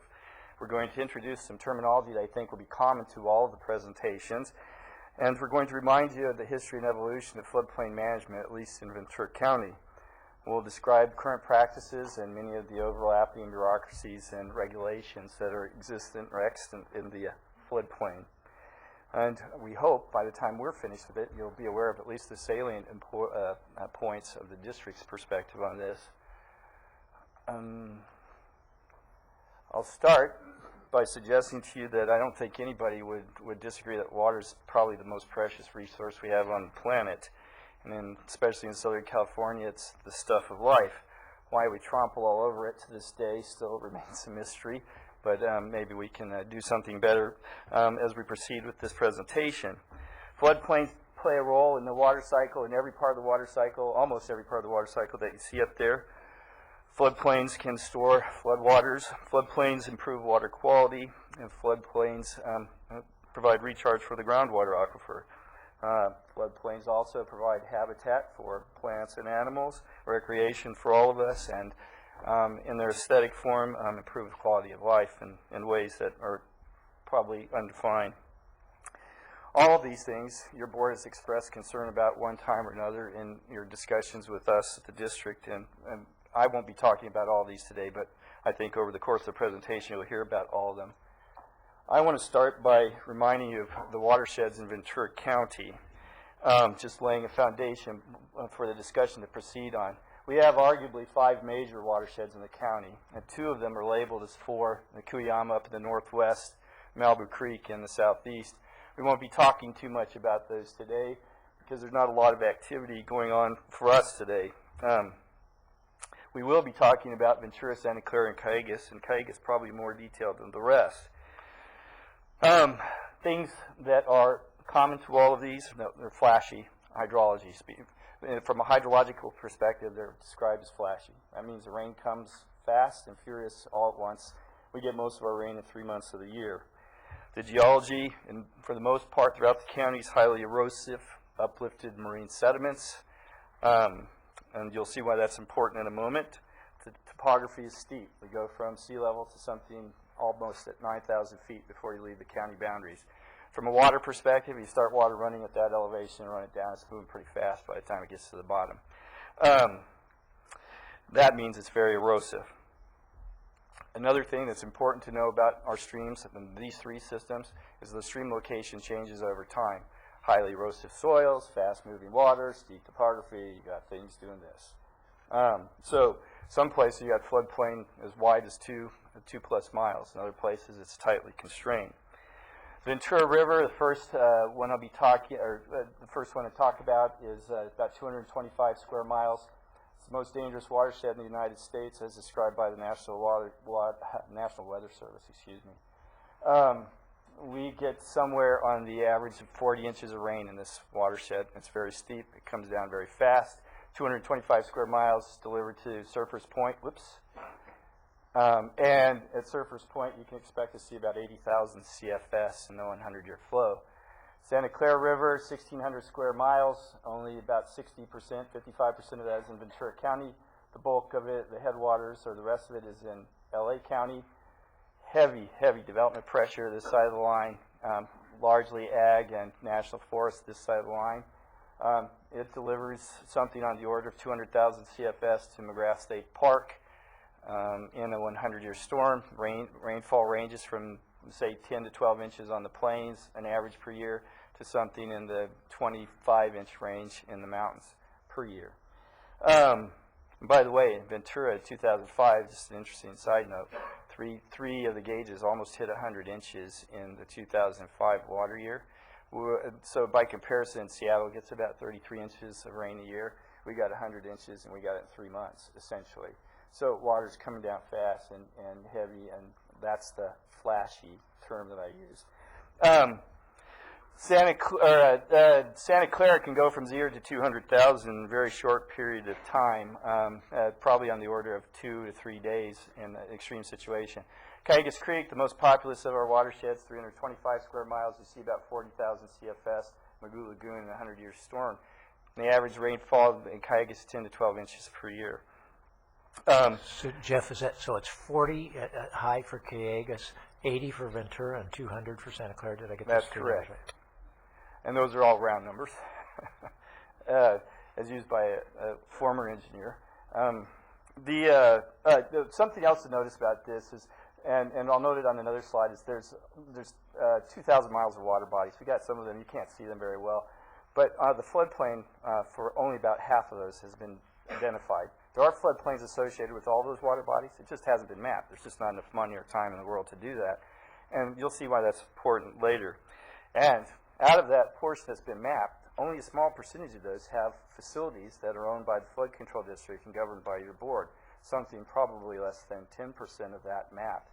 We have round numbers, major water bodies, 2,000 miles, round numbers, 200 miles of flood control improvement. So round numbers, 10%. We'll get more about that later.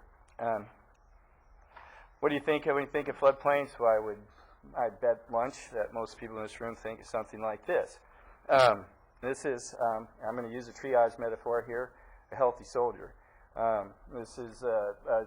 These floodplains are providing all the benefits that floodplains can provide.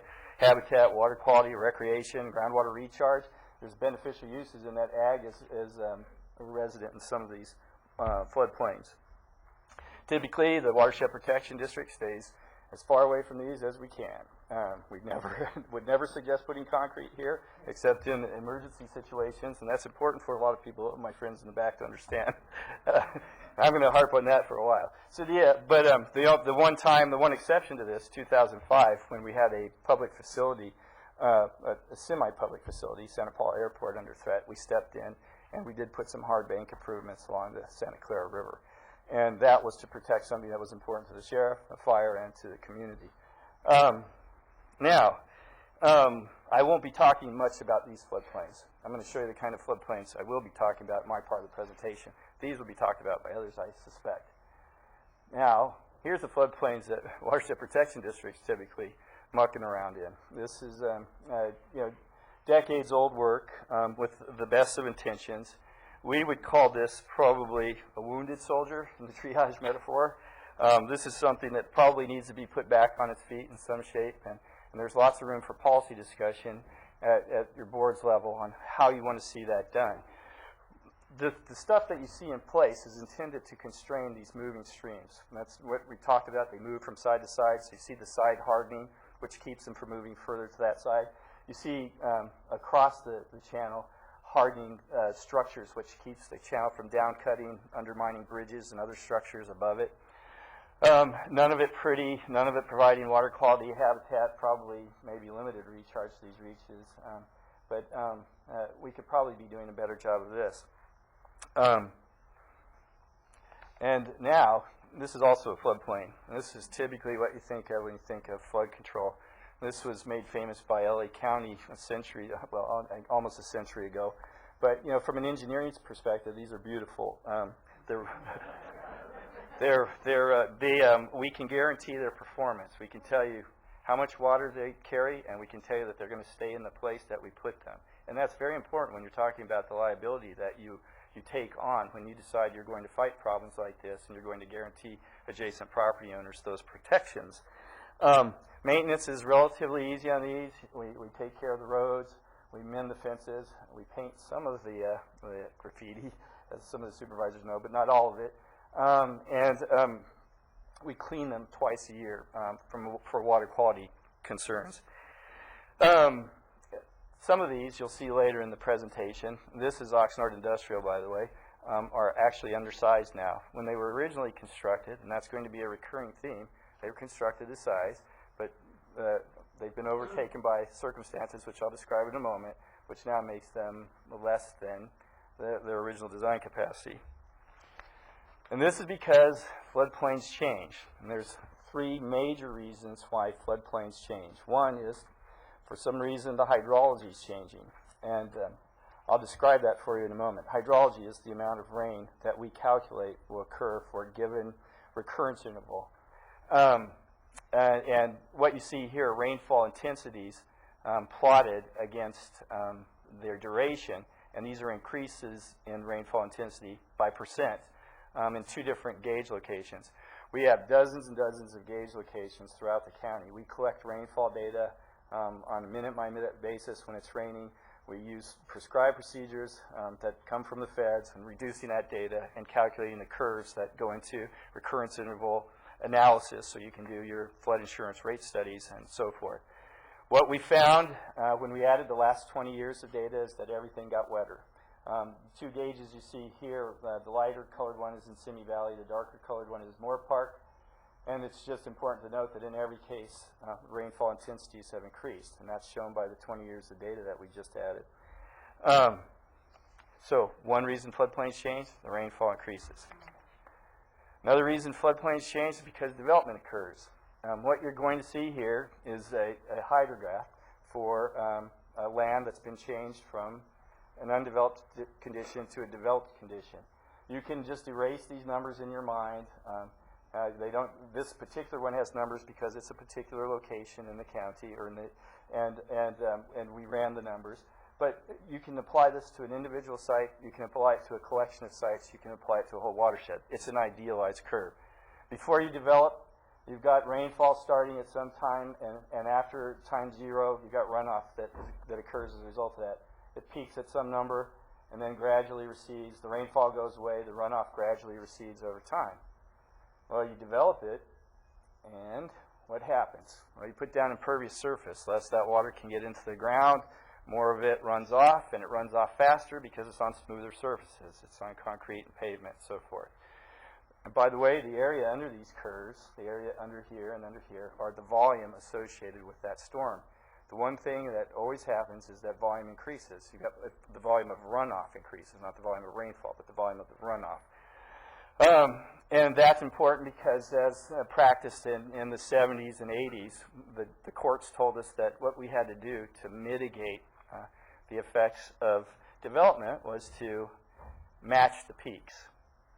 They said, what we're concerned about, not so much the volume, because there's not a lot of ways you can treat the volume, I'll get to that in a moment, but the rate at which it runs off. You try to make sure that after you develop, it's not any worse than before you develop. So this red line is what happens after you put your mitigations in place. So round numbers, you got 400 CFS, but you got it running off longer, and you got more intensity and more volume running off. That causes lots of problems downstream. That volume goes and parks someplace. It'll find a place downstream, and where it parks, it aggravates the situation. The city of Moore Park and Camarillo can attest to that fact, and you'll see some pictures in that regard in a moment. This is the volume increase. This is the corresponding volume increase after mitigation. All that to say, you've got to deal with volume. So, two things affecting the floodplain changing. One, more rain. Two, development and greater volume. The third, I don't have a slide for, I'm going to have to talk you through. That is the changing stream bed. You know, these streams carry they're highly erosive. They carry lots of material. It gets deposited. Where it gets deposited, and you'll see examples of this, the floodplain changes. The bed of the stream goes up. Where it goes away, the floodplain changes. Where it eats into a bank, the floodplain changes. So you got all the three things happening in these floodplains in Ventura County that make it the case that floodplain management and floodplain mapping, more importantly, is not a static pursuit. It has to be a dynamic pursuit if you want to make it any lasting difference. And that's where we need to evolve. And I'll make that argument as I go through these slides. Okay. First, brief history. Your board adopted a red line channel system that predated the FEMA floodplain management system. It was done in the late 60s. Essentially, the red line channels are all the big water bodies where lots of water exists in storms. And if somebody, private property owner, gets in and mucks with it, well, they may affect somebody else, and they may affect them in very dramatic ways, including loss of life of property. So your board said, on these streams, somebody going to work in them, you need to permit that work. You need to make sure that it's done safely and in concert with their neighbors' needs. So it's a neighbors being good to neighbors ordinance, which still exists and which we still exercise the authority your board has granted us. The late 60s saw several federal regulations that had impact to the floodplains. Endangered Species Act, the Floodplain Protection Act, and the Clean Water Act. And we'll talk more about, and those with me will talk more about those later. The Flood Protection Act resulted in something called flood insurance studies. Flood insurance studies demanded flood maps. Flood maps are those things you see depicted in this lower right-hand corner. We're going to talk a lot about that in a moment. But the important thing to note is that when the flood program was adopted, they decided that it would be local administration. Those who had land use authority would be those who tried to manage their floodplains. Now, that's very good at the local level if you're a city, because you're pretty good at watching what goes on in your city, but you're not so sensitive to what happens to that extra volume of water that just washed off your city and goes down to the next city. And you're going to see some examples where that becomes a problem, and why we believe that floodplain practice has to be a regional pursuit and not a local pursuit. It has created regional problems, this local administration. We'll talk a lot about that in a moment. First, some concepts. This is FEMA. This is from FEMA guidance. It's what a floodplain is as they define it. And it's often misunderstood, so it's always worth going through. This is a typical stream cross-section. In California, of course, it wouldn't have water in it. Or at least in Southern California, it wouldn't have water in it. FEMA goes out, does a bunch of cross-sections, puts a bunch of rain in the model, tries to figure out how deep the water gets. Well, it gets this deep in the model, under the existing conditions, by the way. Okay, they say, well, what are we going to do? As the feds, we're just going to take everybody's property from point to point, say, stay out of there and get away? Well, the Fed said, no, we're not going to do that because we're afraid there'll be a raft of takings lawsuits. You know, you just took their property through regulation without any compensation. So what they did instead is they built these imaginary walls, which they built them out here. Let's just pretend for a moment. They started this imaginary wall. They started pushing these walls in from either side. They tried to do it equidistant from the center, but that wasn't always the case. They pushed these walls in from either side until such time as they got a 1 foot rise in the water surface elevation shown by the model. So you got invisible walls that went right to here. It raised the water surface by elevation, or by 1 foot in elevation. They record that elevation on the floodplain maps. That's what you see on those maps that you're shown from the flood insurance studies. Now, the important thing to note is they create these two distinct parts of the floodplain: the fringe, which is on either side, and the floodway. The floodway is kind of the sacrosanct portion of the floodplain, that in which it would be almost impossible to develop or to provide or permit development. I won't say it doesn't occur, but the instance of its occurrence is limited, and there are a variety of reasons for that. Now, however, they tell you on the flood fringe, hey, have at it, provided you meet certain conditions. And those conditions are provided for in the floodplain management ordinance that your board adopts as the County Board of Supervisors and the local floodplain administrator. That ordinance is based on model ordinances developed by FEMA, given to the states, and then eventually tweaked by your board. And the development that goes on in these floodplains is largely at the mercy of the local floodplain administrator, and it may vary between city and city and unincorporated county. Let me ask a question. Is floodplain insurance then required by those fringes? That depends, and I'd have to answer that conditionally. And depends on whether or not you get above that 1 foot elevation. There's a couple of big classes of development that can go on here. One is, well, there's 3 big classes. One is you're already there, and then they mapped you in. Yes, flood insurance is required by your lender if you have a mortgage or you take a second or something like that. It's not required if you own your home outright. Second, say you haven't built anything, but you're mapped in. Well, you have these 2 broad options. One is you can build something there and flood-proof it. You know, put it on stilts. That's what they did in St. Louis for I lived next to the big river, so it wasn't obviously a house standing 12 feet in the air, and along the rivers, hunting cabins and so forth. That, or you can raise yourself above the flood elevation, or you can put a wall here and keep the flood waters away from you, or a levee. And in that case, flood insurance is optional. But you'll hear more about that, I think, from the floodplain administrator when he gets up. The point is that this occurs. This occurs everywhere. In the county, unincorporated county, examples of this occurrence are Casita Springs. Let's see, El Rio, for example, is protected by the levee on the Santa Clara River. Heritage Valley Park, which is partially or was partially in Fillmore, partially in the county. Individual examples of this occur. Somebody wants to build a home. You've got examples of that in Bell Canyon. You've got examples of that in Santa Rosa Valley. The point is that this property is valuable property as declared by the feds. If you're going to take this property, it would seem that if you just do it by regulation, you're at risk of a takings issue. Sorry, am I taking too long?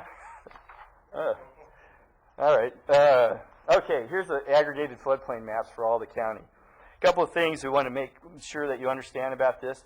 These studies were done in the late 70s, and the maps were published in the early 80s, mid-80s, and some as late as the early 90s. What does that mean? That was existing development. They modeled existing conditions, not future conditions. These maps are already out of date, and they're still being used by floodplain managers.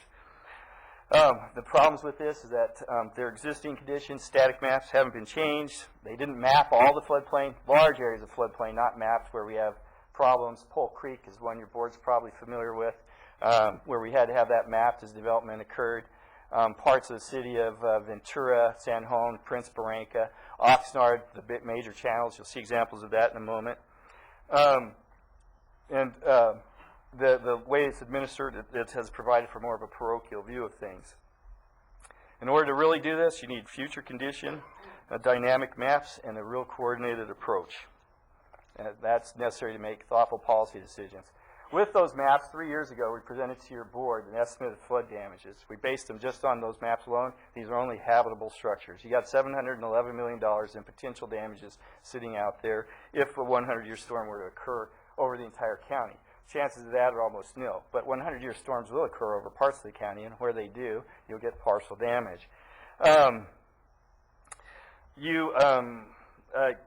The other thing this doesn't count are the socioeconomic damages. I said that's just structural damage, habitable structural damage. Doesn't count damage to ag, transportation, utilities, road closures. In 2005, you saw every road into Ojai closed for a period of time, or any loss of life associated with floods. So, the point to make on this, old maps, you've got natural floodplains in lots of places, you've got structural improvements, and you still got flooding problems. What that would say to me is that potentially you got structural solutions that are still demanded. Not only structural solutions, but at least a portion of them are still demanded.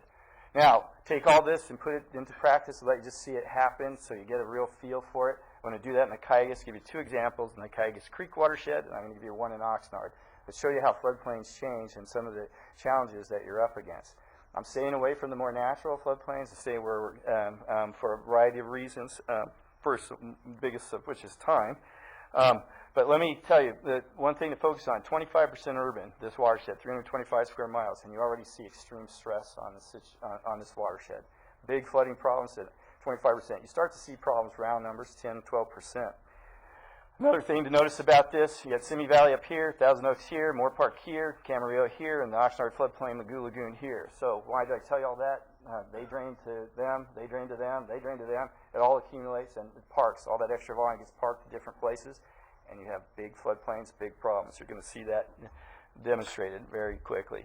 This is the requisite flooding picture, which says we are useful, we need to be around. You can throw a rock across this most times, but when it floods, it turns into an inland sea.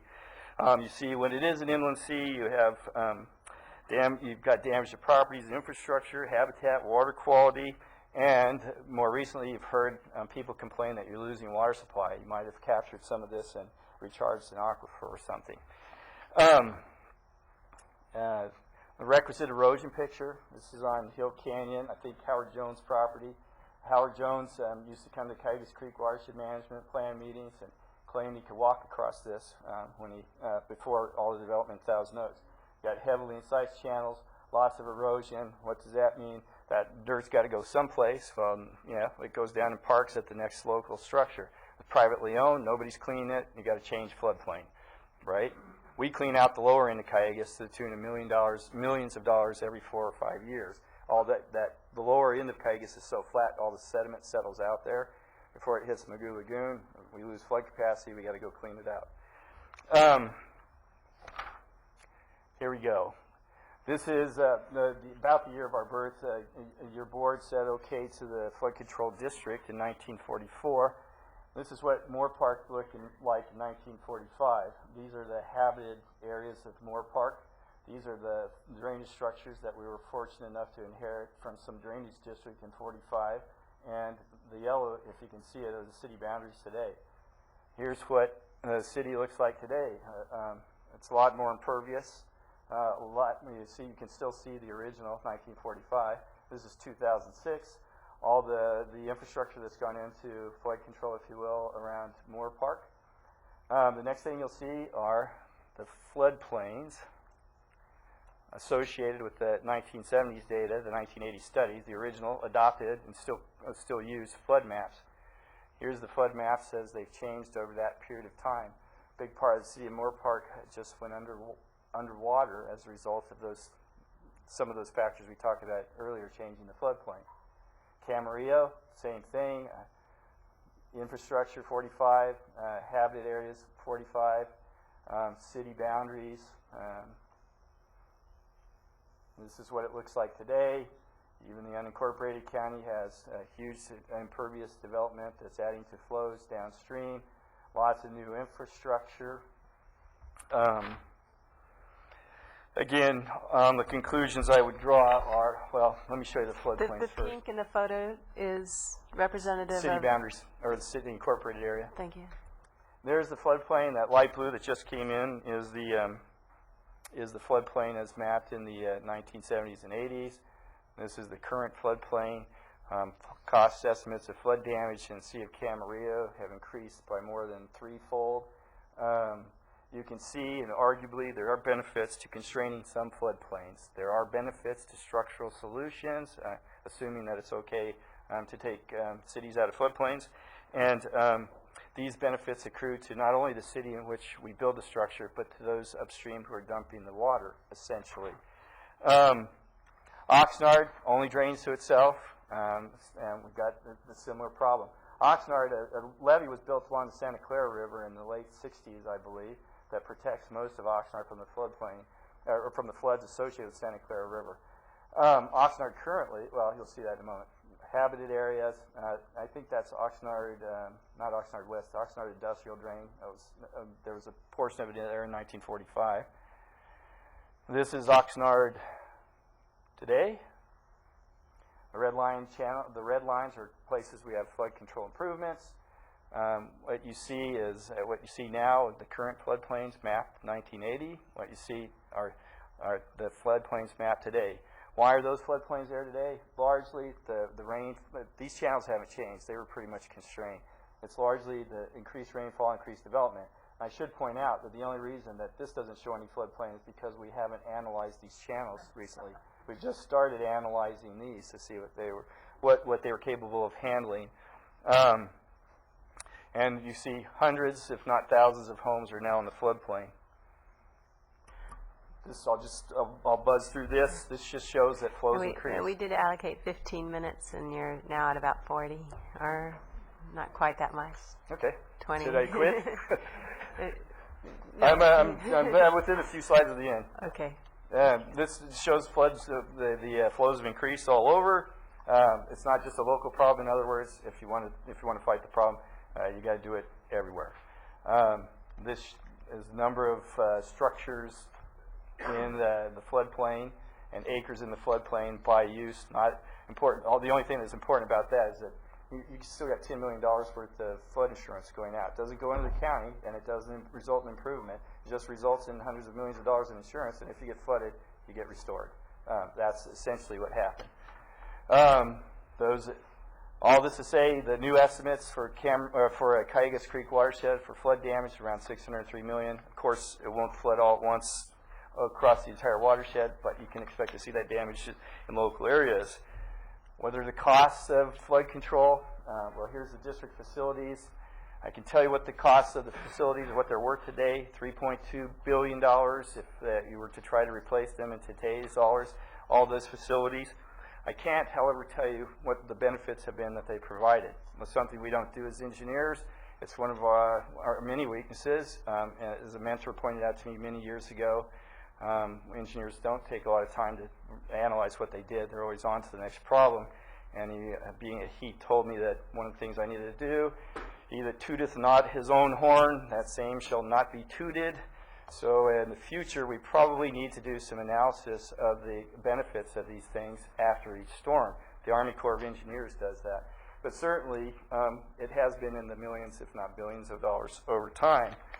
The infrastructure is aging. All the red stuff, you see the same thing, only it's colored red where it's over 50 years old. That means that maintenance costs are increasing.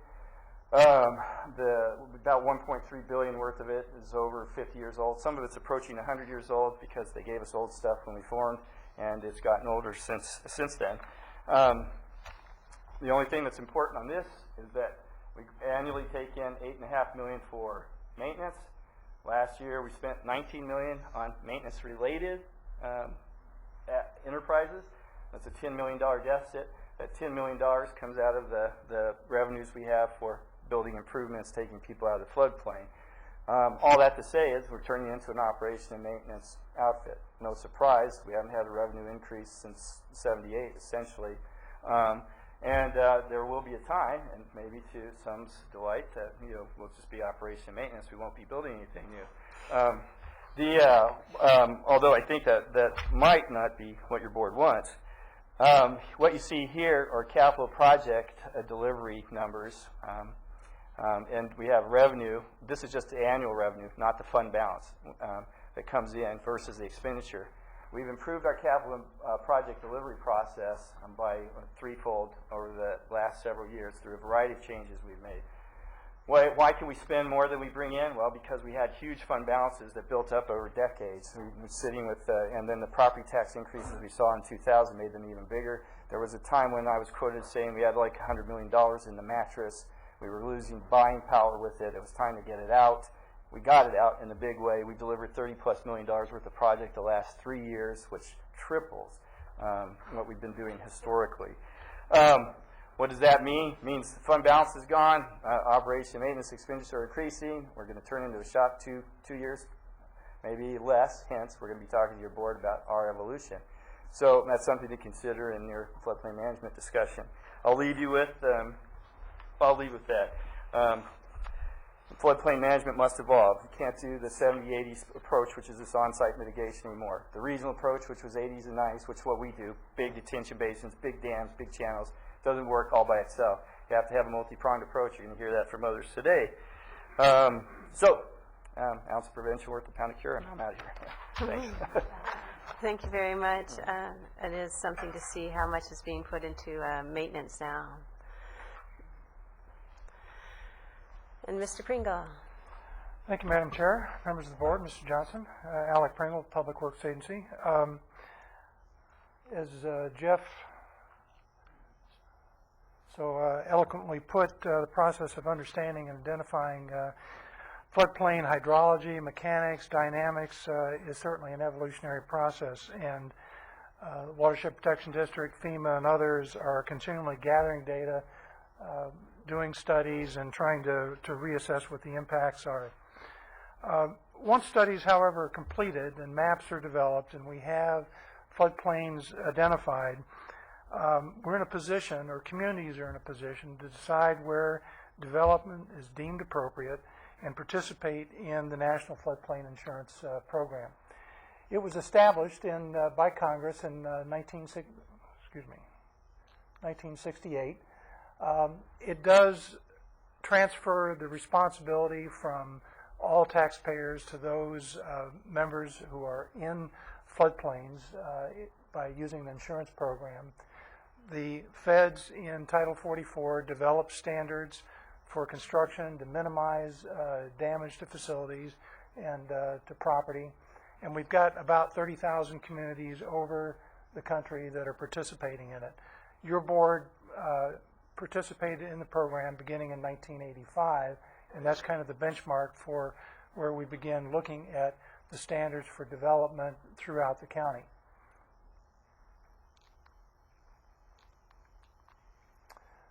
Overall, we've got about 6,400 policies in effect in the county. 75% of those policies are in Simi Valley, the unincorporated areas of the county, and in Santa Paula. We have an ordinance in place, and for many years that was administered by the Watershed Protection District. In 2005, it was transferred into Engineering Services and Development Services. That ordinance is applicable to all properties, developed or undeveloped. For the purposes of my discussion, we're looking at private homeowners, very few public facilities that we're involved in construction in those floodways. It does prohibit residential development in the floodway, as Jeff mentioned. That's where we'd expect the majority of the water flow to occur in a 100-year event. And we are in the process of updating that ordinance. We have a requirement to meet at least the minimum standards that FEMA sets for a floodplain ordinance, but we also have the opportunity to have standards that are more restrictive, and in fact, we do in many cases. And as an overview, FEMA comes in every once in a while and takes a look at the work that we've been doing, the construction that's been done, to make sure that we're at least in compliance with their minimum standards. This is typical of a facility or a private home that was built in 2007. It represents some of the things that have been talked about. We have the lowest habitable area is a foot above the base flood elevation, and that is a requirement that is more restrictive. We could have it just at the base flood elevation as determined on the maps. We require that the foundations be flood-proof material. In this case, we have brick. We also have vents that are sized and calculated to take waters through the crawl spaces in the basement in a 100-year flood event, designed for that, as well as elevating utilities such as the electrical here, hot water heaters, air conditioning, and that above the base flood elevation. So through FEMA and through the local implementation of that ordinance, we have a way to provide a minimal amount of protection in the case of a 100-year event. I mentioned that we have about 1,400 policies in the unincorporated area. I want to contrast that with the fact that in 2005, FEMA found that there were about 5,000 parcels just in unincorporated Ventura County that were in or touched by that 100-year floodplain. So what we have is considerable number of parcels that could be developed or that probably are not at this point, just based on the number of people that, or the number of insurance policies that are in effect. From our standpoint in development services, we see about 20 to 25 applicants each year coming in and saying, I want to build something or I want to remodel something that's in the 100-year floodplain. 75% of those are probably new homes, 25% may be remodeled. So from the standpoint of the growth that we see for private homes, that's a pretty good indicator. One of the things that we are concerned about, and we're kind of waiting for the other shoe to drop, is, as was said, the mapping is very much an evolutionary process. We do have FEMA looking at maps that have been published for public review, and there is a recertification program of levees that's going on for which there could be significant impacts to private citizen, and that is as levees are not certified, if for whatever reason they aren't certified, then we're going to see homes that are currently not in the 100-year floodplain come into the 100-year floodplain because those levees have not been recertified. So we're working with Watershed Protection District to understand what the potential impacts could be, so that we can advise applicants as they come in of what may be on the horizon if the new BAPs are approved and if the levees, some of the levees are not recertified. That concludes my remarks. Unless there are any questions, I'll be happy to turn it over to Supervisor Flynn. Yes, sir. Well, I'm going to defer to Jeff Pratt on that. I think it's several years, and I don't believe that we're getting all of them certified. Is that correct? It'll be 2 years from the point we agree with FEMA on which levees need to be certified. That hasn't happened yet. We expect that to happen in the next few months. Are the big levees on Santa Clara River certified? Not yet. Great, thank They're all in the mix right now. And if I'm seeing there's a new FEMA map out there that is kind of, I think, is one that we have to abide by, and even though it's not certified because that's the most recent information. And from my understanding, there are large swaths of cities that are now considered to be in floodways, if I'm correct. And so that's going to have some major implications, I would think, on future growth. Yes, it will. And I think it begs the suggestion I think that Jeff had as a regional approach makes sense. I mean, I'm looking at the unincorporated area of Ventura County. We can try and anticipate how these changes are going to be impacting cities and how they'll impact the unincorporated area, but our focus as floodplain managers are just for the unincorporated area. Right, at least from the county's perspective. I From think the like county's perspective. Oxnard was seeing, a huge amount of their land area that would suddenly be unbuildable in that floodway. Maybe I should just clarify. It's not the floodway they're in the floodplain. Floodplain, okay. And they can do things in the floodplain with flood insurance. But then the floodways have grown also in this new map revision. Most of these are shallow. There are no floodways associated. They're shallow 2 feet flood areas, 2 to 3 feet flood areas that move through slowly. And we can adapt some development towards that then. Supervisor Flynn? The areas that have not been certified, are they subject to insurance? Do you mean by levy certification? Yeah. Well, if they are currently out of the 100-year floodplain and the levy associated with them is not recertified, then they would be in the 100-year floodplain, and then we would have to begin the insurance, or they would have to be getting insurance. I'm not sure if that... Do we have any idea how much revenue FEMA collects from insurance? None. It goes to the lenders. It goes what? To the lenders. It's just that what it does for them is it decreases their liability after a flood. Okay. If you were to look at the 6,400 policies that are in effect in Ventura County and come up with, what, $2,000 a year as some sort of an average, that'll give you some idea of what the revenues would be for FEMA on those, or not for FEMA, but what the insurance premiums would be. Yeah. Thank you. Thank you very much for the presentation. Our next presenter is Chief Roper, discussing the true costs of wildfires and their impacts on watersheds. Good afternoon, Madam Chair, members of the board, Mr. Johnson. Bob Roper, Fire Protection District. Okay.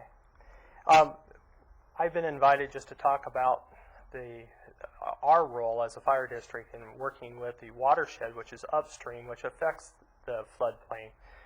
As far as the fire district goes, is we actually have, by the contract we have with the California Department of Forestry under the State Public Resources Code, we've been empowered to protect the watershed in Ventura County for agricultural purposes, grazing, and for soil erosion, and protecting the watershed for water table recharge.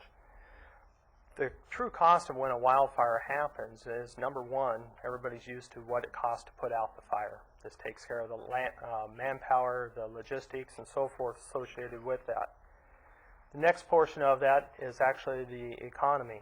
A lot of people don't think when these fires are going on right now what happens with the local economy and road closures. If I-5 closes, it's a major corridor for Southern California. Okay, when I-5 and 101 closes, we get calls from the governor's office with a lot of demands to open up some roads real quick. Lost revenues to businesses, insurance payouts as far as fire damage and so forth, and also health issues. As far as the environment goes, when the watershed's affected, you have the air quality issues, carbon release now we're dealing with global warming, rehabilitation effects on how do we restore the environment, plant and biological effects, and then ultimately flooding downstream. A survey was done after the 2003 fires, and in this study, this was the Old and Grand Prix fires in San Bernardino County, to put those three factors into effect. 5% of fire actually in that study went to fire suppression, okay, which most everybody thinks it's the largest amount. In that one, because of the number of homes and the infrastructure damage, you can see 45% was property loss, 8% was to infrastructure, 2% for governmental losses, and 40% went to rehabilitation. This was downstream floodwater management projects and so forth, restoring the ecosystem. We must think about the trends affecting wildfire frequency and intensity that affect the watershed to understand the future. Part of those trends are development in the wildland-urban interface areas. And this is due to affordable land when you go outside of the city area. Okay, it's easier to develop, mainly because they're single parcels, ministerial permits. You get by a lot of regulations. And then inner city issues, people want to escape the cities. The result is we have more development, more runoff, more flooding, and less water table recharge. The second one is the causes of the wildfire is we have the largest percentage of wildfires started by humans, and this is accidental or intentional, which is arson. Under accidental, it can be from welding, it can be from mowing weeds in an area, it can also be from fallen electrical lines. The risk associated with this is we have more and more evacuations, and those usually occur over substandard roads because of the overdevelopment. The distance between structures requires more fire resources and law enforcement also. And then the initial attack, we end up spending more time on protecting the values at risk, the structures, than putting the fire out. And that causes more acreage to burn, which affects the watershed. Next one is under global warming. Now we're being more conscious of the issue about carbon release. And then we deal with preventive control burns versus real wildfires. Under the control burns, if we're actually altering the fuel types that we have, we can do it under certain conditions so that the soil is not glazed over, so when it does rain, the water just doesn't run off downstream. It can still absorb. Versus a wildfire, we have that glazing effect happen. What does the shading on the map indicate? This is just a pictorial. Oh, okay. So Yeah. nothing. Okay. It's just green. Okay. The next one we were talking about is the heavy fuels versus light fuels. For us, what we vested under the Public Resources Code is trying to manage the watershed. And that is important when we look at the heavy fuels. We need to modify those heavy fuels. Fire was part of the natural ecosystem in this country. Okay? And what has to happen is that needs to be converted to lighter fuels on a rotational basis. Indians years ago used to do it as part of their management practices. As we deal with the agricultural community for grazing, if we convert the heavy fuels to lighter fuels for grazing, it also immediately the days after a fire, springs start opening up on the land, okay? Because that heavy fuel does take a lot of moisture out of the ground. The question becomes, and the challenge for us is, how much carbon release is done, and how do we do it by control burns versus letting large megafires like are happening today affecting the environment.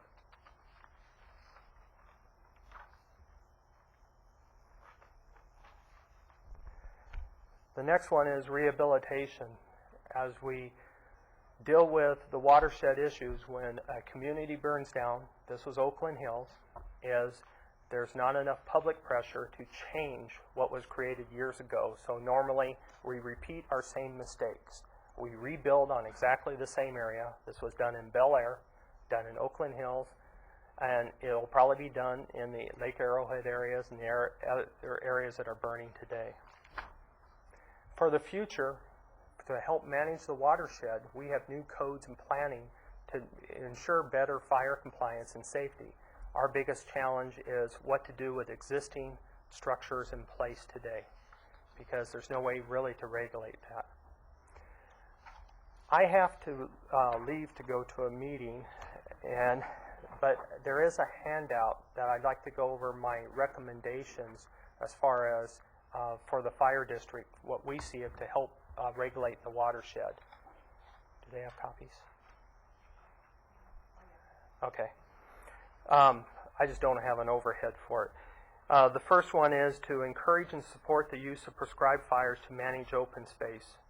And the key item here is we need to stimulate the mechanism to address liability protection. Currently, under the area of the county that is under the contract with the state, if I do a controlled burn in one of those areas under state protection, if I follow the prescription that I only light a fire under these certain conditions, then if a fire was to escape, the state covers our liability as a county for that escape fire. We have many other areas around the incorporated areas like Wildwood and along the riverbeds and so forth, that if we were to introduce fire ourselves using the same type of prescription, there's no liability umbrella for us. It would fall upon, I guess, my fire district budget. And so we need to work out a mechanism to be able to give that liability protection for good, viable projects so that we can protect the watershed.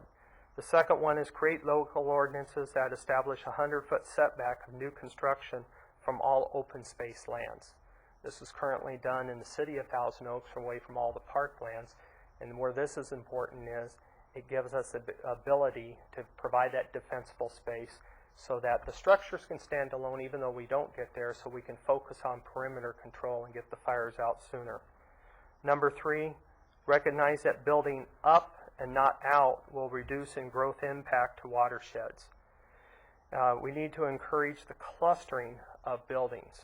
Currently, people on properties can put a house here, a barn here, a second resident here, and several ancillary structures. As they do that, they affect the watershed out on the surface. If we can encourage clustering of all those structures, the watershed is affected less, the runoff, and so forth. 4 is identify key stakeholders and address watershed protection from a regional perspective. This was an excellent opportunity that for the invite for the Fire Protection District to come before you today, because we've never been talked about as what our role is in watershed protection. We always put out the fires, but we actually try to do a more proactive measure. Encourage the creation of defensible space by selective clearing of native fuels and replacement with fire-resistant plantings. This will give us a look of not like nuking the soil, but landscaping our environment around us, and that's better for greenhouse effect and also for protection within the structures of our area. Interrupt historical fuel beds with planned new developments. This is something that we've done in all the large new developments that we're actually working with the developers, that if we have areas of historical fires travel through this, if we can get the homes built in those areas and then put a buffer zone there, when a fire comes through, it stops there. So the homes become a fire break, okay? It's a new philosophy.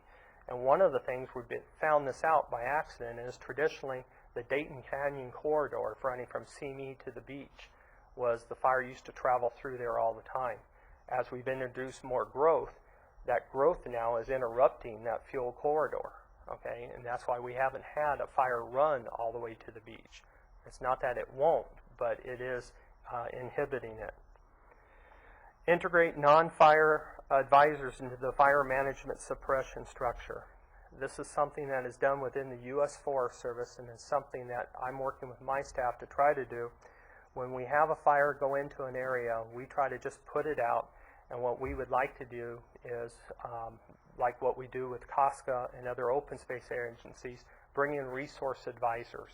The resource advisors can tell us about plant and biological effects within the fire perimeter, and they suggest certain areas that we let burn, okay, to fuel type things for the environment, for those endangered species and stuff. And then the last is change from a passive to dynamic management of open space watershed. And this is to modify the fuel bed age classes in a mosaic pattern to recharge the aquifers and support wildlife. And what I mean here is we have a lot of open space land conservancy entities, from federal to state to private nonprofits. They have all this vast open space, but what happens is, without managing, actively managing, the fuels are getting older and older and older. When a fire is introduced, we can't stop it. What we'd like to propose doing is going in and treating an acre here, an acre there, and do that. So like we saw, what I expressed to the board today out on the ranch fire, as a fire moves into an area that the fuel's been converted, when the fire hits that, it slows down. It gives us a better chance at suppressing it. It's better for the wildlife. I don't think any of the experts will disagree with the issue that converting fuels is better for plant life, better for wildlife, and better for the environment. And there's a way we have to reach a consensus on how to do it so it's aesthetically pleasing to everybody who likes the look of the open space. So that concludes my presentation, if you have any questions. Thank you very much for being a part of this and volunteering to be on this, because I think it is, you are one of the stakeholders that isn't often recognized. Thank you. Our next, I believe, speaker is Nancy Settle. Yes, the hello, Resource Management Agency. members of the board and Supervisor Parks. It's a pleasure to be here after this planning. And let me make sure I have this. I just press the top, and that makes it go forward. All right, you may wonder why the planning division is here as well. As far as the unincorporated area of the county, we certainly get land use development permits in the county. The development within the county represents about 11% of the population of the entire county, but nevertheless, a lot of the unincorporated area of the county contains of what remains of a lot of the wild rivers, the Santa Clara and the Ventura River, those wide open areas that have not yet been concrete. So I'm just giving you a couple examples of what we don't want to see as far as watershed protection efforts and not having structures adjacent to floodways. And then here's another example, which I think you'll hear about later, as far as what we'd like to not have end up with the Santa Clara River, or the Ventura River for that matter. Another picture of the LA River. So as far as where land use planning, it creates a nexus. Usually where you see water, you also see areas where there's riparian habitats and sensitive and endangered species. And that's where the planning department becomes involved in reviewing discretionary development. We have specific policies for protection of those areas, as far as if you're within a 300 feet of a wetland or 100 foot of a wetland. But the point of this slide is that we don't always know the magnitude of cumulative impacts, and that's probably the biggest thing I just want to leave you with as far as this part of the issue is the question is what we're presently doing with respect to all our respective policies, because we all have them. You know, is it taking us where we want to go in the next 30 years? So cumulative impacts are one of those areas we're finding out more and more as we get grants in, and we review what are our sensitive resources, and we can better identify those. But we still have yet to paint a clear picture of that. And Liz Chatton, our planning division biologist, will speak to that in just a moment here. This is just a look at where we were comparing floodplains and population in 1990 countywide. We had 228,000 dwelling units in the county in 1990. And then when you compare that to the year 2000, you can see the change in the floodplain area. That red area has expanded. It's larger, and now we have, as of 2000, about 250,000 dwelling units. with slightly expanded floodplain areas, and I've also included what happens to be the 500-year floodplain, I believe, in that yellow color. So the next slide is by the year 2035, which is the target number we're now using for the Regional Transportation Plan, where we're still doing that now with the Southern California Association of Governments has already set that target for our transportation needs, and what that means in the county is 340,000 units, an increase of 90,000 units. And the question is what will that map look like by the time we get there? We have existing programs in the planning department where we try to promote watershed, floodplain protection and floodplain protection, and some of those your board has approved, and you know about those with conservation parcels where a property owner who has land in the river bottom can actually come in for a exemption to the subdivision process and have less than a minimum lot size. So these are fairly new programs. We amended the Land Conservation Act program where we now allow for open space contracts, and we now have a biological resource conservation program which is on its way to trying to identify some of these critical areas for protection, which are frequently synonymous with floodways, flood plains, and Liz will talk a little bit more about that. This is just some of our public information program. We're trying to make this available to people out there that maybe have land that they would like to see permanently protected. This is our wetland project permitting guide with the goal of protecting wetlands. Just a couple little quick examples. Then we also have for restoration purposes within our rivers, streams, and areas that how we can restore those. So the next step that we have, just to let you know, with our future grant programs, we're always trying to seek where can we bring together better policies and scrutinizing our land use policies. So the next step we have with our Coastal Impact Assistance Program is working with Watershed Protection District, low impact development, looking at maybe establishing a watercourse wetland buffer, and then a greater level of review, as Chief Roper has mentioned, with conservation areas and certainly high fire hazard areas. That's all I have to add at this point, except to say I think that's the cumulative impact issues that are unknown and that need to be addressed for the long run. And I'll turn it over to Liz Chatton at this point. Thank you. Good afternoon, members of the board, Supervisor Parks. Well, that's not mine. So what I'm going to be talking to you about today as a planning division biologist is what Nancy was beginning to touch upon, which is really that we need to begin addressing cumulative impacts, not only within the county, but our cities at large, because we have now really began to amass a lot of spatial data, a lot of information about the state of our resources, and we're really beginning to understand that we need to have a more regional approach, not just specifically to floodplains, but to more comprehensive regional planning, watershed management. And so what I want to point out, just from a biological perspective, is that Ventura County is part of the South Coast ecoregion. And this ecoregion is very unique. It is one of the top 25 most ecologically diverse and threatened ecoregions in the world. And in Ventura County, south of the Los Padres Forest, within our unincorporated county, only 16% of our land is permanently protected either for natural resource protection or what I will call natural floodplain management. So what that means for us, of course, is that opens up a lot of areas for development that are exacerbating our existing flooding problems, our resource management issues.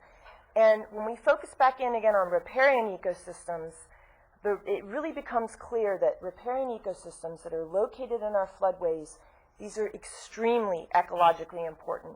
They are some of our most important superhighways for our fish and wildlife. These are the areas that are being used as wildlife corridors and as landscape linkages.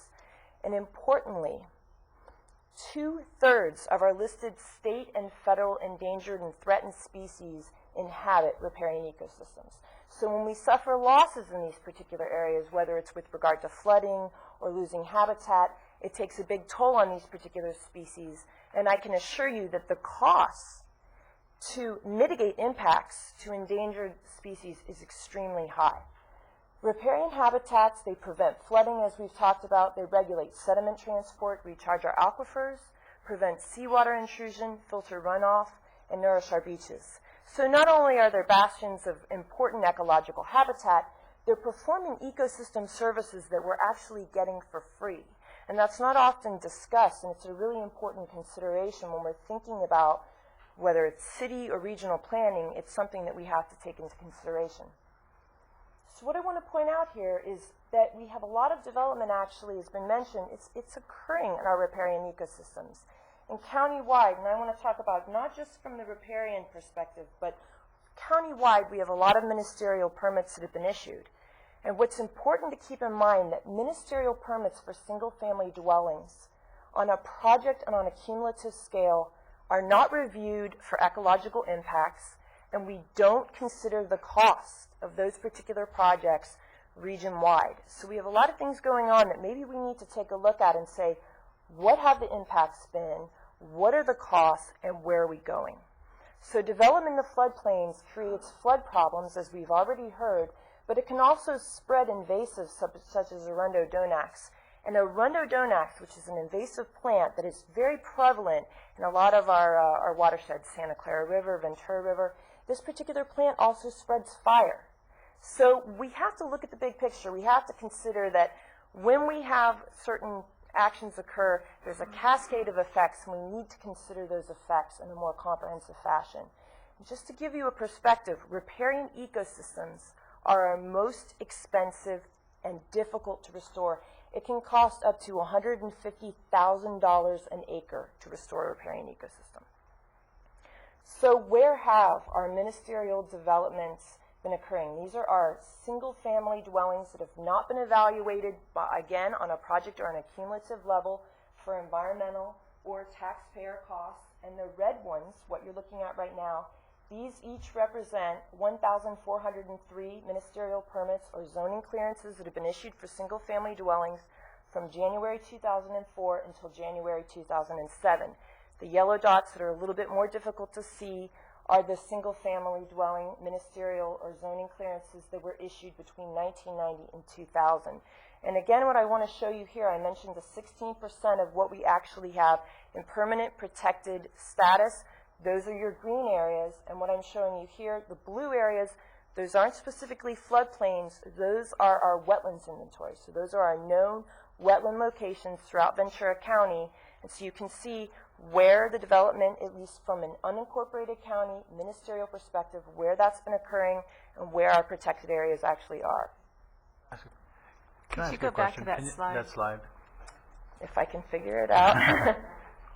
Okay, let's see. There it is. Yes. So the red dots are where they're giving these development permits? The red dots are where we are issuing zoning clearances for single-family dwellings. These are ministerial permits. Now, I want to say a caveat about this. About 10 to 20% of our single-family ministerial permits were issued subsequent to some type of discretionary action. For example, in the Santa Monica Mountains, within the coastal zone, all of our permits, of course, there are planned development permits. So after they come in and they get their discretionary PD, they come in and they get their zoning clearance or their ministerial permit for development. But between, I would say, 80 to 90% of our ministerial permits, single-family dwellings, are not evaluated. We Okay, don't look at costs and we don't look at environmental impacts. I guess I was looking at some of these areas because it looks like Ojai has more than the rest of it. I didn't think Ojai was developing that.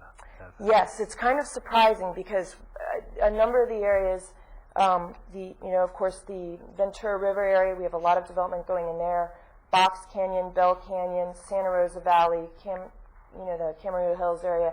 So it's occurring in some areas that are surprising, but again, because we haven't really been able to take a couple steps back and look at it. It's just been happening, and it isn't really until now. Now we have this GIS technology. We have the ability to look at things more comprehensively, and so all of a sudden it creates a bit of a picture that is a little bit surprising. We ready to? And I have two more questions. Sure. Supervisor Flynn? Well, Okay. You're showing that obviously a lot of the development that happens in the county is done over the counter with ministerial permits. That's exactly correct. And the area up in the Ojai area, because it's all covered in red, is that also a waterway? That's correct. The Ventura River is really underneath of a lot of those red areas. So it's not, I couldn't say that specifically there's a lot of floodplain development occurring there, but I would say we do have a lot of development that is either, very, very close or immediately adjacent to the Ventura River, to the floodplain. So And could you also give me an idea, like, in terms of the amount of development permits given, the percentage that are ministerial versus those that are discretionary and go through a, hearing process? Sure. I would say, and this is not an exact number, because I'll say essentially from January of 2004, the Planning Division began to use a Permits Plus system. That's our database that we keep both our ministerial and our discretionary permits. Approximately 80 to 90% of our ministerial permits for the single-family dwellings, and I'm not specifically referring even to the second dwellings, those are ministerially issued. So 80 to 90% of the permits given out there for development are ministerial over the counter? That's correct. And that's probably why we're seeing that's where all the development's going. Yes. Okay, so again, between 1990 and 2000, approximately 3,000 ministerial single-family dwellings.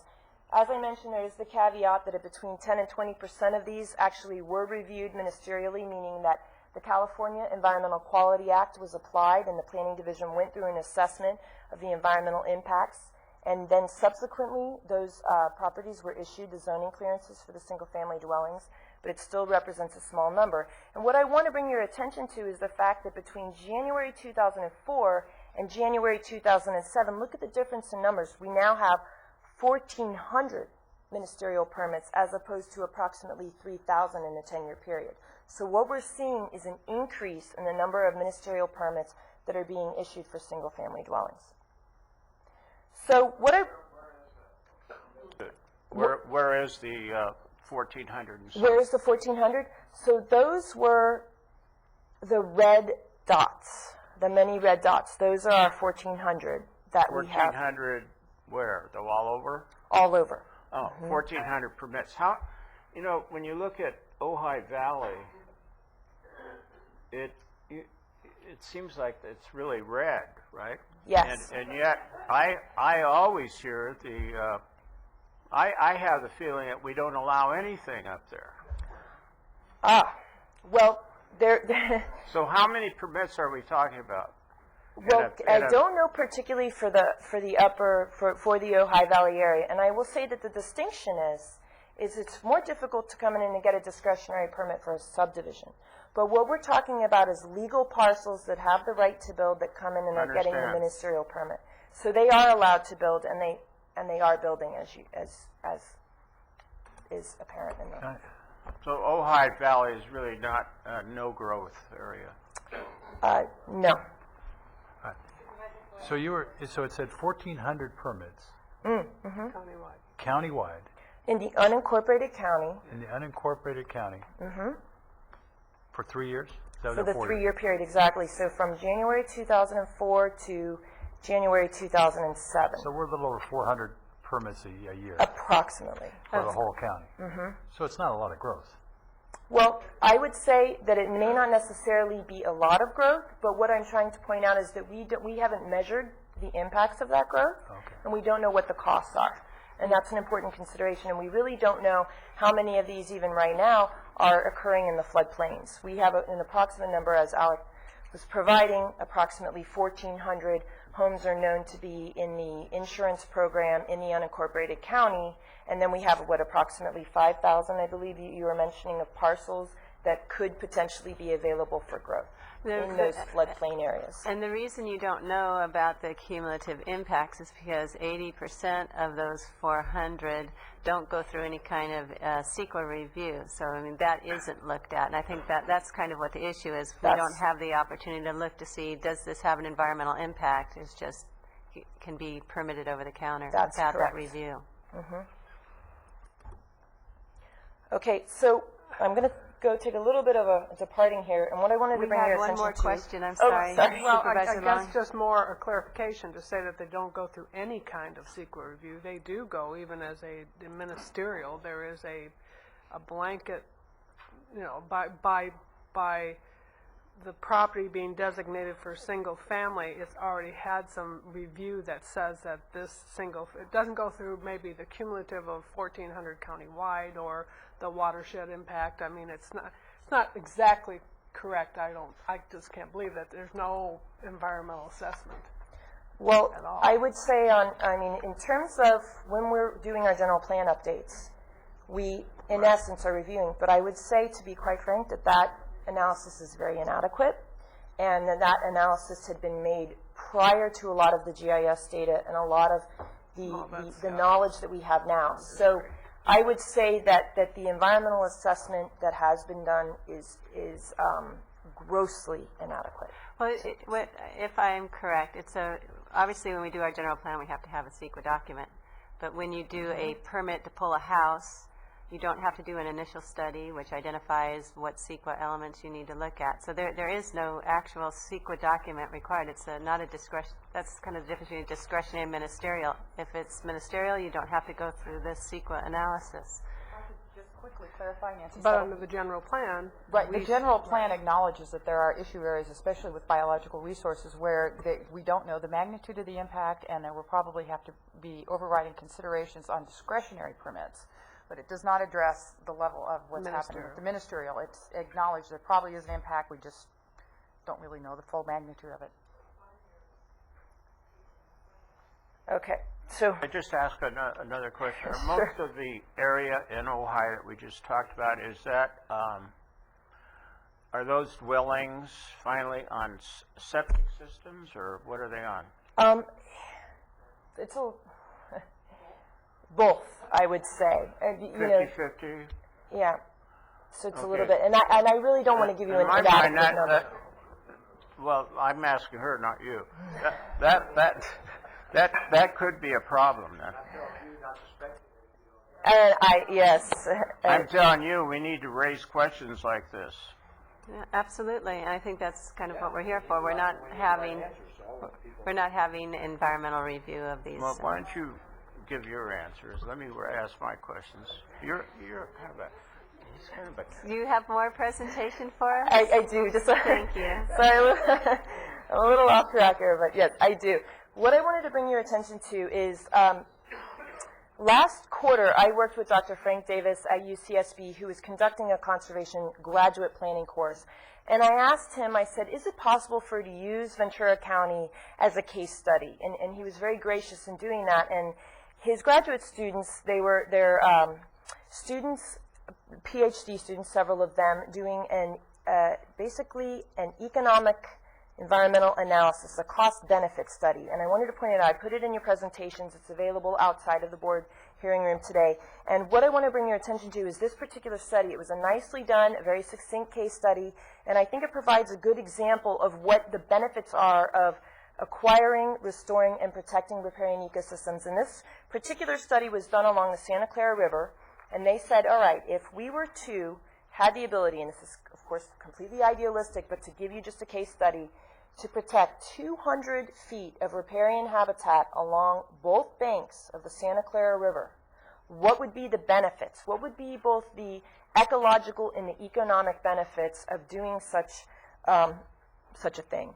And what the students found is that just by looking at the economic benefits to the 28,000 residents in the city of Santa Paula who are classified by the feds as being in this high-risk flooding, that, and I don't know what happened to the formatting in the slide here, but what they found is that if we were able to have a countywide 200-foot riparian buffer along the Santa Clara River, just for these residents alone, their insurance premiums per year, if they had already had previous claims, would be reduced by $481 because their insurance premiums, they would be moved from the flooding category of high to moderate.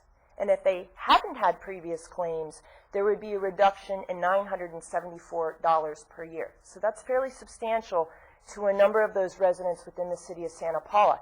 And that's just one component. That's not to mention all of the flooding, and like I was mentioning before, the sediment transport, the ecological benefits. There are so many benefits that riparian ecosystems actually provide, not just in terms of the ecosystems, but actually performing flood benefits that we aren't paying for right now, and that's a consideration.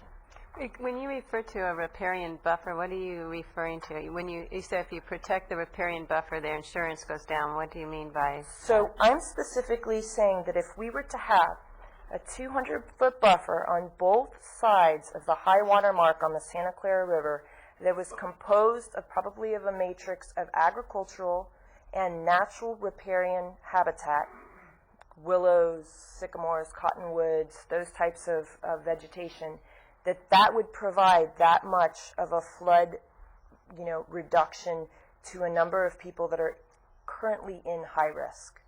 So, in summary, I know that I just want to be able to give the other speakers a chance. I concur with what everyone else has been up here saying, that we need to have a comprehensive interagency strategy to achieve floodplain management that protects ecosystem services provided by riparian and especially other sensitive habitats, and reduces, and as we've heard, the increasing costs that taxpayers are facing for mitigating cumulative losses from development in Ventura County. Thank you. Thank you, Ms. Chatton. Great information. Our next speaker is Peter Brand with the State Coastal Conservancy, and then he'll be followed by E.J. Renson with the Nature Conservancy. Afternoon. Good afternoon, Madam Chair, Supervisors. Thank you for inviting me and including me in this session. I just want to say I don't know how much time we have, and we've got you down for 10 minutes. That's right, and I will take that if you would, maybe with a minute or two left, tell me to stop and go on to my recommendations. If you would, that would be helpful. And I had planned on being out here by 3:30 or so.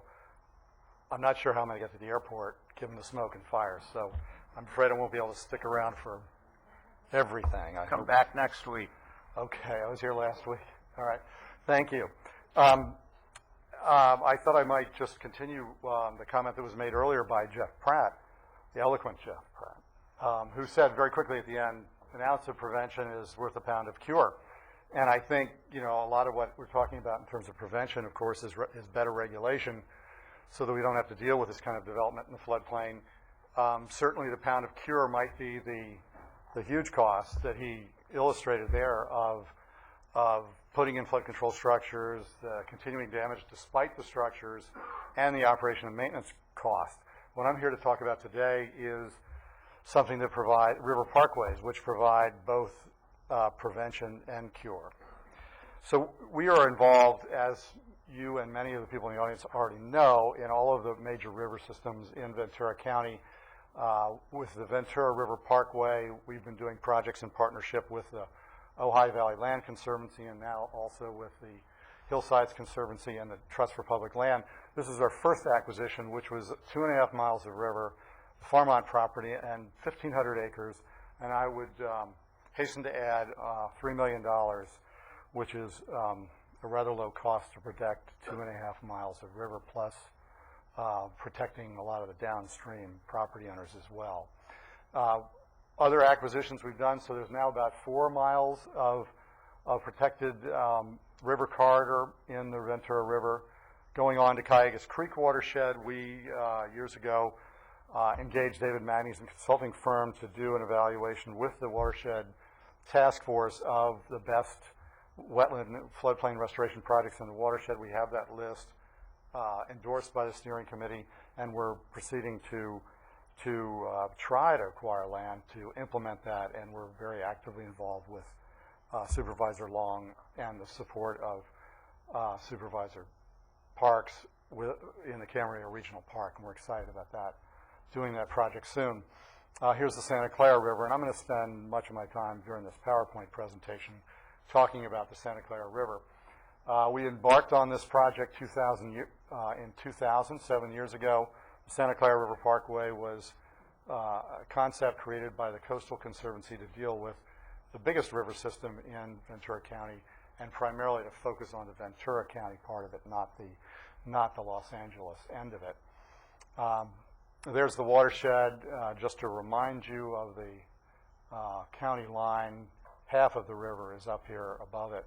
We're just concentrating on this area within the county. You remember the SCREMP plan, lots of issues to be dealt with, lots of consensus recommendations.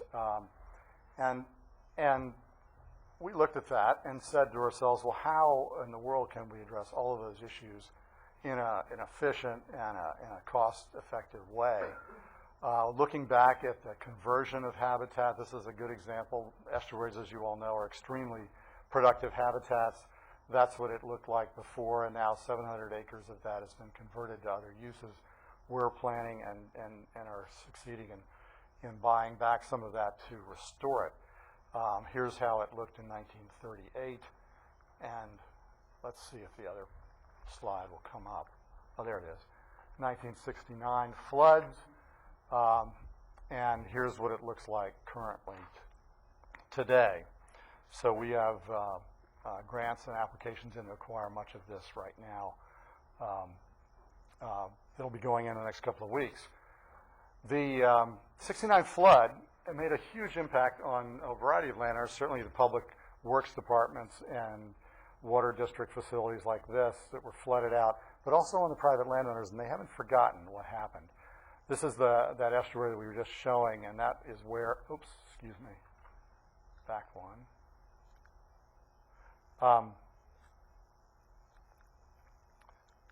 Sorry, come on. This is where the sewage treatment facilities are now. This is where Olivas Park Golf Course is. There's the harbor. So flooding continued periodically, some almost as bad as the 69 flood. And one of the elements of the Scrump plan that we focused on was the fact that a consensus recommendation was if there are willing sellers out there, try to acquire from them. And we said, I have a feeling some of these property owners may be very interested in that, given the amount of regulation that they're having to deal with to help with the steelhead and a variety of other things, and because of their memory of what's happened to their land during past flooding.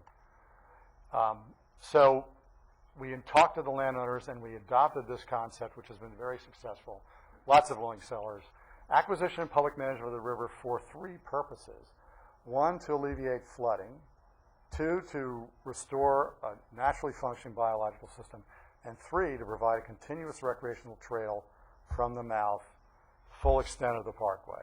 So ultimately that will be all the way to the county line. So three different major purposes, all of which, each of which requires acquisition, not just easements. And the other promise we made to local officials, state and federal officials, was that this was going to be paid for with state money, not with county money. It's certainly a state and federal priority. We found that out. It's for a variety of reasons, including the steelhead, including the listed species, but also because of the flood reduction element. And so we've spent approximately $12 million to date, acquired 14 properties with our partner, the Nature Conservancy, as well as the Friends of the Santa Clara River, and then now it's up to about 11 miles of river that we've now acquired, with a goal of at least 25 miles of river from the mouth, and continuously, not just some reaches, but continuously, all connected from the mouth to Sespe and perhaps to the county line. We have engaged in $1 million worth of studies just on the Santa Clara River to determine, and we've given the mandate to our consultants to learn everything they possibly can about the river. The rest of this slideshow will show some of the slides from the results of their analysis, but a lot of it just illustrating how powerful the river is. It is a different kind of river. One of the things they discovered is that it really works differently than a lot of other rivers in California. And it's also dominant in Southern California. 65% of the sediment in the Santa Barbara littoral cell comes from the Santa Clara River. If you fly over after major rains, you see this huge plume of sediment that goes out into the channel.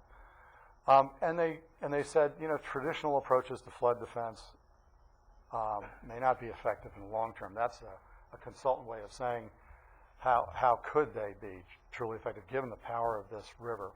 On the left, you see the Santa Paula Airport, and here's an example of some of the kind of change that's happened. So they said, acquire wherever possible to reduce conflict between restoration, flood management. In other words, modifying and reducing risk.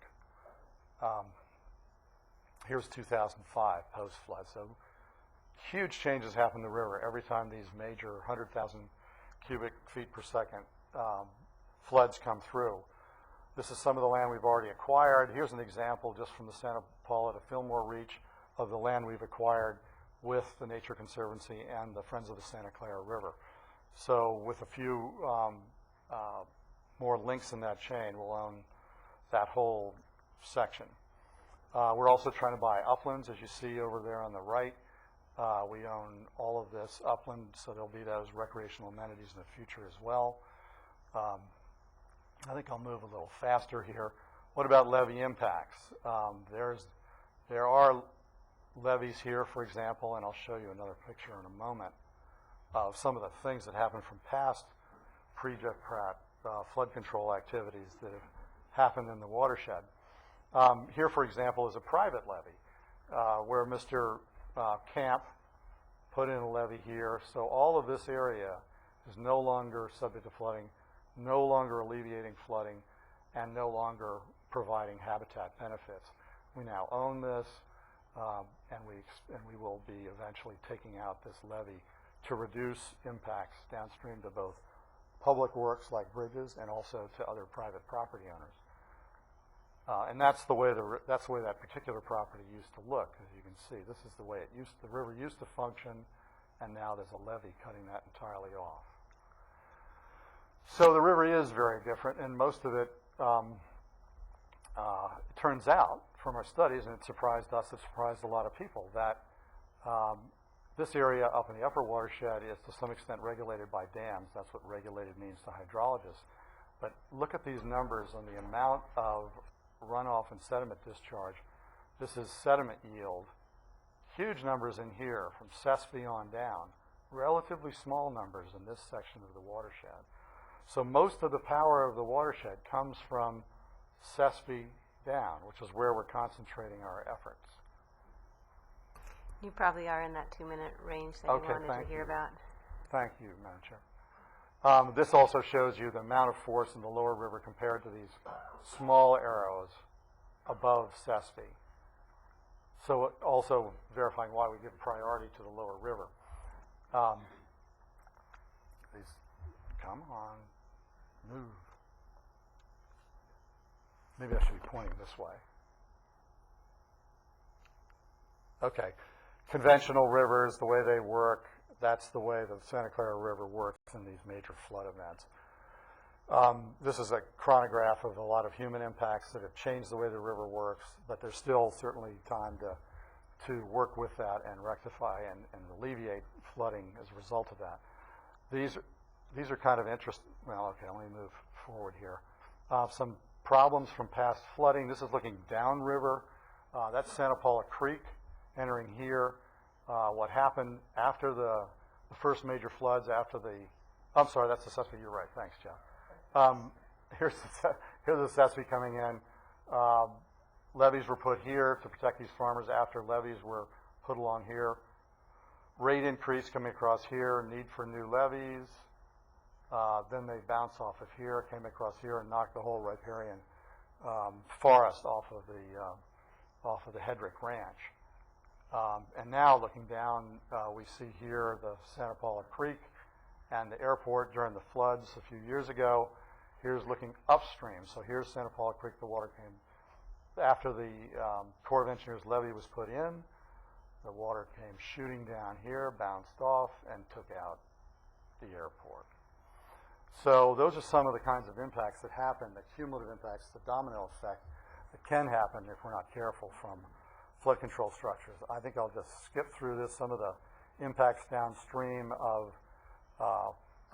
levees that we've discovered, and go on to my recommendations.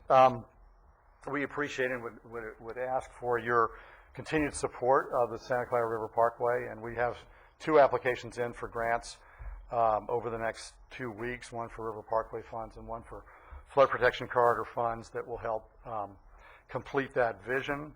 And we want to coordinate with the county on the pursuit of additional funds. We meaning the Coastal Conservancy and the Nature Conservancy, want to support the flood control, the Watershed Protection District's efforts to get money in Washington for their feasibility study.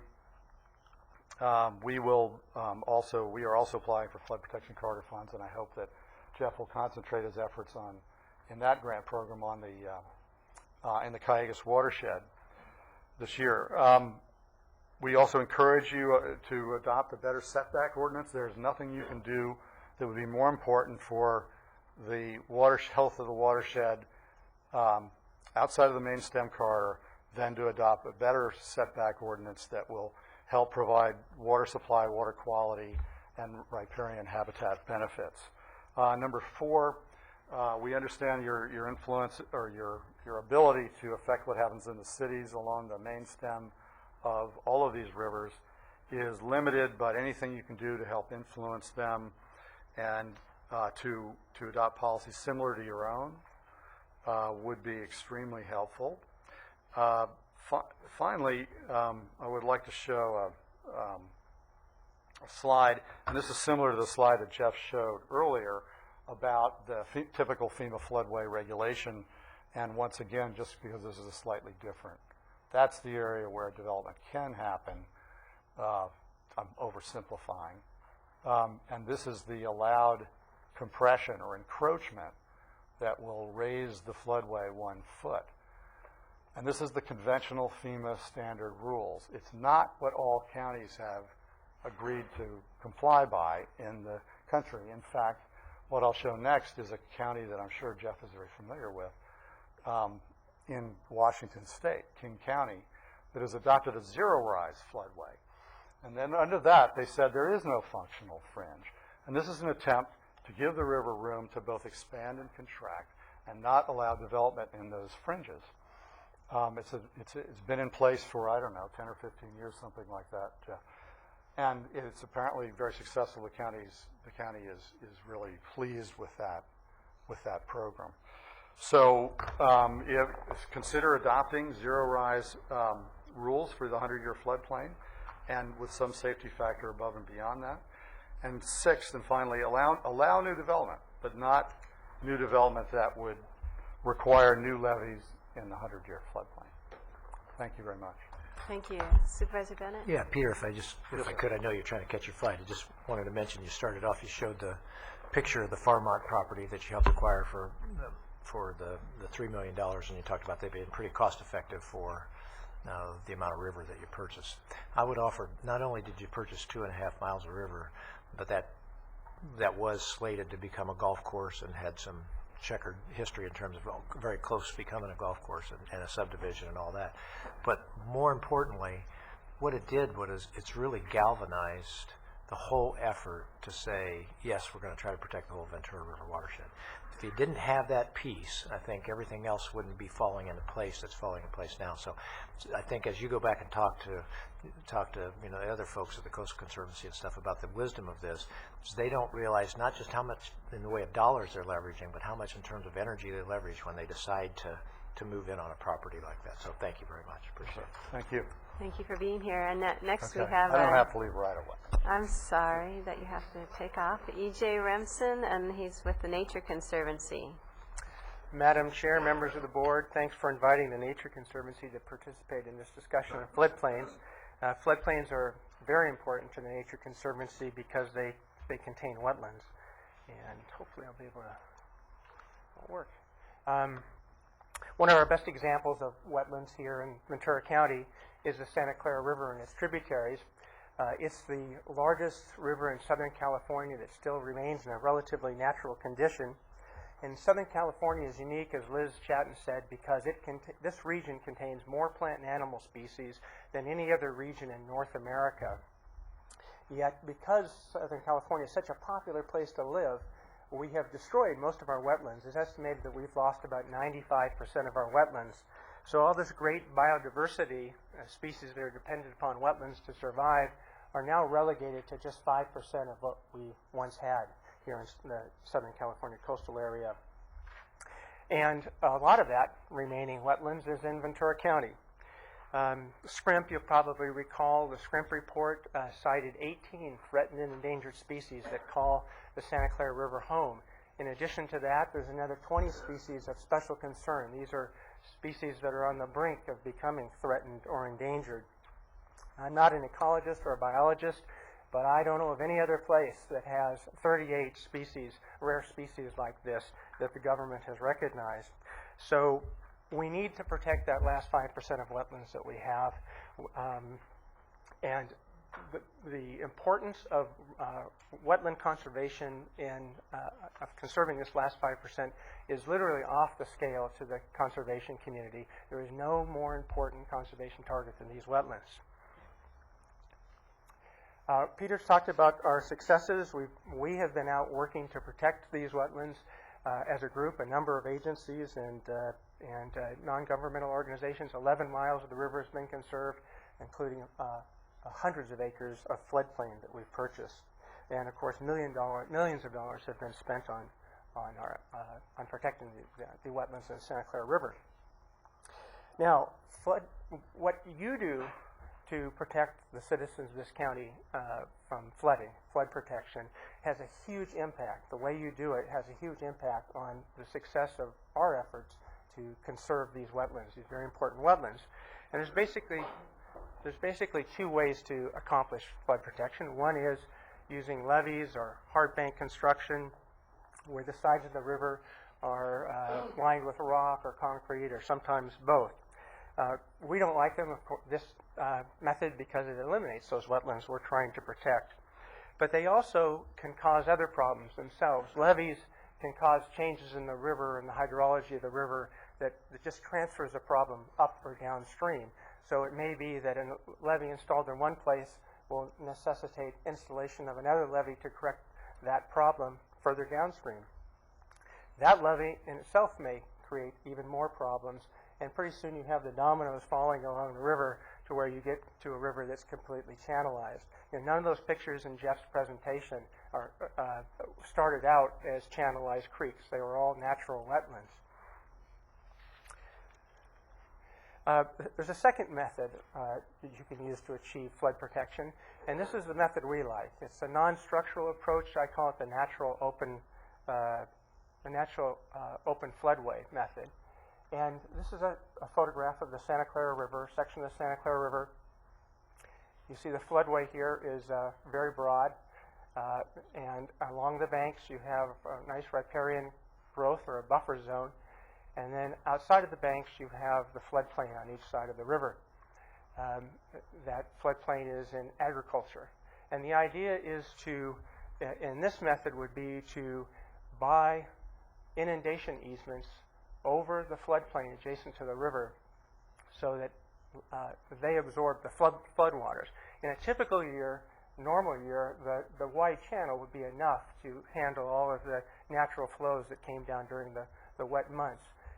During the high flow years, the unusual years, the floodwaters would rise in the channel and spill out and onto the floodplain as they're naturally intended to do.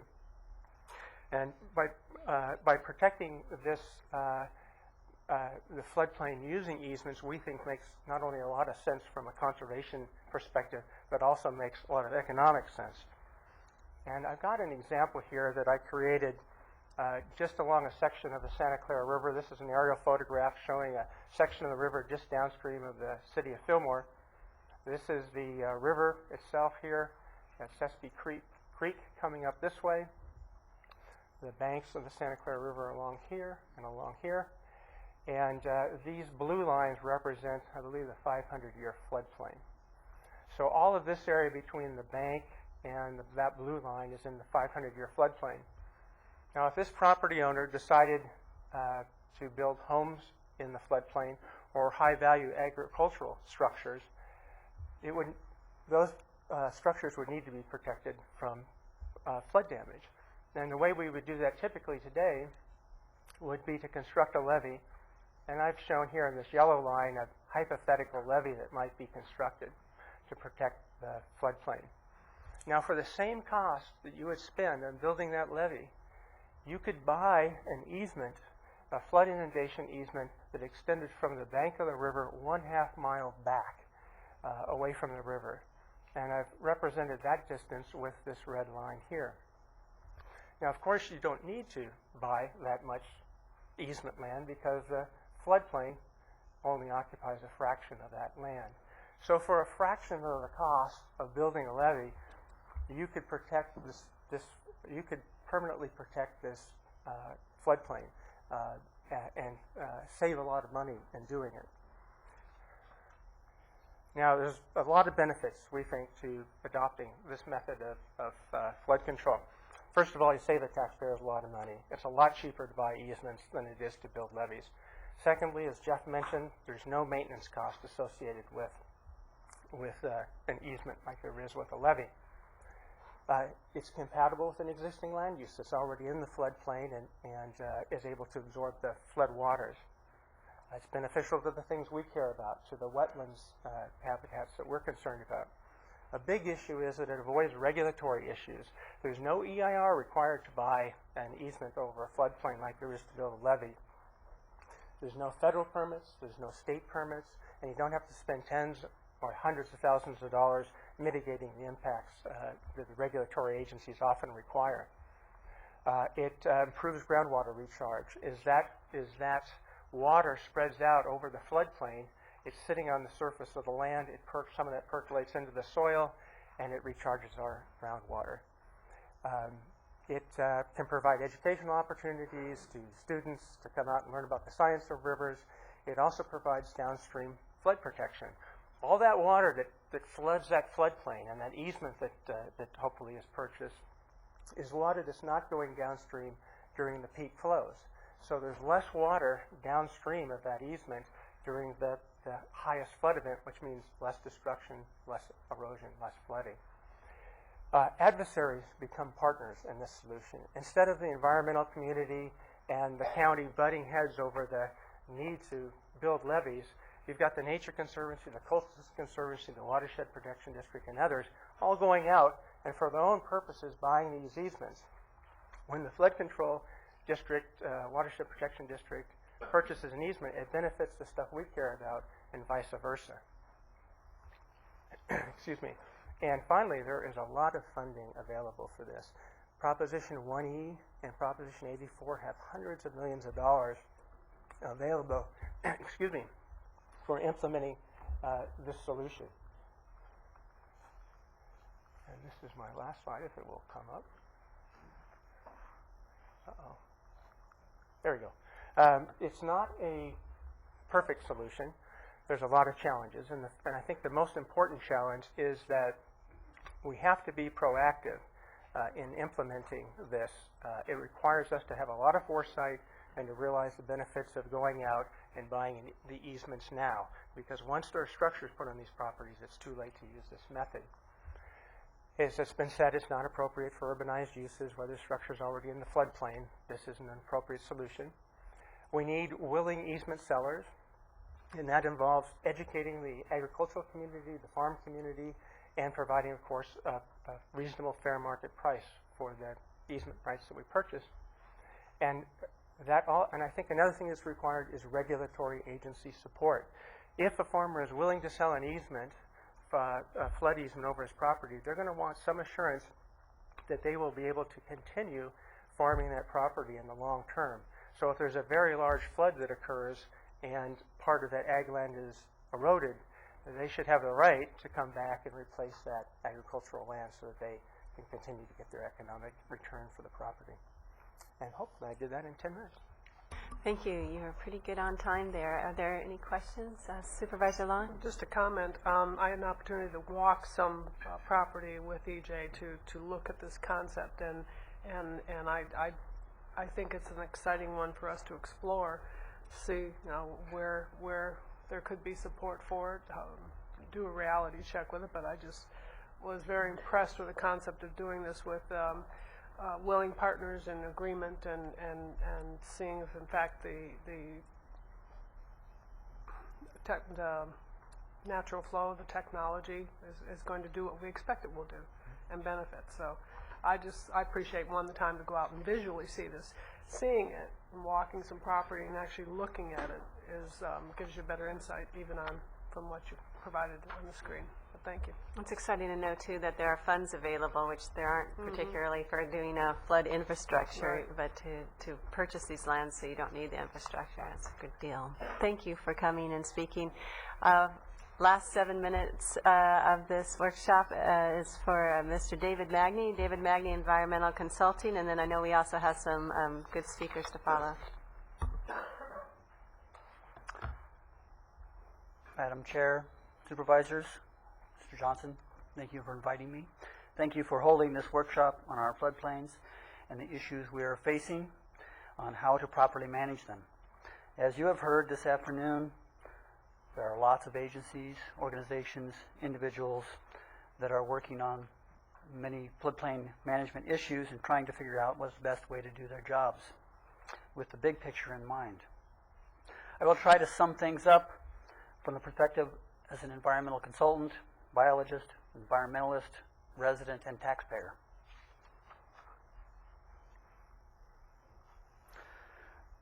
Floodplains are focal points or conduits for all that happens uphill. Floodplains are the water courses, wetlands, and the riparian habitats that they normally contain, receive all the nutrients and pollutants, natural and unnatural, and convey them to the ocean or into the ground. They serve many functions, many of which directly benefit humans in the area. Some of the functions floodplains provide include flood conveyance, providing water, cleaning the water, habitat for plants and wildlife, aesthetics. We like to look at the rivers, lakes, and the riparian, the greenery along the banks. Recreation, education, including scientific study, sediment transport, sediment retention, erosion control, to name just a few. Our floodplains are habitats to a wide variety of plants and wildlife species, several of which are very rare and even endangered. Each regulatory agency, including the U.S. Army Corps of Engineers, California Department of Fish and Game, Ventura County Planning Division, Public Works, and others, must deal with proposals or existing actions or developments that are planned or ongoing in our floodplains, all costing the taxpayers quite a bit of money.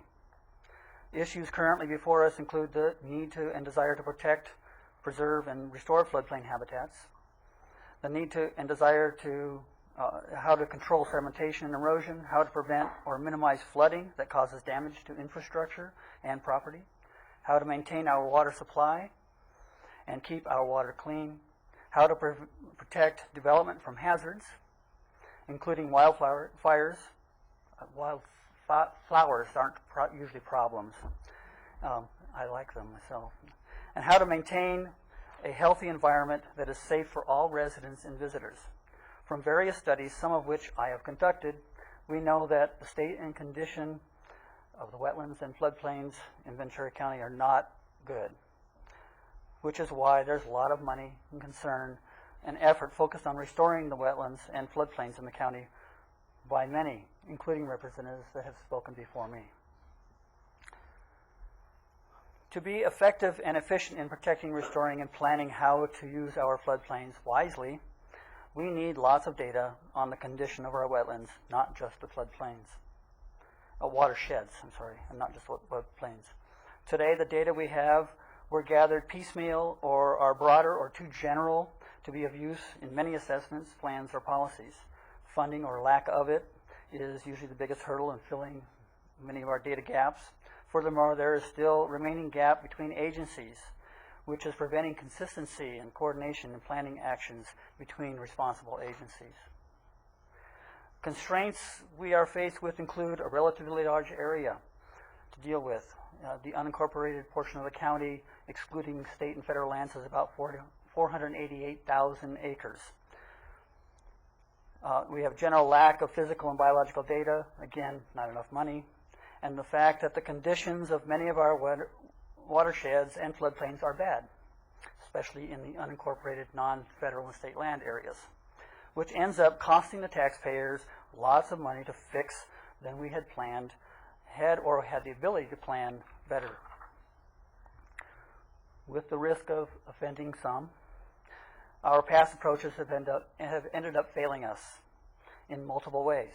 I would say that most past efforts were done with the best of intentions, but often without considering the bigger picture, using tunnel vision because it's not their job to look at other issues. This takes us and places the responsibility to you, the decision makers, the policy makers. However, you need to know it all. Good luck. Workshops like this provide you with some of information on the problems, challenges, and possible solutions, and can help you make some good decisions to adopt sound policies and provide the guidance and direction for the hardworking agencies working for the citizens. Our next steps include recognizing that floodplain issues are not going away. Rather, they are getting bigger as the county's population grows. The examples of the additional development that's occurring in our floodplains, where we didn't even know about that before, is one example. We need more information. We need to remove the perceived and real barriers to interagency cooperation and coordination so that we have consistency between all to achieve our collective goals. We need to revise existing policies and adopt new, strong policies that require in-depth coordination and consideration that each regulatory agency needs to implement to achieve the most in public services and the job of our government at the least cost to taxpayers, efficiency. This needs to be done so that we are treated fairly, so that all are treated fairly, and that the costs and benefits are distributed equitably. I'm speaking about a holistic approach to living and working in Ventura County in harmony as best we can with the environment we live in. By having policies that apply to all and having each agency truly working together to protect and enhance the quality of life in Ventura County. The best way we know how now is to think about our land uses on a watershed and countywide scale first. Not just in our local communities. We need to fix what is broken now, or the costs will simply get higher in the future. Can't postpone a lot of these decisions till later. We need to take action now. The challenge to you, or for some of the fixes, is that we need to acquire politically challenging decisions. As many landowners, in particular those with a little more money than the average Ventura County citizen, will bend your ear and tell you, don't do that because it's going to harm me, and require them to change their ways a little bit. I urge you to consider the bigger picture, the health of the entire county and all its citizens. Thank you. Thank you, Mr. Magny. Appreciate it. And I would also like to ask up Dr. Timothy Lawrence. Dr. Lawrence is with the UC Extension, and he's from UC Davis and came out here from Davis today to hear what we have to say here in Ventura County and what we're looking at. And he's also been very much involved in looking at natural floodplain management. And if you'd like to share some words with us, appreciate it. Thank you, Madam Chairman, Supervisors, Mr. Johnson. I just want to commend you for this approach. I think that you're really taking a lead in terms of trying to look at this floodplain approach and the use of natural resources. I want to divert just a second on, it'll make sense, hopefully, in what I'm going to explain, is that I actually used to, as a younger man, work for a beekeeper in Thousand Oaks named Jim Dyatt. And some of you may know the Dyatt family. It was certainly a different place back in 1969, but I'm a fifth-generation Californian. But I had spent the last 16 years in Ohio, and I've been back in California now for about a year. And the reason I want to reiterate that is that lots of communities throughout this country are facing similar situations to what you are. The city of Columbus, which is the 15th largest metropolitan community in the United States, has adopted what we are calling a river rules concept, and that you heard about floodplains and you heard about floodways. Well, there's also something which I add to it is streamway, and that is the meander belt, which is the Kings County, is what a stream needs in order to function and meander. And they adopted this river rules, and whatever happens within that zone the river gets to take, you don't put a lot of riprap or stop it, primarily because of a arbitrary boundary of 200-foot riparian area didn't have solid scientific basis, and they were worried about the legal defensibility of that. But they have adopted, there are ways for engineers who are familiar with how you keep the stream connected to the floodplain, and in terms of what it takes in order for a stream to meander. And you saw meander belts in some of the photographs that you saw. These are important concepts. Natural resources are important concepts, important resources that can help us not only with our flooding and flood issues, but also meet our water quality concerns and criteria. We heard a little bit about land use and the impact that land use has and impervious surface area has, and the impact that it will have on our streams, not only from the energy flow and the added energy that it adds to the stream and what it can do to degrading and sedimentation and increase in sedimentation, but also the pollutant loadings, the various hydrocarbons and all the pollutants that are gathered. I think you're familiar with your NPDES permit that is currently out, which it talks about effective impervious surface. It's not so much the impervious surface, it's that direct connectivity of that impervious surface to the streams. So it's a way, how do we slow the water down? How do we take the energy out? And along the way, how we remove some of those pollutants. Now, interestingly, what some of these low-impact development techniques, which I'm a strong proponent of, don't do so well in, natural resources do very well at. Mainly removal of nitrate to nitrite, or conversion of nitrate to nitrite, and removal of phosphorus are much more effective in natural systems than they are in bioretention systems. So by actually protecting your riparian areas, protecting your streamway, you can actually help meet your water quality goals and achieve your various TMDLs. So there's a number of things that were presented here today, but I want to commend you for taking this first step, or second step, whatever it is, in terms of looking at how you're going to be able to develop in a way that's going to be good for your economy of your county, but also how you're going to be able to protect your environment. And I am a firm believer that it is possible to do both. Thank you. Could you speak a little bit about, you're talking about new laws that are coming in regarding not only velocity, but also the amount of volume? Yeah, the new construction permit, it's going through, it's in the draft form right now. It's a state construction permit. Will require that both volume and rate be the same pre-project and post-project. And that's for any disturbance in excess of 1 acre. So it's not only those that are MS4 and are under an NPDES permit, but statewide, if you disturb more than 1 acre, you have to maintain your volume and rate. So that's going to require more infiltration or ways of slowing the water down and getting it to infiltrate as best possible. Now, I personally don't think that that's going to be totally attainable in all situations. I know it's not going to be totally attainable in all situations. And what Mr. Pratt mentioned is that whole system approach is extremely important. You try and do as much as you can on site with low impact development. But then you have regional systems, regional detention basins, not your just big muddy ponds, but systems that actually help in the process of conversion of some of the, like the nitrate to nitrite issue, and then you use natural systems. What we have to figure out a means of doing is how do you give the developers credit in their detention equation for protecting some of these natural systems.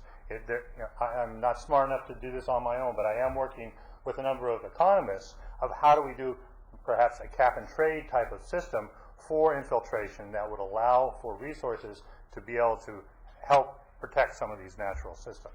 But it's important, we have to look at natural systems and their best use as helping us remove our pollutants. They do a very good job of it. Some, as long as we don't overwhelm them, and I'm not suggesting that. But if we treat as much as we can on the site, in the region, they can do a great job of helping us achieve our overall water quality goals. And then also, I know that I think your dissertation was regarding the collaboration that's necessary to get these kind of things done, and how important that is. And we have had some really good efforts that have been quite successful in getting grants and such here in the county. One of the conclusions we found that those communities, those jurisdictions that collaborated together had far more environmentally effective regulations than those that tried to do it on their own. Collaboration works. Thank you so much for coming. He was a speaker at a LAFCO presentation up in Davis that we really enjoyed. I really appreciate you coming. I'm going to give the clerk some cards. Great. Thank you. And there's always email. If we have that, I was just going to do a little sum up. If we do have that PowerPoint, just kind of looking at some of the things that we've discussed in terms of where we might want to go from here and the broad goals that we're looking forward to. First, obviously, I just threw out for to maximize the effectiveness of protecting the public safety, property, and natural resources. What can we do to maximize that? And I think as we're looking, part of it is the collaboration between our agencies. Secondly, to reduce the risks in a cost-effective manner. We're hearing that our watershed protection district's turning into a operation and maintenance kind of division because there is so much maintenance out there that's involved, and we need to look at those overall costs to see if there are other ways we can become a more cost-effective watershed floodplain management. The third goal being increasing agency-to-agency coordination, which, as we hear, brings on successful programs, as well as the final goal that I can see is to establish a regional watershed planning. That means working with all our partners here at the county, but also between the cities and through our different special districts.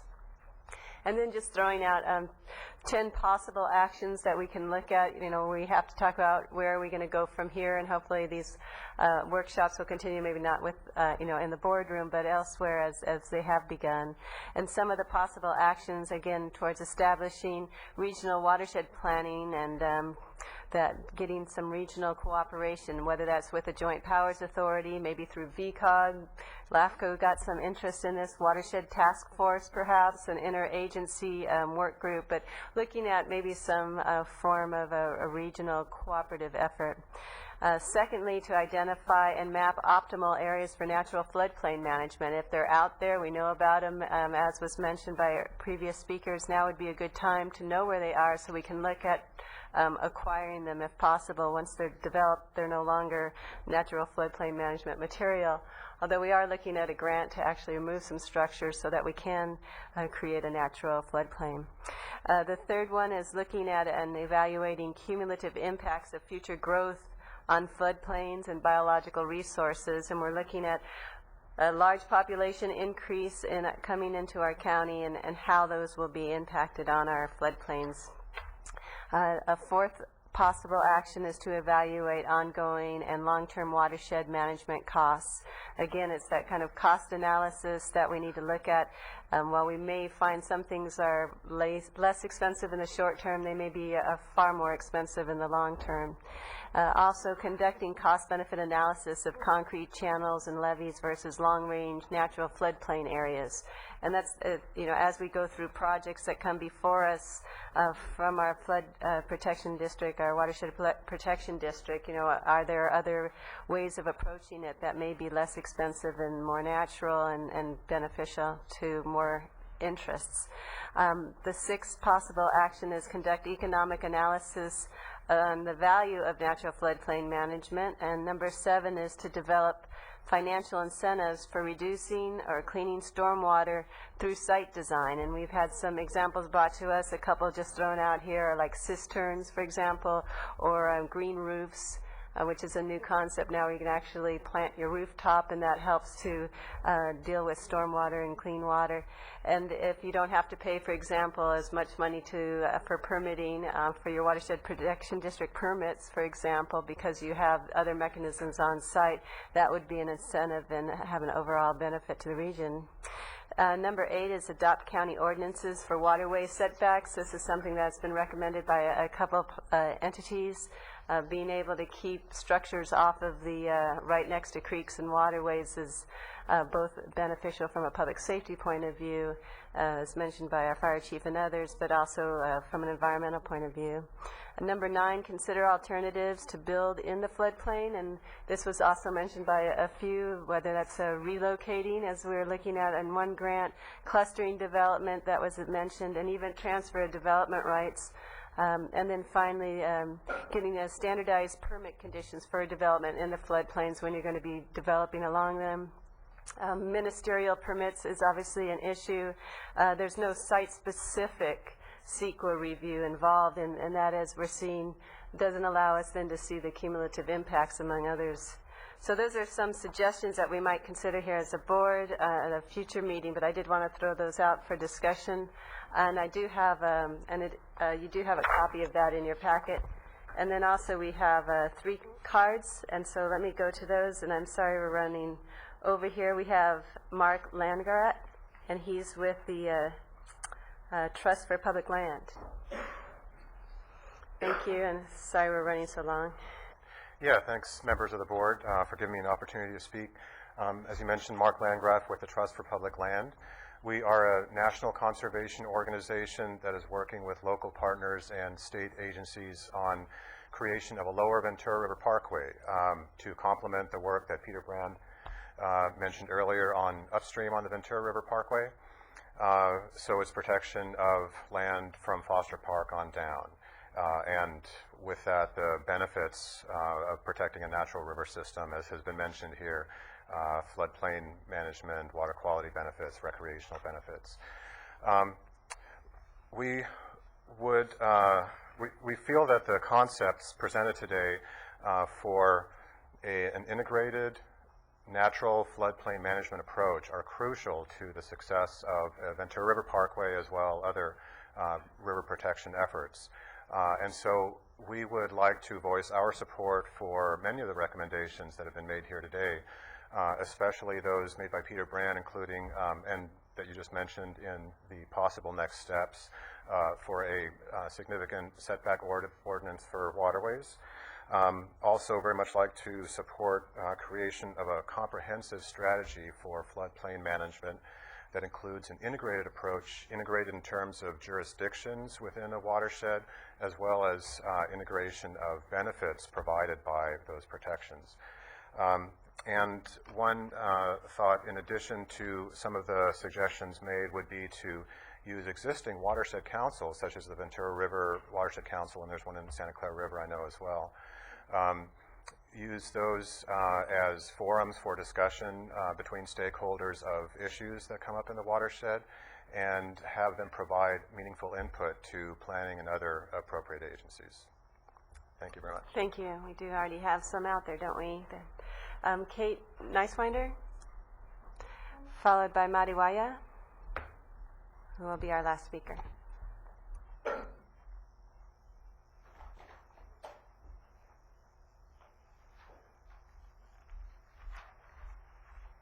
Good afternoon. Members of the board, we have an interesting little problem that we wanted to bring to your attention, especially in the context of the discussion that was held here today. I have an overhead. The situation, as we see it, is this. Mr. Pratt talked today about the review of the current floodplain issues. And he talked about the suggestion of channelization and other options to try to protect the county from flooding. He suggested coordination with Public Works, Fire Department, and other county departments.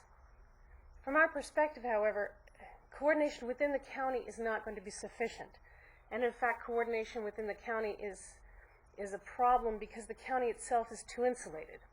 And we have a chronology of events that might help provide that information. Roberta?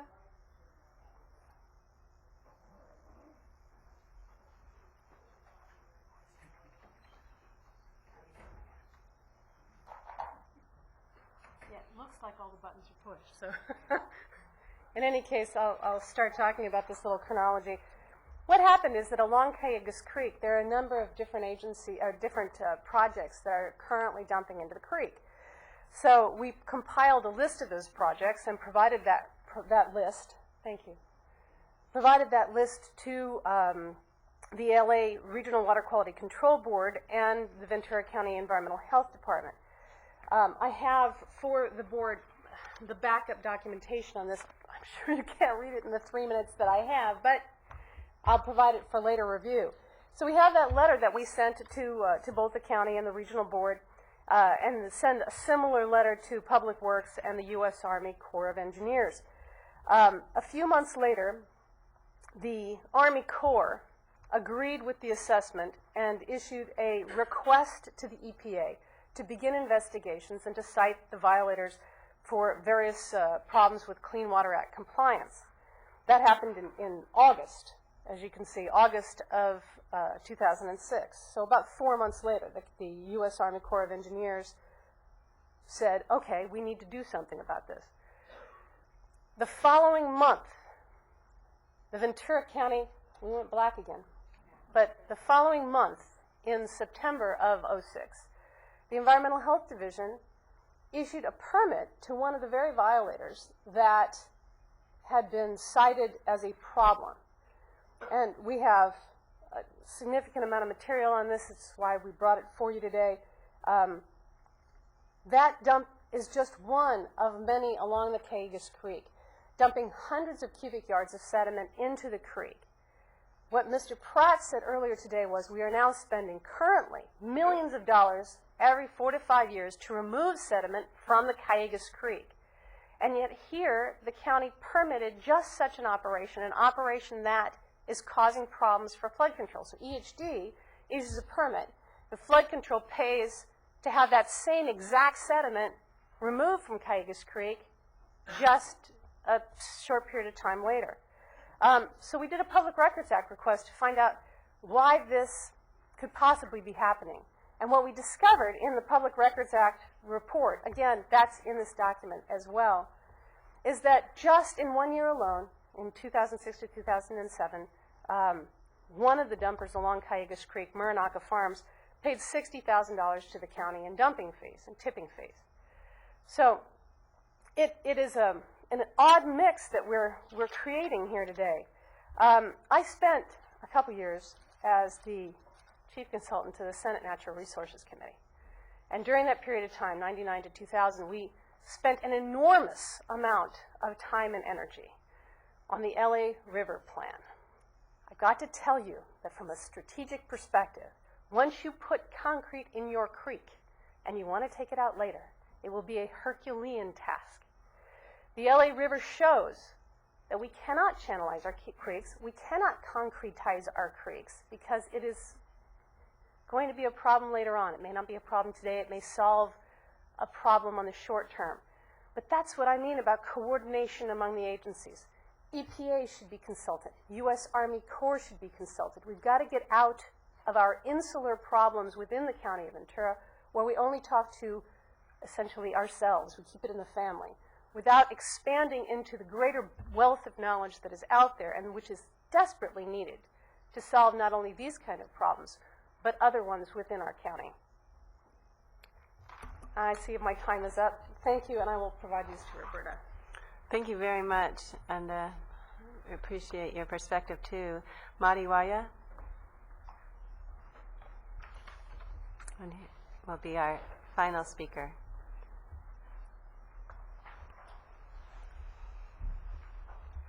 Good way to wrap it up, huh? Thank you, Board of Supervisors, Chairman Parks. Nice to see all of you. It's been a while. I'd like to start off by showing a few pictures of this creek, and I'm going to be specifically talking about Cayugas Creek for many reasons. I don't know, as soon as our pictures come up, and then I have like 2 pages to read, so I hope I can put it all in this short amount of time. Right here you see the creek, and I've walked this creek for years. You know, we've harvested resources, cultural resources, appreciated the natural beauty and the resources that it offers. Can we go to the next slide, please? And you need to get out there and walk from one end to the other and see the beauty of this. Can I switch? You got it in your hand. Oh, I thought he said he was going to be doing it up there. Okay, this is another portion from Moore Park to Simi, and it goes on, you know, with the mountain ranges, with the water, the egrets, you know, the different habitat, the coyotes. Okay, here we go. This right here, I think, how can I go back? The bottom? Okay. This right here, for example, if you look to your right, you can see that round intrusion into the creek. That's Muranaka Farms. This is all landfill. This is all landfill that's taking place up and down this whole creek. It's like taking out a liver of a human body that can't filter anymore. This is a 40-foot high, approximately 2-mile-long landfill. This is illegal fill.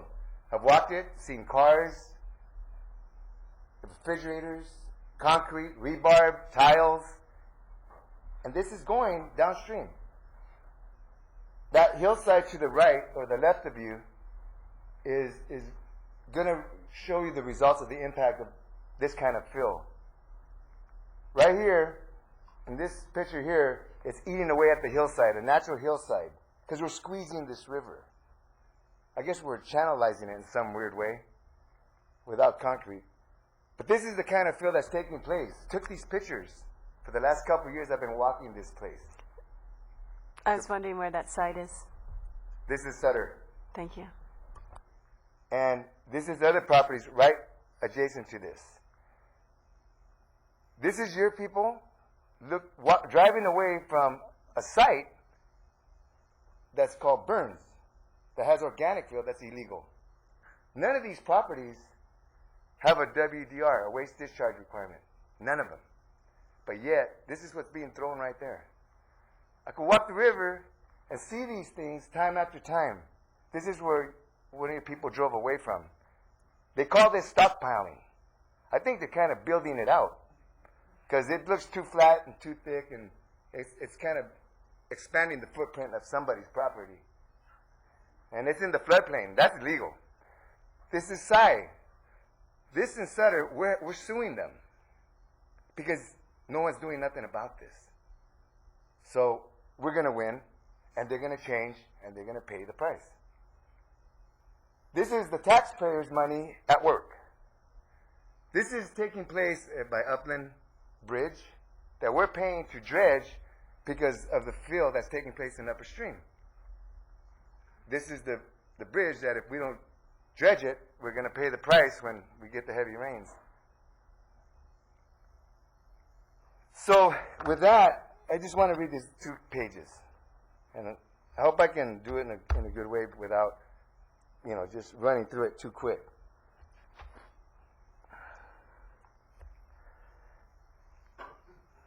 Mr. Pratt mentioned the hydrology is changing. And when you look at that, you wonder why. Roads closing, houses washing away, ag land eroding. Rivers will flow where they have in the past. Channelization isn't the answer. Los Angeles is removing theirs. This is about living healthy ecosystems along with the beauty it offers. So this is a property damage versus the health of an environment. Mr. Pratt mentioned the benefits to levees and channelizations to property that we put in harm ways to begin with. The benefits equal profit when development will be encouraged by channelization and disregard to the environmental impact and more homes in the floodplains. We need setbacks on the Callegues to be considered as an option to channelization. This could serve as to protect the public and the properties. I don't think it is right that taxpayers' money pay for the levees and channelizations. We should be putting the money into purchasing the properties along the banks with the taxpayer money. If we channelize rivers and creeks, we pave the way for more development and runoff into our waters. Planning and land use decisions influence development and impact stormwater runoff. Do we cause our own problem? Callegues Creek Widening Project, the IWPP. If you look at pages 42, 43, 44, 48, and 49, which will show you a piecemeal process, along with the project I think it's called the Atoll. It's a 1-mile widening project in Upper Simi. Altogether, we're talking about 13 miles of channelization. I don't think that's what the people of Ventura County want, or the citizens that care about the environment. 13 miles, one little piece at a time. Finally, the alternative analysis of the Callegues Creek widening is flawed to favor channelization. Let's really read it thorough. Look through it.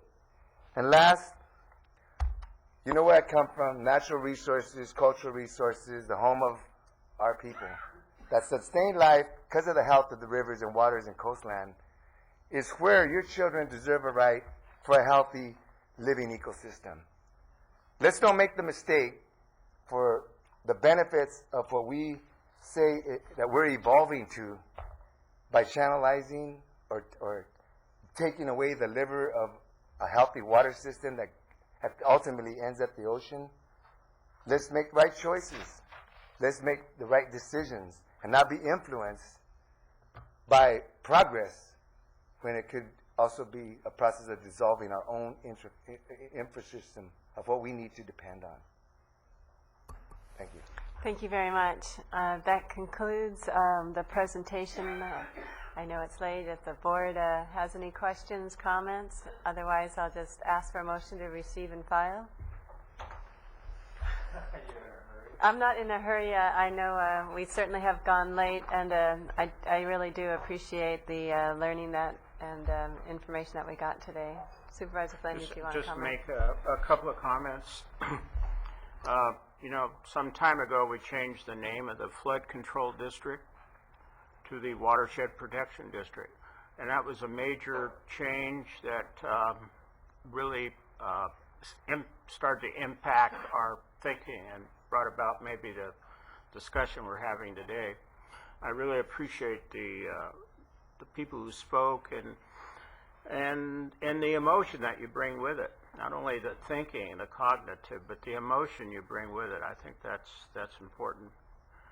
I mentioned changing the name of the district, but I think one major event that took place in late 98, and we have a person who led it, Mark Capelli back here, sitting in the back, was the decision to take down the Matilaha Dam.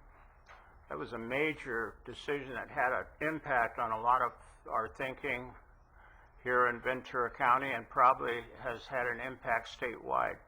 It'll be the largest dam in height ever taken down, and it will have a major impact on that whole watershed area. I do think that we continue to make mistakes. I'm not quite sure about my knowledge about the narrowing of floodways, but FEMA seems to have the authority to narrow floodways. And I think somehow we need to get control of that. That happened in one section of our county. FEMA actually was the authority there. I think that can have bad consequences for us on a project that's being built.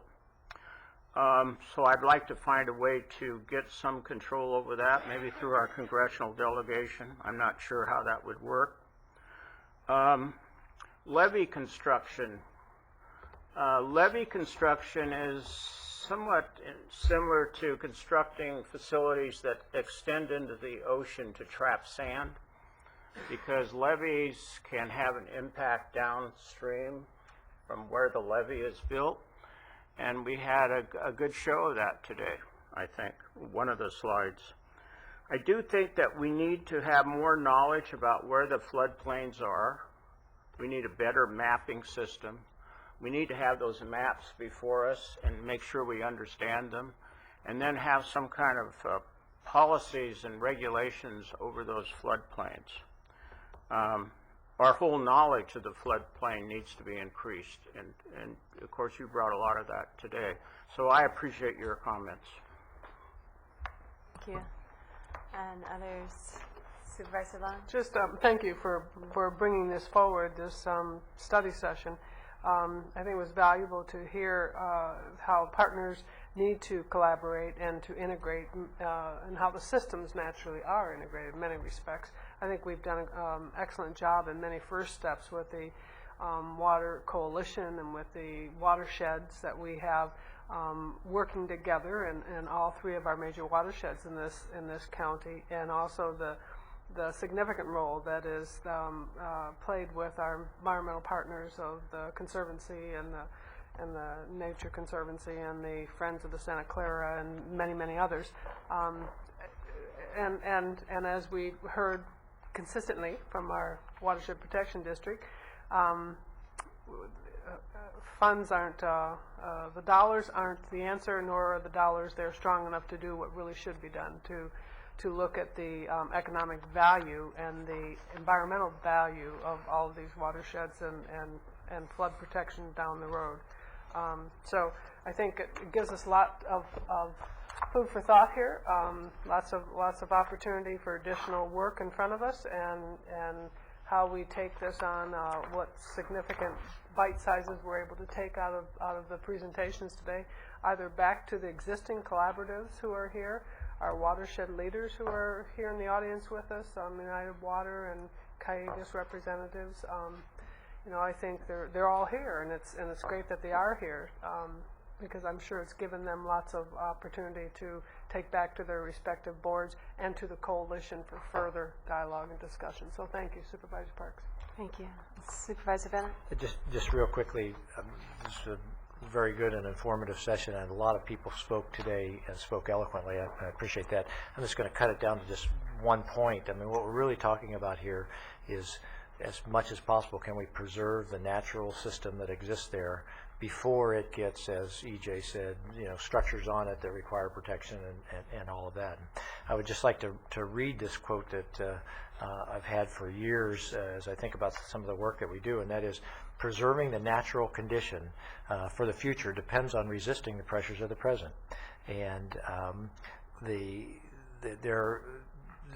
development of the present there is constant pressure being put on from powerful interests, usually, that want to try to extract those resources that are represented by that natural condition out there. And the vast majority of the people that want to protect this are unorganized, and the vast majority of the people that want to exploit or take advantage of that natural setting are organized. And political scientists have long argued that those that are organized usually have more success than those that are unorganized. So an effort like today can be the beginning of linking together some real clear organization, and hopefully expressed through the policies of the Board of Supervisors, that will say long-term preservation of these natural things is something that we need to stand for future generations. And that means that we'll have some times when we'll have frustrated people who want to have present short-term value extracted from that same natural resource. Thank you. And two big points that stick out to me are, one, where we build, that it is sometimes endangering the public, as well as not conducive for flood management. And the second thing that sticks out to me is that it's so hard to undo some of the mistakes of the past, as we're seeing with the Matilha Dam. It's costing vastly more to remove it than it ever cost to build it. Looking at the Los Angeles River and them trying to, get the concrete out of that, and how incredibly expensive that is. So the idea of being able to stop repeating the same kind of mistakes that we've made in the past is a difficult thing to do, but recognizing that there are better ways out there, and looking at things, taking those small step forwards, even if it's looking at what areas can we purchase for floodways, natural floodways. I think those are very positive ways of going about it. So when those resources are there and the funds are available, we can look towards that and then help to reduce our costs in infrastructure. So I think there's some good steps out there, and I look forward to getting some recommendations. Thank you to the board. Thank you for everyone coming, for your indulgence. I know we went a little long, and I'm sure more could have been said. Thank you. We have a motion to receive and file, and a second. Seeing no objection, that passes. Thank you very much. Yes, it did. We will now go to our next really quick item. Our next quick item.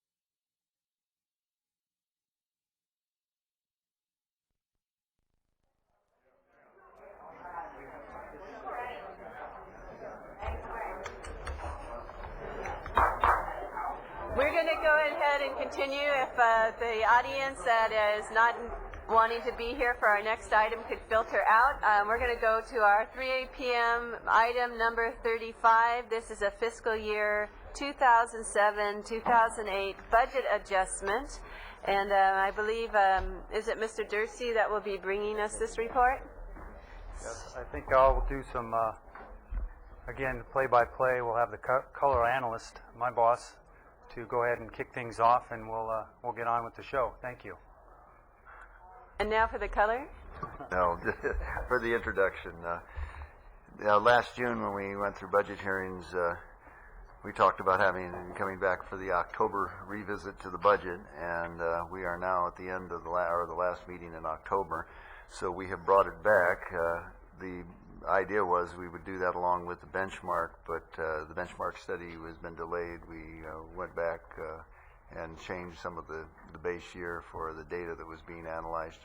The district attorney and the sheriff both pointed out that they felt that the year we were using, which I believe was it 05 or 06? 05 was a atypical year, and so when the new data came out, I believe in early September, they've been reworking that. So it is not with us today. It's not essential. We got enough information, I believe, to where we can go forward with the discussion. Your board does not have a meeting with all 5 of you here, I don't believe, until November 20th or. The auditor has some questions. The DA has expressed some concerns, but I thought we could at least, start the conversation, and then depending on how comfortable you are as to when we finish it. So with that, Paul, you want to kick off the slideshow here? Sure. I'll just start with the. I'm assuming that most people saw this particular article on Sunday, August 19th. Just a general warning for the Ventura County economy. This is Bill Watkins. He's the UCSB economic forecast person.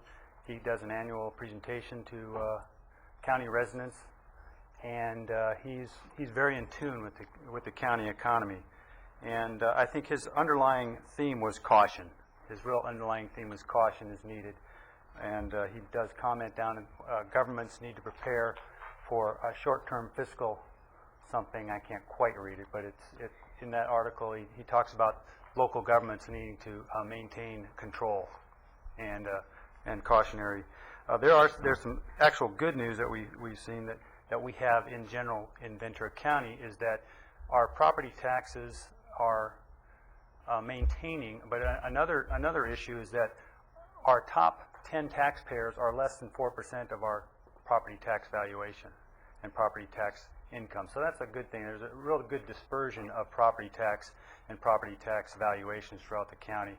And I think with Prop 13, we have some pent-up market value, let's say, even within the declining value. It's it's increasing at a declining rate, so to speak. So in that regard, that's a good thing. And the readings I've read is that the number of subprime borrowers in Ventura County is at about 15% range, where you look at a Riverside County and they're about 1/3. So a third of the people in Riverside County, for example, are subprime borrowers, and Ventura County is equivalent to, let's say, an Orange County and San Diego County. I think they're about 17%. We're even lower than those at about 15%. So we won't see the subprime fallout as heavily as some of the other counties. So that's a good thing as far as going forward. But in general, we have probably more bad things going forward than good things. So. And this isn't inconsistent with what your board's been talking about even since the last budget hearings. It's just that we're getting more specific data, and it's in keeping with what the auditor controller expressed some concerns over as to which way this is going to trend. And I think it's pretty obvious it's going to trend down. The question is how steeply. Right. And locally, we'd probably be able to manage, but we have that 500-pound gorilla called the state that will continue to transfer costs, transfer needs, and those types of things down to the county level. This is the Legislative Analyst's Office. This was earlier in the year. This is based on their budget. They're saying that they're going to be $5 billion out of balance come next budget. Well, the state finance director says it's likely to be in the $8.6 billion area. So already they're looking at another $3.6 billion. That's with a B. So that, trickling down, we're looking at significant potential significant hits on county programs. Whether or not they're funded and come down one-to-one, reducing service levels, if nothing else. I think that's what we're looking at is probably a reduction of service levels at certain programs that are funded by state dollars. Can I ask you a quick question? Sure. Paul, do you know where those programs are usually and when they have a shortfalls? Is it Generally they tend to cut the health and human services areas. That's been their pattern in the past. Okay. If they don't cut them, they just fail to reimburse on the SB 90 requirements. So they're carrying about, what, $20-some million worth of... That's correct. That's one of the slides. I can approach that right now. We have $20 million that they owe us for prior years and probably another $5 million that they're going to postpone in the current fiscal year. So if you're talking about, a $25 million loan at 5%, the treasurer tells us today he's earning around 5%. That's $1,250,000 right there that we're, the bank costs, so to speak, that we're incorporating from the state. Also, the state, if you recall, our ACE program, that's a new program that it's up here, Healthcare Initiative. Locally, we're calling it ACE, Access, Coverage, Enrollment. So it's a healthcare initiative program. It's a $10 million program that state says will maybe pay you at the end of the year. So that's $10 million more that we'll have to pick up as far as cash flow. So there's some cash flow issues that may or may not, if we have the $10 million up front, clearly that's better than getting $10 million a year from now. So Paul, if I could ask one, Paul, now, in these, when you do this, do we have to do these programs, these mandated programs that we have to, even though the state's not going to reimburse us? Or we don't know if they're going to reimburse us? The mandated programs we have to run. The SB 90 programs are mandated programs that says the state will reimburse us. And they're mandated to reimburse us. It's just a matter of when. So we have a claim or a receivable, but we don't have the money. There are other things they cut that aren't mandatory, in which case those are some of the ones that you end up with issues where you have to, Right. we're following the policy. If the state cuts the funding or the feds, we cut the program unless your board decides what else you want to do without in order to retain it. I think a good example is right there, Prop 36. The state is going to cut funding by $1 million. Their position is that that's a proposition that they don't have a real mandate to fund. They feel like they've been being nice to the local governments in funding those programs. Right now, it's about a $3 million program, I believe. Locally, they're cutting it down, cutting $1 million out of our local funds. So we're going to be cutting our $3 million program back to $2 million. And we'll be back to your board in probably around the 20th for a board letter to adjust that Prop 36 funding. If you recall, we came probably at the beginning of this month, I believe, the public health outreach enrollment retention utilization funding. We cut $390,000 appropriations, and I believe it was 6 positions that we cut from public. That was a public health, the OERU. Mental health AB 2034, integrated services for homeless mentally ill funding. We'll be back to your, this one we probably have to come back to your board, but we're thinking we may have some ability within the Prop 63 funding to supplant that.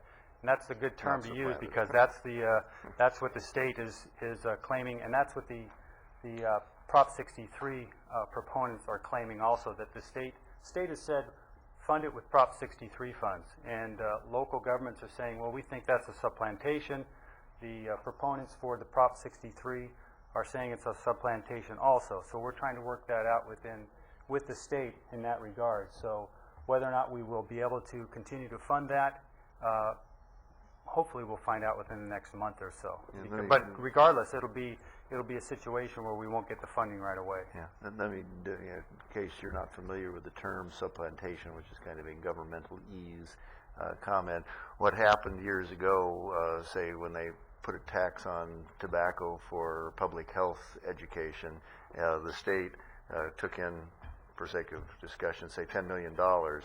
They then reduced their general fund commitment to that program by $10 million, and it just shifted the cost over. So instead of voting in a special fee or a tax for additional public education. You got the same amount of health education, and it freed up $10 million to go elsewhere.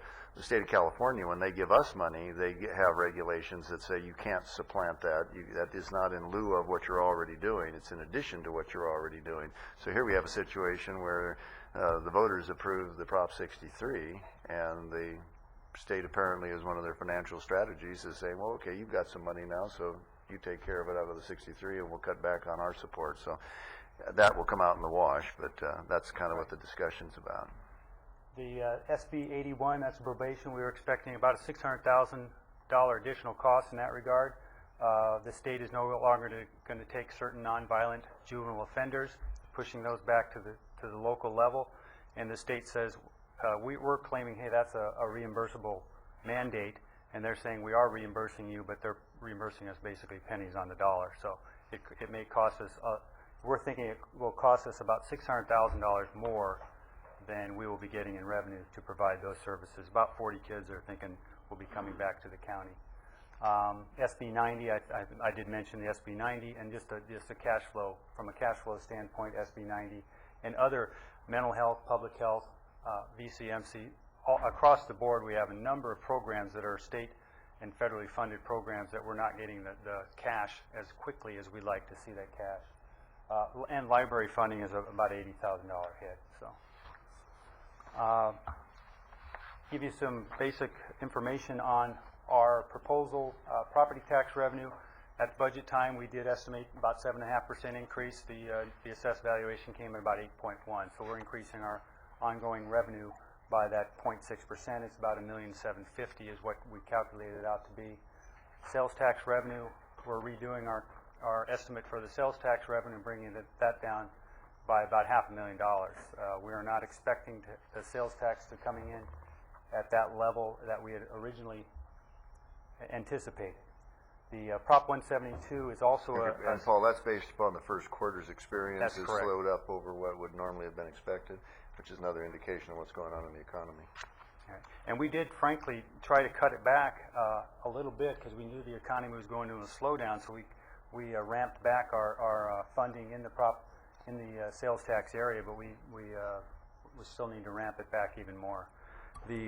What percentage decline in sales tax or decline in the increase in sales tax are we witnessing? Do you have an idea? From what we've seen, it's even less than last year. It's minor, but so we're actually experiencing less sales tax than we did last year. But when you take that, if you're assuming we didn't assume a 5. I think it was a 4% increase. Mm-hmm. If you assume a 4% increase on a base and it's going flat, you just have to cut back by a 4%.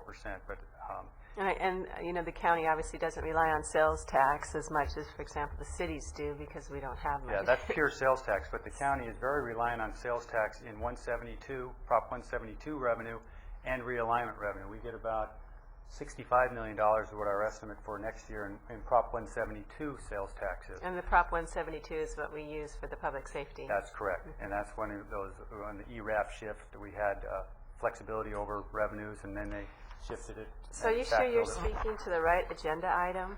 The agenda item's looking at, the idea of adding new staffing, and so far the whole introduction has been about the good news is funding available. Right. The good news is that the property tax revenue is maintaining, and we're expecting that to going forward. We're not expecting 8% returns, 8% increases, but we're not expecting decreases either.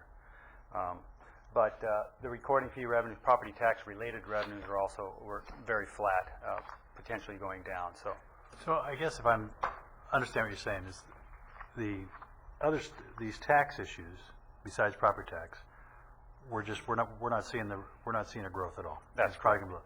But on the property tax, we're going to see a growth. It's just going to be a lesser growth, a smaller growth than we had anticipated. Well, in the current year, it's going to be actually a little more than we had. Right, but I mean going future forward. Years going forward, we haven't anticipated. We've anticipated about 5.5, and right now we don't have enough data to really back off that. But 5.5 versus what we're getting at 8% That's correct. right now. That's correct. Right. Okay. Then go to the next one. Benchmarking study. I think we covered that. Report to be completed in November. And then key potential future impacts. We also touched on state and federal funding. These you've seen these probably 3 or 4 times. They're not changing much. Expanding jail population, our medical center, Clean Water Act mandates the NPDES potential costs, and then revenue stability and property taxes, sales tax-based revenues. As I mentioned before, we have 3 major sales tax-based. Our regular sales tax, which is about $10 million, which is nice, but it's not significant. But when you add in $58 million in realignment revenue coming to support Health and Human Services programs, and another $65 million in Prop 72 funding, then we're talking about some big dollars as far as sales tax.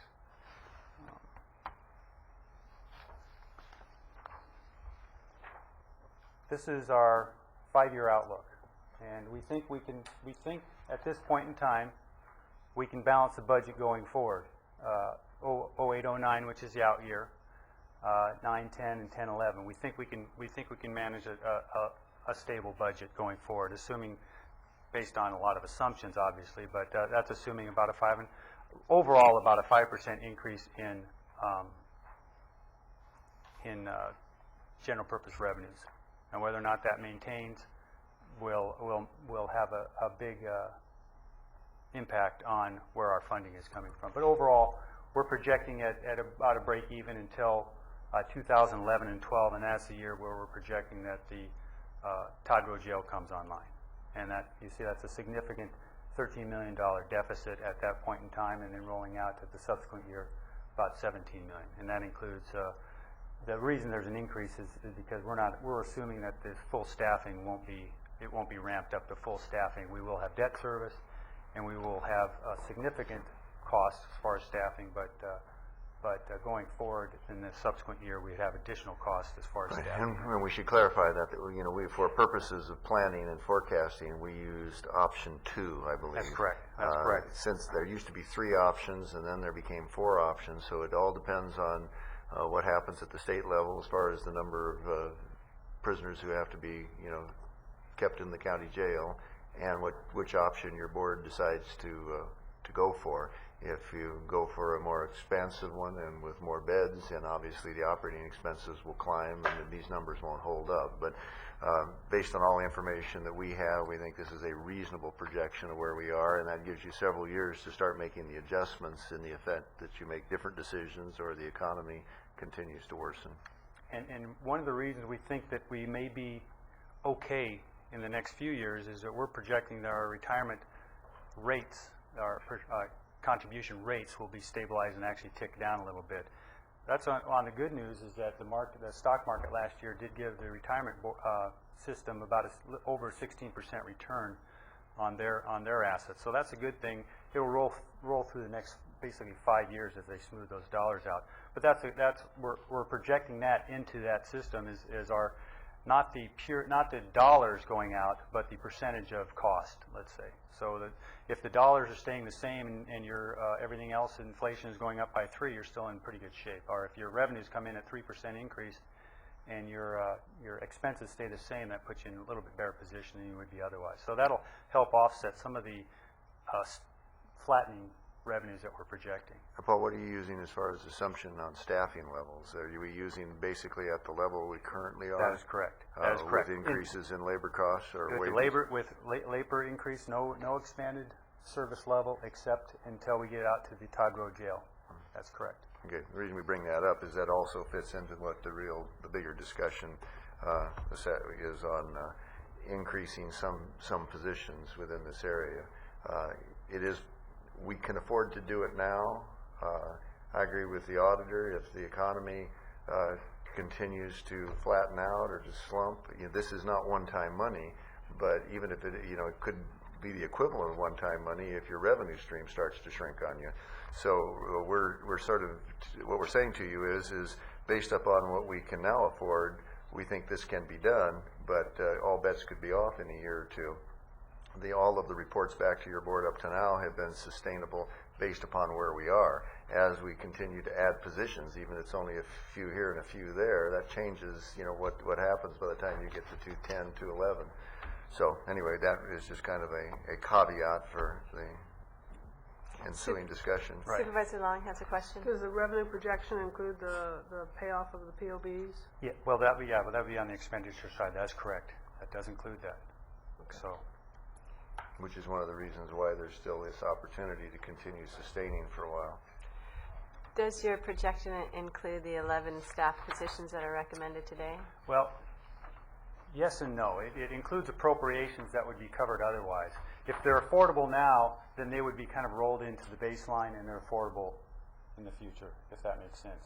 It does. In other words, there's enough if we add the appropriations now and we I guess getting back to that, our revenue in that number, in that projection, did not have a current year increase of $1,250,000.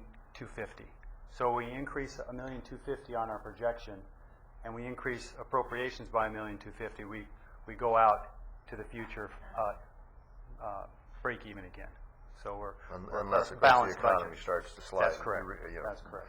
But we're sort of going based, if we were doing this last June, the way in which we go about budgeting is we sit down and make our very best guess on all the data available as to what we think the revenues are, and then we work to a balance for you in June. Had we been sure of what the roll would close at and how much income, every year we usually have, in fact, do I see him out there? Where's Dan Goodwin? Is he on vacation? This is when he normally runs down the aisle waving the roll saying extra money. We knew by the time we got to the final hearing that we were close to knowing that money was there, but rather than change everything at the last minute, we agreed we would carry that forward to this date. Now we have the data, and $1.75 million more in ongoing revenue from property tax, but $500,000 less in sales tax. So we netted that down, and what we're suggesting to you this afternoon is affordable within that number. But because you only have a half a year left where that money can be spent, we are only recommending half of it be appropriated and the other be put in your contingency. Next year, all of it will have to be in the budget. So it's kind of a middle ground between being overly conservative and saying no to the 35 additional positions that had been requested. But we're not all that comfortable that even with the 11 that we're now suggesting that the future year's economy will support all this. But there's no reason to deny, the kind of issues. For example, in the auditor's office, one of the questions was, doing more audits. Well, she can only do so many audits with the staffing, and she has filled all her positions. Therefore, offering 2 more. Maybe next year it'll have to shrink. Same thing with all the other departments. The one that is different is our defender, who constitutionally, where is Ken out there? Yeah, hi Ken. Gideon. The Gideon requirements of a defense means we will spend the money. It's just a question of whether we do it in-house or whether we contract with it, because they don't drive the workload. So that one you're going to get stuck with one way or the other. The others, the sheriff's made some good arguments for why he needs more. The district attorney has persuaded us that his system is pretty well stressed at this point and he needs more help, but it's not adequate to do all the things that he is doing, and I'm sure he'll have a few comments on that. But anyway, that's kind of, we're trying to reach a balance between what we can afford to do now and not slam the brakes on, but at the same time advise you that you may be having to apply them fairly shortly. May I Supervisor ask you to get me some information on, I think I know what I mean by Clean Water Act mandates, but will you get back to me and tell me what you mean by that? Sure. Later. I'm not 100% clear how you deal with the situation of the scenario where the economy actually flattens out more. Once you add positions, you've added positions. You cut them. Well, there you have it. Thank you. It is. And if attrition doesn't take care of it, you go back into a layoff mode. Right now, we believe that it would be possible for you to freeze hiring at some point if you needed to, allow attrition to take place, cut the positions, and not have a layoff mode in your future. And that's certainly more desirable than what we went through a couple years ago. But it's, from where I sit, I'd rather see it always be sustainable. But from where Greg and Bob said, they got the daily activities to take care of, and so money in the bank is not helping them get their job done. So.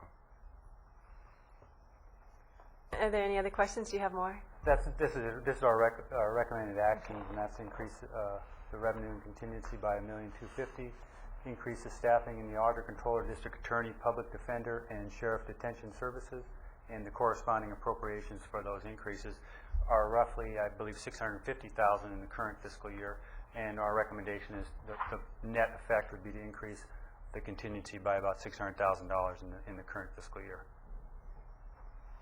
Now, in fairness to the auditor's office, Christine was out, and we also gave her a short fuse on this one as we tried to get it through to get it in October, and she did send out an email with some concerns. This isn't absolutely mandatory it be done today, so I'll leave it up to you as if you need more time to take a look at things. I don't. I think you've covered it sufficiently as far as my issues. I was with in a conference with the state controller last week, and we did have a presentation on economic projections. They did use the R word. Recession is on the horizon, but this one is very strange. This recession is predicated on the housing rather than housing being the victim of the economy downturn. So they really didn't have a good idea of where interest rates would go, and we haven't been in this realm before. We haven't felt this kind of recession that is driven by the housing and real estate issues. So a lot of cautionary flags were being raised. I did also send you a letter regarding cash flows. Our trans proceeds were spent down a lot faster this year than in the past, and I'm starting to see some stressors with the cash projections. We are managing them. I don't think that I need to send up any more red flags at this point, but it is an additional squeeze, more so a little earlier than what we normally see. Okay, so you're not asking for the matter to continue. I would defer to you if you want to. Okay. I'm not. Supervisor Paul, White? within that, what she just talked about in regards to that cash flow, the agencies that cause some of that cash flow, the difference, like you said, if the state's cutting back on certain things, are we in a situation that the money that comes to some of those has to be used for that, and it's all passed through a lot of those human service agencies? Yes, and there's a kind of the cash doesn't have to be used specifically for that. You have to appropriate dollars. The revenue has to be appropriated for those purposes. But when the cash comes in, it can be used for whatever you need the cash for at that particular point in time. Yeah, I guess what I was curious about it, like I said, if we're getting late on some of those, in the state situation, we got 25 1 year, 5, we have $30 million, we're collecting 5% on that. Right. It's costing us, a little bit of money. It's cost a couple $1 million a year, and so a couple $1 million is coming away from what we'd be making in the general fund, I guess, purposes, right? That's correct. And so it puts a crimp on doing these kind of things that we could be adding. So there's no way when that comes back, some of that money, if it does, because I'm concerned if the state's short this year, we get a recession, they could be short next year, and maybe 2 and 3 and 4 years before we get some of that money. Right, and they will continue to slow pay because it's a way they can help on their side. If it costs us $2 million in interest earnings, it's going to save them $2 million in interest expense. Right. And so I guess in that sense, we can't reduce some of those other programs that help us not have to be paying out some of that extra money. You're talking about the proportional share of the whatever interest that is, loss, right. so to speak. Yes. Generally, we have not done that. I suppose you could trim them back a little bit by, if one program is short by $5 million, then you would trim that program back by $500,000 because of the fact you're losing. Portion of it. That's correct. Yeah. How can you do that on an SB 90 mandate? You really can't do that on an SB 90 mandate, but you could do it on some of the other programs that the state reimburses you on. But the problem is that they reimburse you on let's say an actual expenditure basis, not on. If you trim back the program by $500,000, you're not going to get the $500,000 reimbursement, if that makes sense. No, I understand. That's where it gets a little bit dicey. Yeah, it's one of those things, though, you can continue to do something, and the more I do it, it costs me more. I'm losing more money by continuing. Right. Or growing that, yeah. So at some point we do, because then we take away from some of these core, the auditor, the sheriff, we take away some of those core ability to pay for that kind of. That's correct. Which is our mandate to do is for auditor, for protection, DA.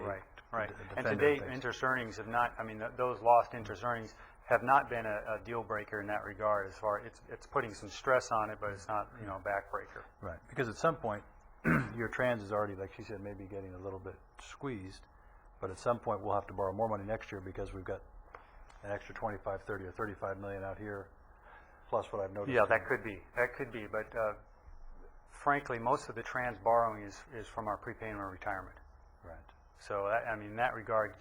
Which does save us money. That's right. That's correct. So we get a discount in that in the prepayment on the retirement. So we have a lot of different financial ways to move the money around, and because of cash is fungible, and that's what we can move it from one area to another, and the auto controller tracks that and controls that on a daily basis.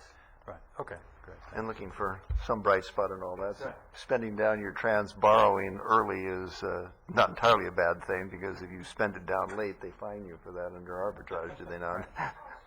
So we haven't been accused of that. Usually the Being sound mind, we spend it early. Yeah. safe harbor date is usually in November, and it came in September. Yeah. So. Last year was October, so it's.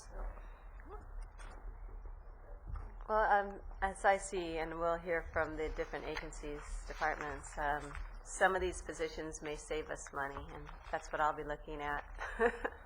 Thank you. One more Yes. item just to note is your agenda did not show that a 4/5 requirement is needed. Thank you. That's important.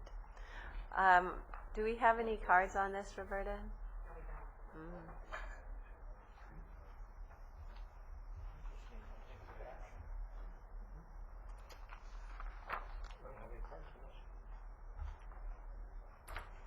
I don't have any cards for this, so we'll go ahead and go to discussion if there aren't any other questions. As I look at the positions, for example, my understanding with the 2 additional deputies for the detention services classification, that they can help to better identify criminal aliens and coordinate to enforcement to help relieve our jails of criminal aliens. And to me, that could well be a cost savings move, because you're not housing criminals in the jail if you can, I guess in this case it would be deport them. But I'm not certain if I have that accurate or not, Sheriff. It does talk about relieving our jails of criminal aliens. Just as a point of clarification, we have 8,500 foreign-born arrestees that come through our booking facilities every year. It's about 28% of our entire population. We can project out that about 6,800 of those are criminal aliens. We do have Customs Immigration Enforcement that comes in 5 days a week, usually on good months, 5 days a week, during the business hours. But most of the arrests happen at night. Most of the arrests happen at weekends. People bail out. People are given OR releases, and they only process those that are booked in on felonies. They're worried about felons and releasing them. But a lot of our gang members, a lot of our narcotics arrests are not felons on the charge they're in here for, but they may be felons in fact and felons from prior charges. So in order to get the most effective use of these 2 deputies, they're going to have the flexibility to not only work within jail classification, looking at the most serious offenders, rather than just going for bulk numbers, but also going and working in the field with our narcotics unit, our gang unit, so that whether they're arrested and they can actually track them back to the jail and put a deportation hold on them, or we just encounter them in the field and may not have something to arrest them for, but they're involved in a criminal enterprise, we can put a deportation hold on them and without an arrest still get them out of Ventura County. So it does have a numeric value, but more importantly, we're dealing with the worst of the criminal offenders who happen to be criminal aliens with this 2-man unit working in conjunction with our other specialized units. And when you say criminal aliens, it's what others refer to as illegal aliens? Are you referring to aliens, whether they're illegal or not, that are criminals? Well, we're concerned now because we can only put, by criminal aliens I mean someone who committed a state statute violation, a crime here in California. They're also illegal by the fact that they came here illegally. So we're not looking at foreign-born people. We're looking at people that we can put a hold on, and we couldn't do that with people that are here legally, even if they committed a crime. So a good percentage, say 20% or a little bit near there, are people in your jails who are illegal aliens? Yes. And that these 2 officers could help in assisting their deportation? Yes. Thank you. My question while you're up here, Sheriff Brooks, is I assume then in your judgment, you would rather have those 2 positions than 2 more positions in the gang unit? Yes. That's clear to you? Okay. And they will work with the gang units, so there'll be some crossover value. Okay, because if certainly based on what we've been talking about for the last year or so, trying to expand that gang unit was really important to you. Right. But this has become more important to you. Well, we try to get the best of both. We're trying to deal with the illegal immigrant situation within the jail, but we're also realizing that in a lot of our probation searches and our investigations, we're dealing with illegal aliens who are also involved in gangs and narcotics trafficking. So this unit will also work in conjunction. There'll be extra deputies on site for a search or an arrest, but they'll have expanded federal powers. Okay, thank you. Can I ask, out of the 6,800 that come through from booking and housing charge, and what does that probably cost you?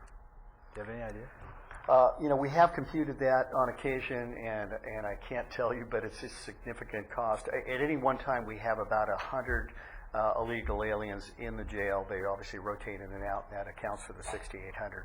But we have a standing population of about 100, and we have tabulated that. I can get you that information. Right. Okay.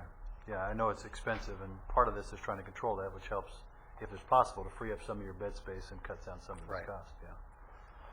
Thank you. And then, and those are all my questions regarding the sheriff's request. I do also look at the public defenders. The argument is made that there is obviously a mandate that there be enough defenders to meet the population, or we can get fined and have to pay outside attorneys to take over, which are more expensive. When I look at this, I'm wondering how, just because I'm hearing some pretty dire predictions in terms of the economy, and also looking that there will be some turnover at the top in that department, so maybe the next individual might be the one doing the hiring. I'm just looking at this as how much of this could be held off until the next budget cycle and still not face the potential of having that, having to hire outside attorneys to meet your demand. Good afternoon, supervisors. We can't hold it off. To give a direct answer, we've been filling the positions with extra help. We had a situation in our felony unit where we were surpassing the national standards that we're permitted to have, of cases that we're permitted to handle. We calculated it out to a caseload of 2 lawyers. The lawyers were totally at the bursting point. We're ethically prohibited from handling more cases than we can, unless we can provide proper ethical and proper representation, which we can't do. And we would need to refuse a certain number of cases, and then the court would be required at county expense to hire attorneys. So I guess the only thing I can say is and I'm sure the other department heads feel the same, I wouldn't ask if we didn't need it now. We get by with very little. I could detail for you our understaffing in so many other areas that we haven't asked for because we understand the budget constraints. But this area and the investigator are crucial. And then you're saying you're pretty much at that point right now that we would be having to hire outside attorneys to handle the caseload. That is correct. You have peaked out, so you have to have these 2 positions, not 1, but 2 positions of attorneys and 1 investigator in order to meet that. To perform our mandated duty, we do need to have those immediately. Thank you. Thank you. Supervisor Foy has a question too. I guess I was under the understanding that you're already hiring out anyway. Right? Yes. You're already doing that. We already have. You're already doing it. So the only thing I saw when I looked at this, it was discussions. You're already spending that money anyway. All we're going to do is put a person in-house to do it, and it's a lot cheaper to do it in-house than it is to do it. So in a sense, it saves us money to do the same work. Is that true? I mean, if you're spending, if it costs $1 to go outside, on the lawyer positions, we've hired extra help lawyers, and they've been doing the work because we have to get it done. Right. If we don't get the permanent positions and we can't handle the cases, private attorneys would be hired to do that work at greater expense. And so, well, I guess all I'm saying is you're already spending this money anyway. I mean, the county's already spending the money. So we're just going from extra help to a permanent position. That's all we're doing. So it's not costing us as a county any more money. Correct. Okay, that's what I was trying to understand. That is correct. Okay. Well, let me ask another question real quick. You had also put in a request, or I think there was something in regards to an IT person to help you be more effective and more efficient. And I think we had looked at that. I don't think it's a real expensive position, but it is a thing that would really bring you up to a level that you can really be more effective. Using systems that could retrieve a lot, everything would be online, everything else that would probably be much more cost effective, much more efficient for yourselves, the courts, probably working with the DA and everything else. Is that true? That is true, and I think we're one of the few departments that, of our size and given the involvement that we have and the issues that you touch on, that does not have such a position. Right, right. And with that position, is there it's something you could almost articulate where we'd see some savings? I know it doesn't happen instantly, of course, or maybe not even savings is off the dollar we pay now, but going forward, we'd see because of efficiencies, huh? There's so many areas in electronic discovery, in electronic filing, an inordinate number of areas which we could become tremendously more efficient. We don't have any person who's dedicated to that. Right, it has to be kind of filled in and squeezed in with other person's duties, so there really isn't an ability to devote any real effort to it. Because I think you used that, your chief deputy did that for you, didn't he? Yeah. Correct. Right, and then... He's here in the Okay. audience. Yeah, okay, so... Wayne Dameyer. Yeah, oh, there he is. Okay, so he was already doing that. What other, would it be also an ease of use for the DAs too, because of electronic, that back and forth? Or, when you guys are back and forth with files, I don't know, is the DA giving you electronic files as it is now? Obviously, when we get to the point where even if the agreement is there, even from the time of the arrest, that when reports are generated, they come through in the discovery process, this would speed the system along so incredibly, because often there are delays because of the inability of the district attorney to get the information, to get it to us. Matters have to be continued for preparation. And once that all gets going, the efficiencies will be terrific. Okay, and so we're not talking about, you already have some software that's already does a lot, but you just need to add to it and have somebody there full-time to build this or work with expertise to do it? Yes. Okay, so it's really not going out and purchasing software, but it's a person is really what you're looking for that he was doing or doing now. Well, he's doing both jobs, right? That is correct. Okay. Well, there may be a recommendation, if I don't know what the exact cost of that person would be, or a portion of that we person. have I don't have it. Because I do. Was it 46 last year? 45 about for the rest Good memory. Good memory. What's that? It's about 45,000 for the rest of this fiscal year. Rest of the fiscal year. Right. Okay.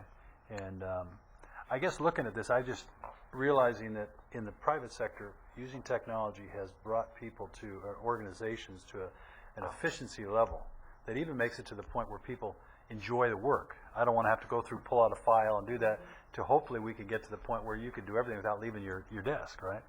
And I know you've tried to work hard on some of that. Right, there's a lot of that. There's also the storage issues. We spend a tremendous amount of money storing paper files and then paying somebody to pull them and bring them back to us when we need them and take them back and file them again, so that some of those costs long-term would be saved also. Right. And like I said, we may be storing those same files if we're not going to scan them, but at least we're not growing that cost. Right. Continuing to grow. And I agree. I think that's important. I think all of our departments need to be looking at that. I don't know.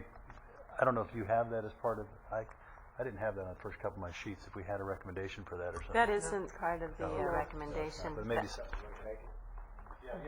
I'd like to make that a recommendation, because again, I'm looking for effective, efficient ways to do it, because I think it helps all the departments and it makes your job much easier. If it's $45,000 or something. Then the question is, what is the total cost for the year? Because this is something that will then become a part of next year's budget. So was it, because I thought the total from the budget in June was 46, but I don't recall the details whether that was just a part-time person or. So do you know what the total would be, Dwayne, for the year? Let me see if I can get it. Okay. Okay. In the meantime, I'm just kind of going down and looking at the positions being requested, the Auditor Controller's Office. Just there would be 2 positions are being recommended, and do you see potential cost savings as a result of those 2 positions? Well, every audit scope that we do looks for improvement in cost effectiveness and efficiencies in those audits that would generate potential savings. We also look for increasing fraud prevention and cost avoidance. I can't at this point guarantee that we were going to find that, but traditionally that is what we do look for in each of the scopes that we do for audits. And it is nice. I think it's been a while since you were had all the positions filled, so well, that lasted 2 laud weeks, you for and that. I just lost another one. Oh, you lost another. We do have a recommendation for the HR director to look at the salary ranges one more time. I think that is definitely needed. Thank you. Supervisor Long, then Supervisor Foy. Well, since you're talking to the auditor, so you support the recommendation? I do need, for the size of county that we have, the added work in that area. I'm just a little leery about the timing. You have a very difficult position in balancing priorities. General government doesn't always rate with deputy sheriffs and public health and those other very needed services as well. So it's a difficult position to be in. I would imagine that that cost that we're talking about, if they're saying it's 45,000 now, we're talking about 9 months. It must be somewhere around 65,000 or something. It's 79 for the 79. Okay. Right. So you must be talking maybe 7 months or left or whatever. Okay. Didn't the board approve something in the realm of IT in your department at the last budget cycle? No, there wasn't. No, it was discussed, but not adopted. I know there was a lot of support for it from some of the members. Right, but it was not adopted. I just think it's a policy for us as a board to really find effective ways, not just your department, every one of these departments, to use technology to make it so much easier for us in the future. Yeah. So I think we had. Are you going to make a motion on that? Or? Well, I guess I could add it to this recommendation. I'd recommend that we do add that position. Well, let me go back. Let me ask Paul. What does that change? That changes our contingency. Is that what we're doing? Right. That contingency for the current fiscal year would go down, and go down by this 45,000. And theoretically, under our scenario, you would probably be about that amount short. That $79,000 would be included in next year's budget. On an ongoing basis, we would be short by that amount. On a $800-900 million budget, it's dander. Yeah, I know it, but I want to be careful because you know. Don't ever say words like that with the reporters in here. I just want to be careful because you know the idea of small holes sink the ship, and you add them all together. I want to be very careful about that. But I'm looking at it from the standpoint is I think we can add that efficiencies is what I guess I'm just trying to get this. I'd love to see the county be as paperless as possible. We're so much more effective. Well, and that's the thing too. Is I think we've always tried to take a longer-term approach on budgets and on where we're allocating dollars. And I think that's important, and your board is always taking a longer-term approach and looking 5 years ahead, and where are we going to be? Can we afford this 5 years down the road? And I think it probably is an efficiency issue that they can, instead of 2 years down the road, when they need maybe otherwise need an additional position, they would be. It's a cost avoidance rather than a specific. Right. It's a potential future. We're setting the groundwork today for efficiencies tomorrow, and I think it's probably a good way to go. Yeah. Okay. Good. And I'd make a motion that we'd add that IT person. Okay. Excuse me, for technicality, I will need a job code or classification. Office Systems Coordinator. 1, 2, 3, 4. 1. Okay. Okay, there is a motion on the table for a particular position. Do you want to go ahead and we'll vote on just that one at this point and save the rest? Okay, then do you want to withdraw your motion and make a different motion? Why don't you approve the staff's recommendation plus this? Why don't we do that? Okay, then we make a motion that we would approve staff recommendation for the public defender adding this, what'd you call it? Office Systems Coordinator 1 into that. A motion and a second. I'm I'm having concerns, and I'm thinking maybe coming from the district that's having the biggest slowdown right now in the county. But I can see some of these positions. I can't see all of these positions at this time. And I think it does definitely warrant looking at some of the ones that I have that I'm not so sure are as important as others, you know, that we could wait until the budget hearing and look at it then. So did you want to break this apart and take? No, I don't think I'm going to get support for that to begin with, but I'm happy to allow for the motion to go forward, and I'll just vote against it. Okay. So the motion passes on a 4/5 vote. Did you accept the motion to drop the rest of the recommendations, or was that done? He made the motion. The motion is in place for all the staff recommendations plus the additional, Okay, for all of them. for all of them, and the additional text. Since we've had the vote, I just want to make one comment. I remember at the budget hearing, interestingly, that computer position was down around 5th on the list, and you immediately said, that seems like the biggest productivity sales. So there's a real consistency in sort of looking for that productivity. So Had the opportunity in the private sector to see people who I think what Paul said, is to step out in front, and all of a sudden you see it. A lot of times people don't reduce, but it's going forward is everybody's now sitting at their desks, they're not getting up, they can do so much more productive work. We're gonna be, and I think that's what we need to look at. Yeah. Okay, with that, I think we have completed our board meeting. So I'll go ahead and, without any argument, go ahead and adjourn. I'd like to file an unfair labor practice for being overtime here. Oh, they got another meeting still?